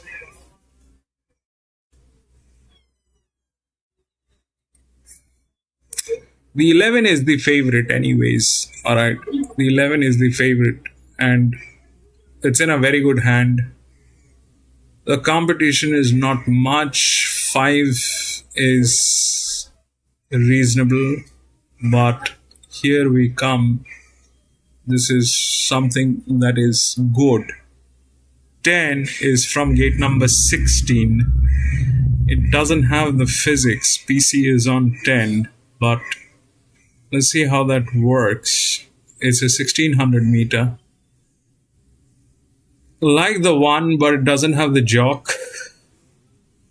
The 11 is the favorite. The 5 is the second favorite, which is here. With a leverage.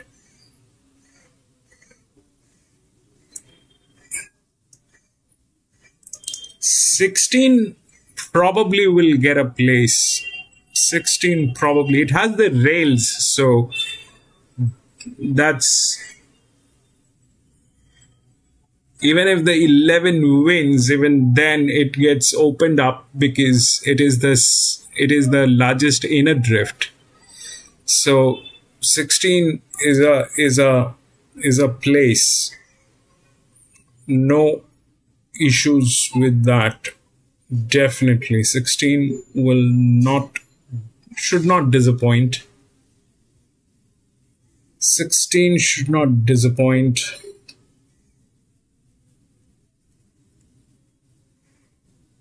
The stalls, racing 2.5 minutes, 1 long day, $4.70, out of Compton, $5.80, $7.70, minute the 16th, far fly. Actually, that's the best way to go. 16 coffee.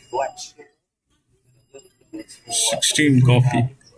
I don't know if the 11 will win. I don't know the 1. The 3 is a hope that I have, but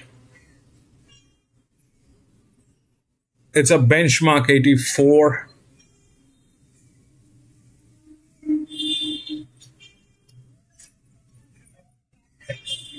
The 3 needed a little support from the rail side. It doesn't have any support from the rail side. It is like down there, like it's in a deep well. If we look through the rails, 3 is the last one here, but it has the advantage.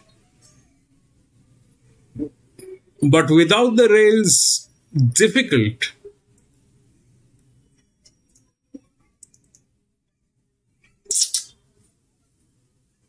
On a 1600 meter. 16 coffee.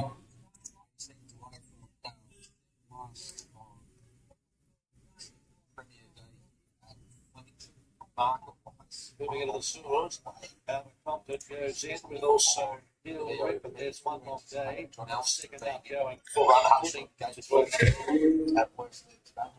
So one long day, the second up starts for 2 second up to 1600 metres here, which is for its range. Is the favourite for money for the house touchdown, 480 into 350 now. With Alex Hodges, the second, Black Storm, Far Flung, third line betting, Far Flung just $7.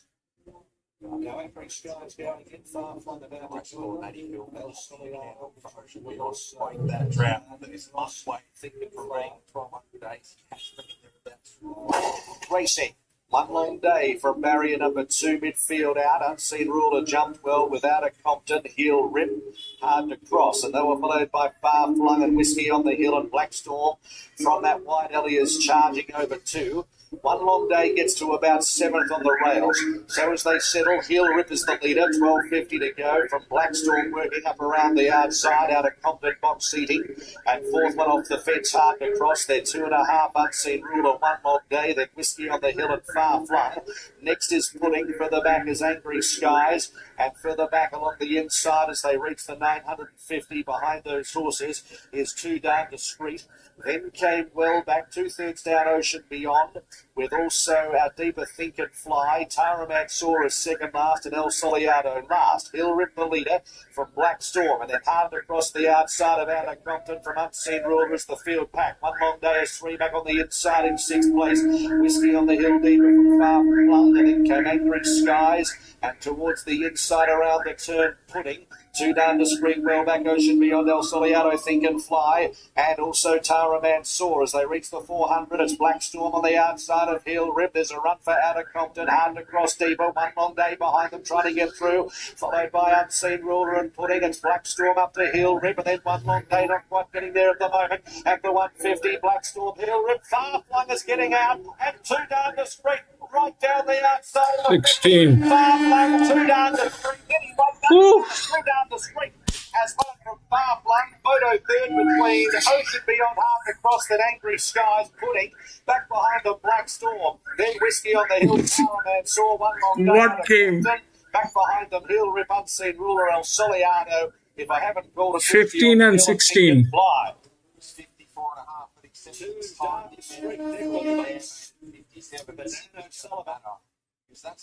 15 and 16. There's a little bit of a Coming out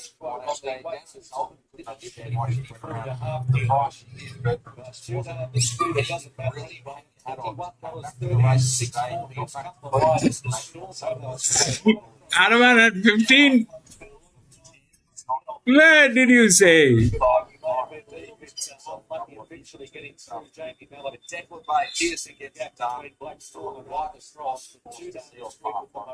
Oh, 15. Top 2 on 15 and 4.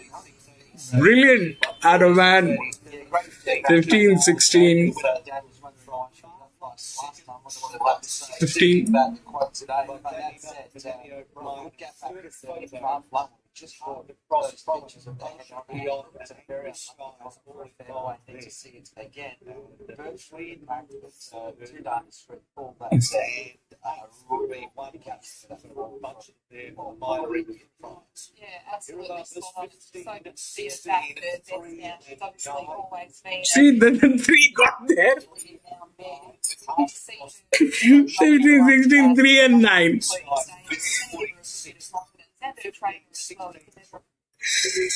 We needed a little more support on this. I did not expect the 15. The 15 was good, actually.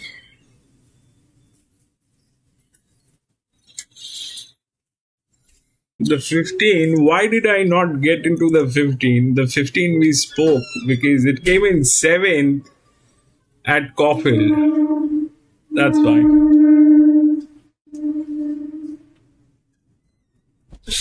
So 15, then 16 because of the rails. The rails will give you the place. 15, 16. The 3 also got there. Can you beat this?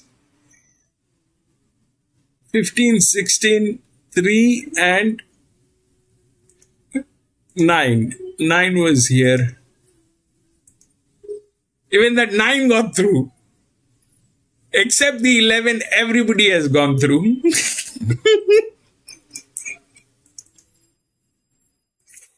Man, what a disaster of a race this was. Except the 11, everybody has gone through.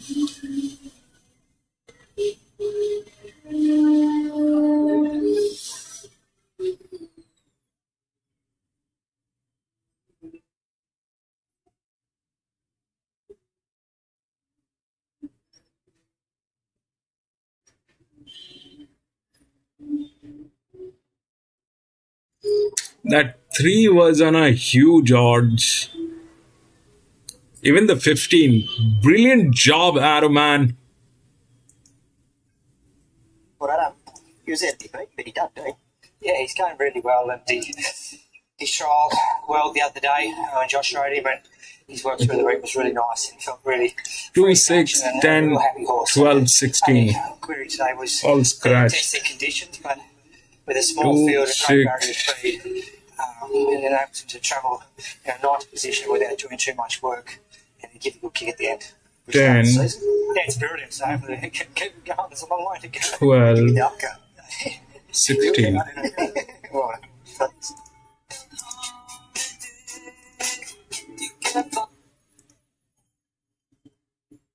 1, 15, 9 and 17.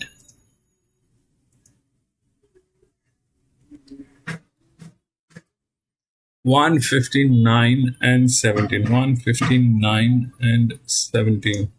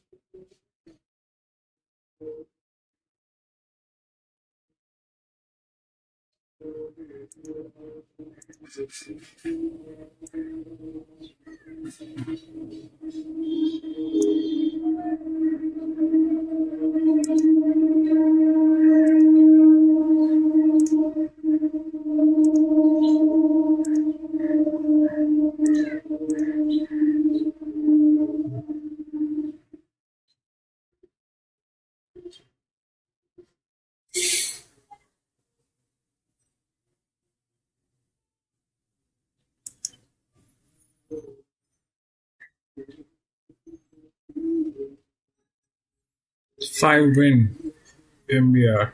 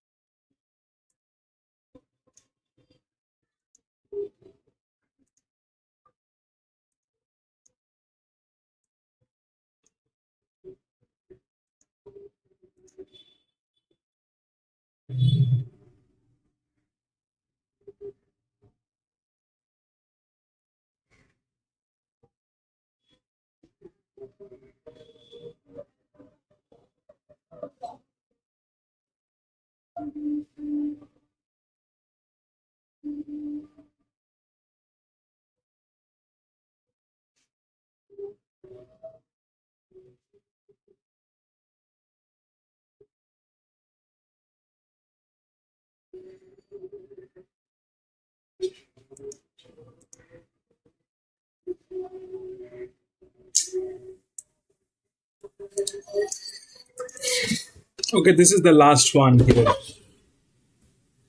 It's a benchmark 78, and if we look through the odds, it's 115, 9, and 17. So 1 is favorite, 15, 9, and 17.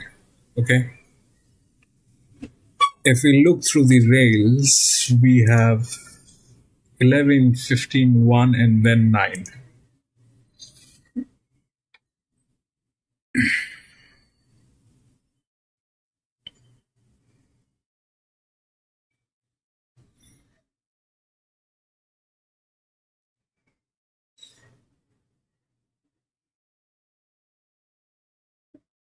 So 1 is 0, 0. This 3 was 0, 0. It did not have the rails here. So it had problems with the physics of the race. But even then, it got to the third position. 15 won, right? 15 won. 15 was good. I played a EW on 16 that paid, but 15 actually won. So here's the leverage on this horse, why it won. Here, the leverage is on 1. It's a 0, 0. Very good hands. That's what it is. Okay. If we try and see what are the other possibilities that might happen. So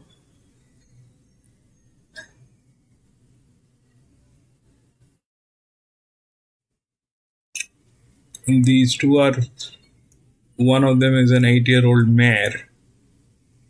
Okay. One of them is an 8-year-old mare.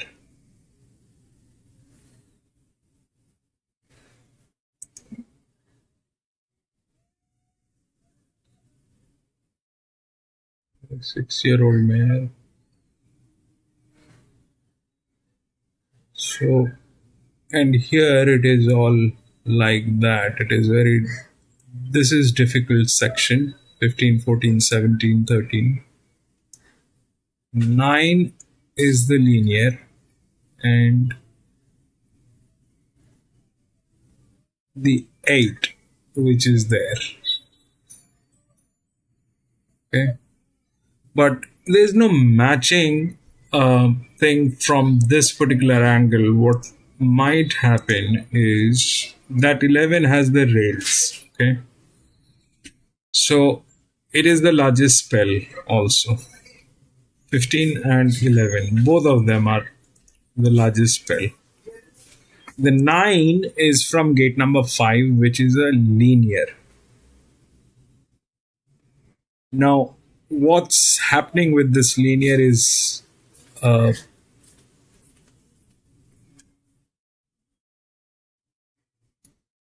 it's a 56. There are better horses. So this one definitely is there. It's a 0, 0. Then if we have to look, then we have to look at 8, which is also there. But those are inner gates. Okay, those are inner gates. The force is not on the inner gates. Inner gates, that 9 is only there. So I don't know how this will end up, but I think 11 will be there in some form or the other way. This is very difficult to beat, this one. It's a benchmark 78. So we are back to that 12%, 11% kind of a thing, which makes that 5 a check. Okay. But that is on the inner side. That is on the inner side. So if that 1 fails from that gate, which I doubt it would, which I doubt very much that it will fail, because it's last time here it did not have the rails. I liked it, but it did not have the rails. There's no physics on this horse, but even then it just went through. So this is difficult to beat for multiple reasons. It's got the best hand. It's got no competition. That's all that is there. Now, if that fails, let's assume if that fails. In that case, what happens? In that case, it's a strong chance that this 5 will knock it out. There's a strong chance that the 5 will knock it out.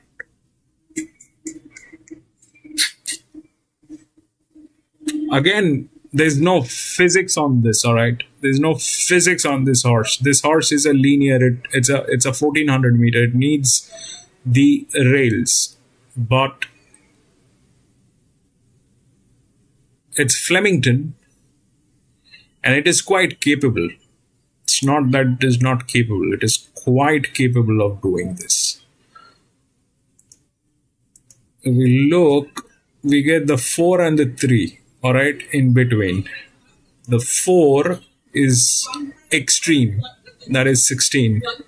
The 3 is 8-year-old. Then comes this one.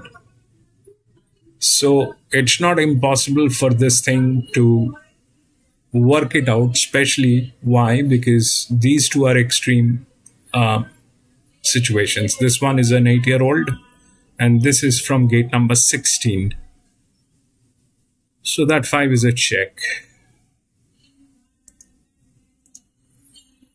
And probably if we have to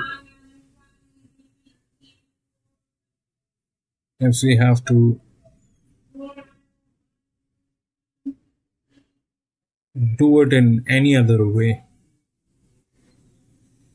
I don't know. There are quite a few things that needs to be considered. The hand has gone bad, all right, because the class dropped. It's a benchmark 78, so it is anybody's race. Now the hands have given up. 2 of the best hands are here, wherein this one is an 8-year-old. I'm staying out of it. This one is a 5-year-old. This is gate number 12. For any reason, if it fails from that gate, then 9 they are talking about, but this brings in competition, right? This brings in competition. Though it doesn't have the rails, it has rails, physics, everything. It is that, but it's a linear which is not among the top spell with a lot of pressure.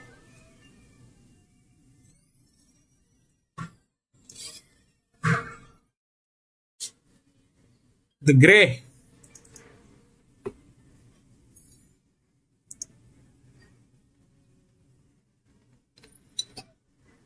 Five win Rosehill.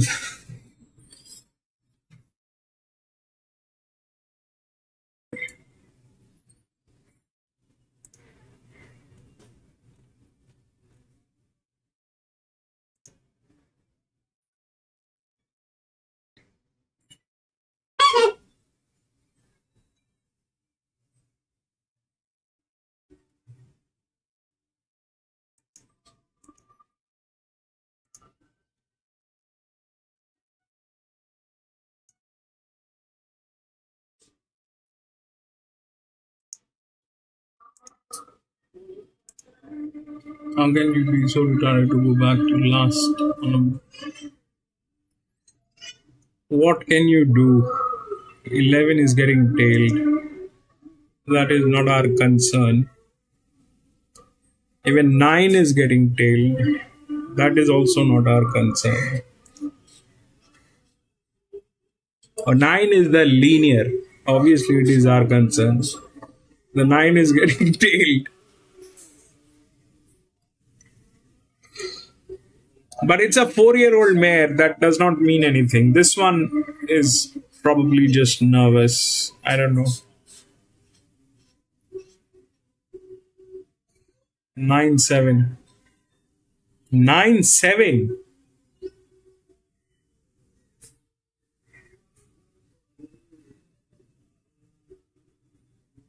real calm.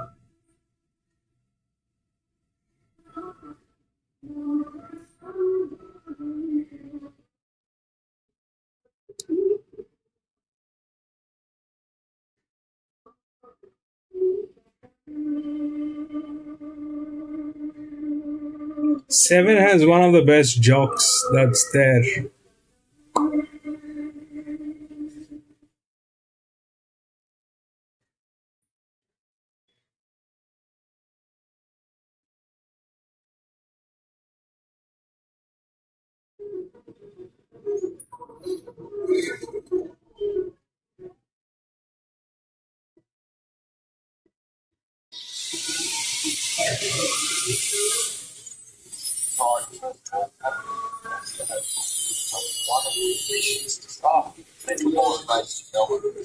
We might get a better day before Wednesday stage as well. With encounters here today. We've had plenty of cold ones, Amy, so it was very nice to have the sun out. Got a pretty good crowd in attendance and not a breath of wind, just A bit of a tease for what's to come, isn't it? It's the new season, better weather, but now better races, better horses.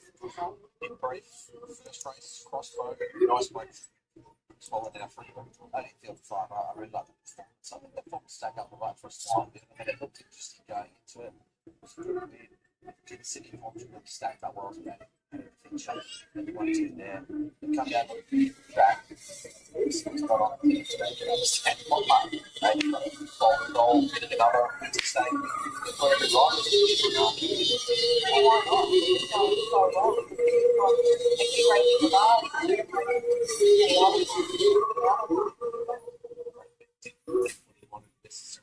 Flashback today.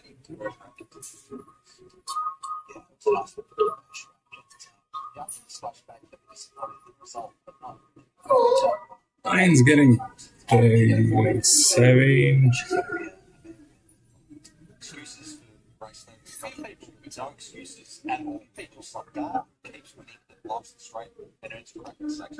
He's just a boy. He just keeps on turning up and performing well every single week. He's tough. He was really well good today. It's one of his better. What do you think of Federer's placing behind me? Give us some circumstance. It's straight to Jack Turner today. I think 1.5 time. I think he held up.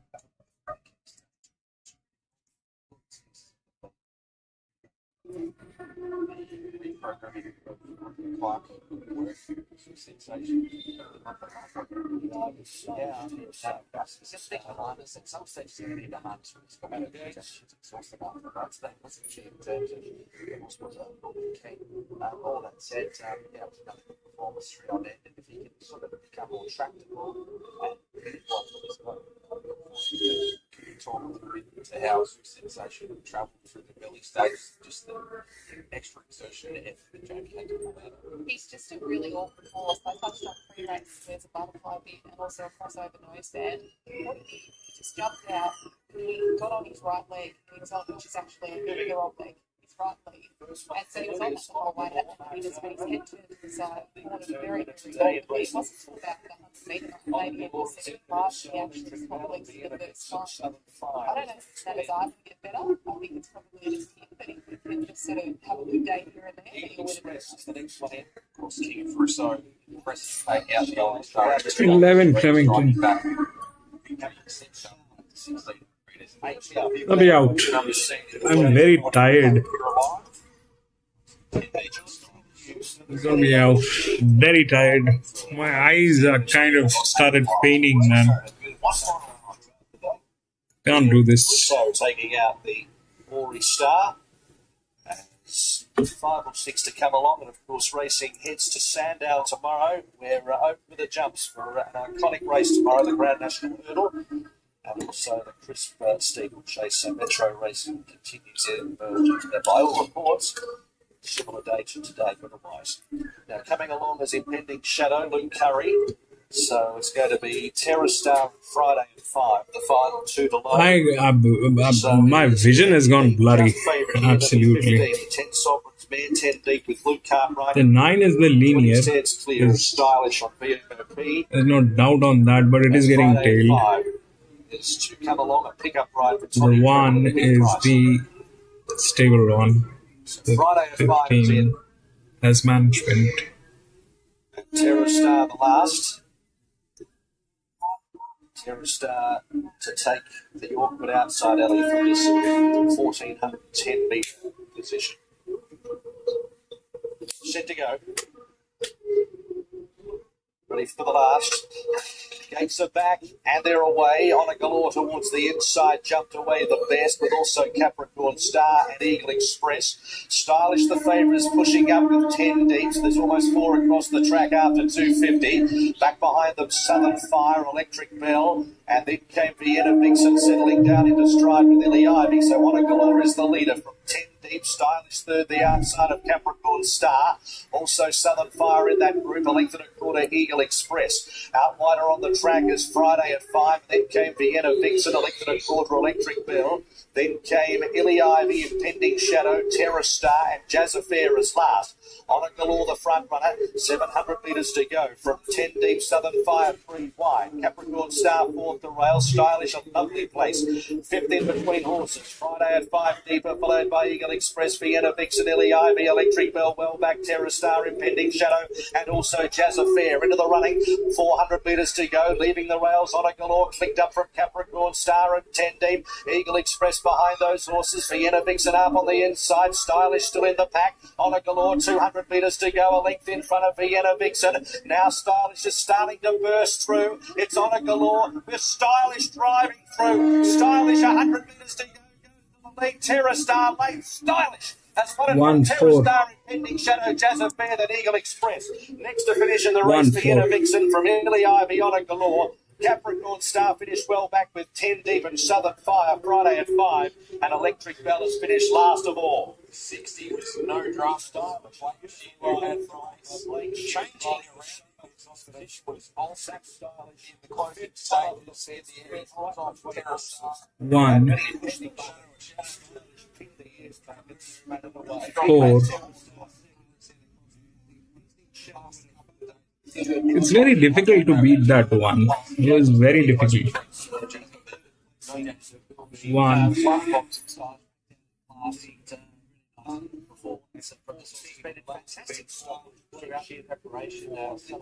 One, 4, 14.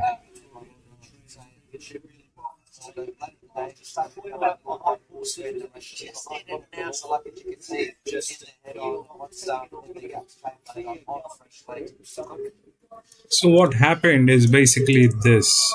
So we spoke about the 1. The 5 was trying, okay? But if we do this, oh sorry, then it is like that. I stayed away from the 4 and the 3 because 6-year-old and gate number 16. But that's a match. That's the largest outer drift played. So 0, 0, then this one. Okay. This was a little too much. The 5 tried, but it could not do it because there's no rails. And then what happened is 14. 14 was here. Now 14, how did that happen? Even I don't know, but it has a lot of advantage. One of the highest spells with a lot of advantage given EW. That happened. But bottom line is that the tuning that is being done, alright, we at times see the dilemma is this, that looking at numbers is one thing, but reacting on the numbers is a whole different story. I mean, we get a clarity 1 and 4, but I skipped 4 and 3 and went to 5. Why?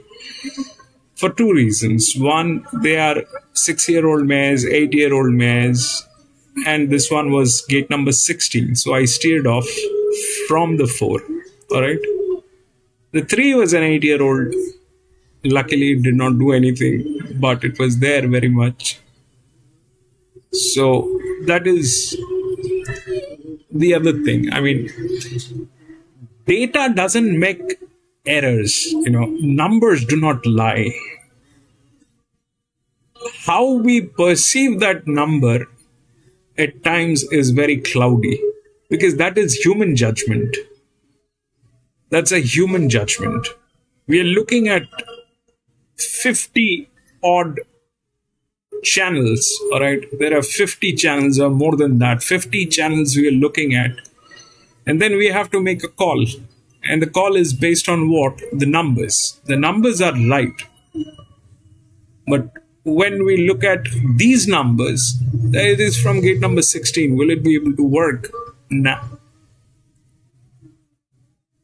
But that's how it plays.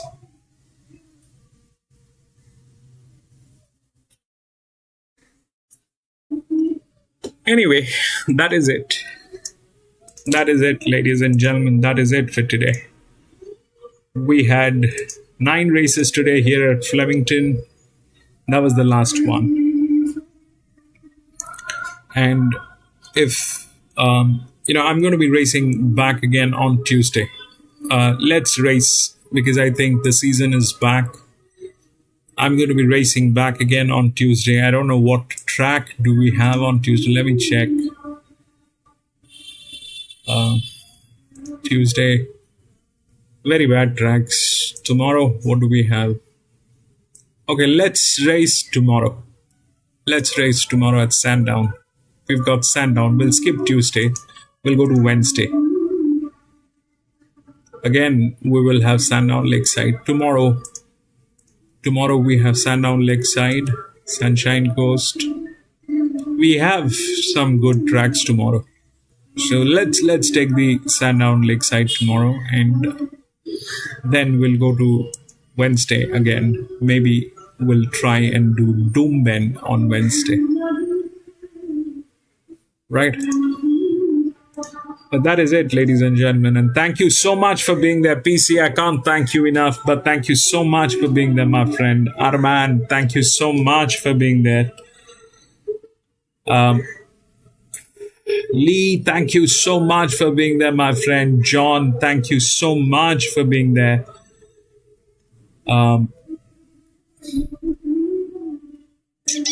Ascot, thank you so much, bro, for being there.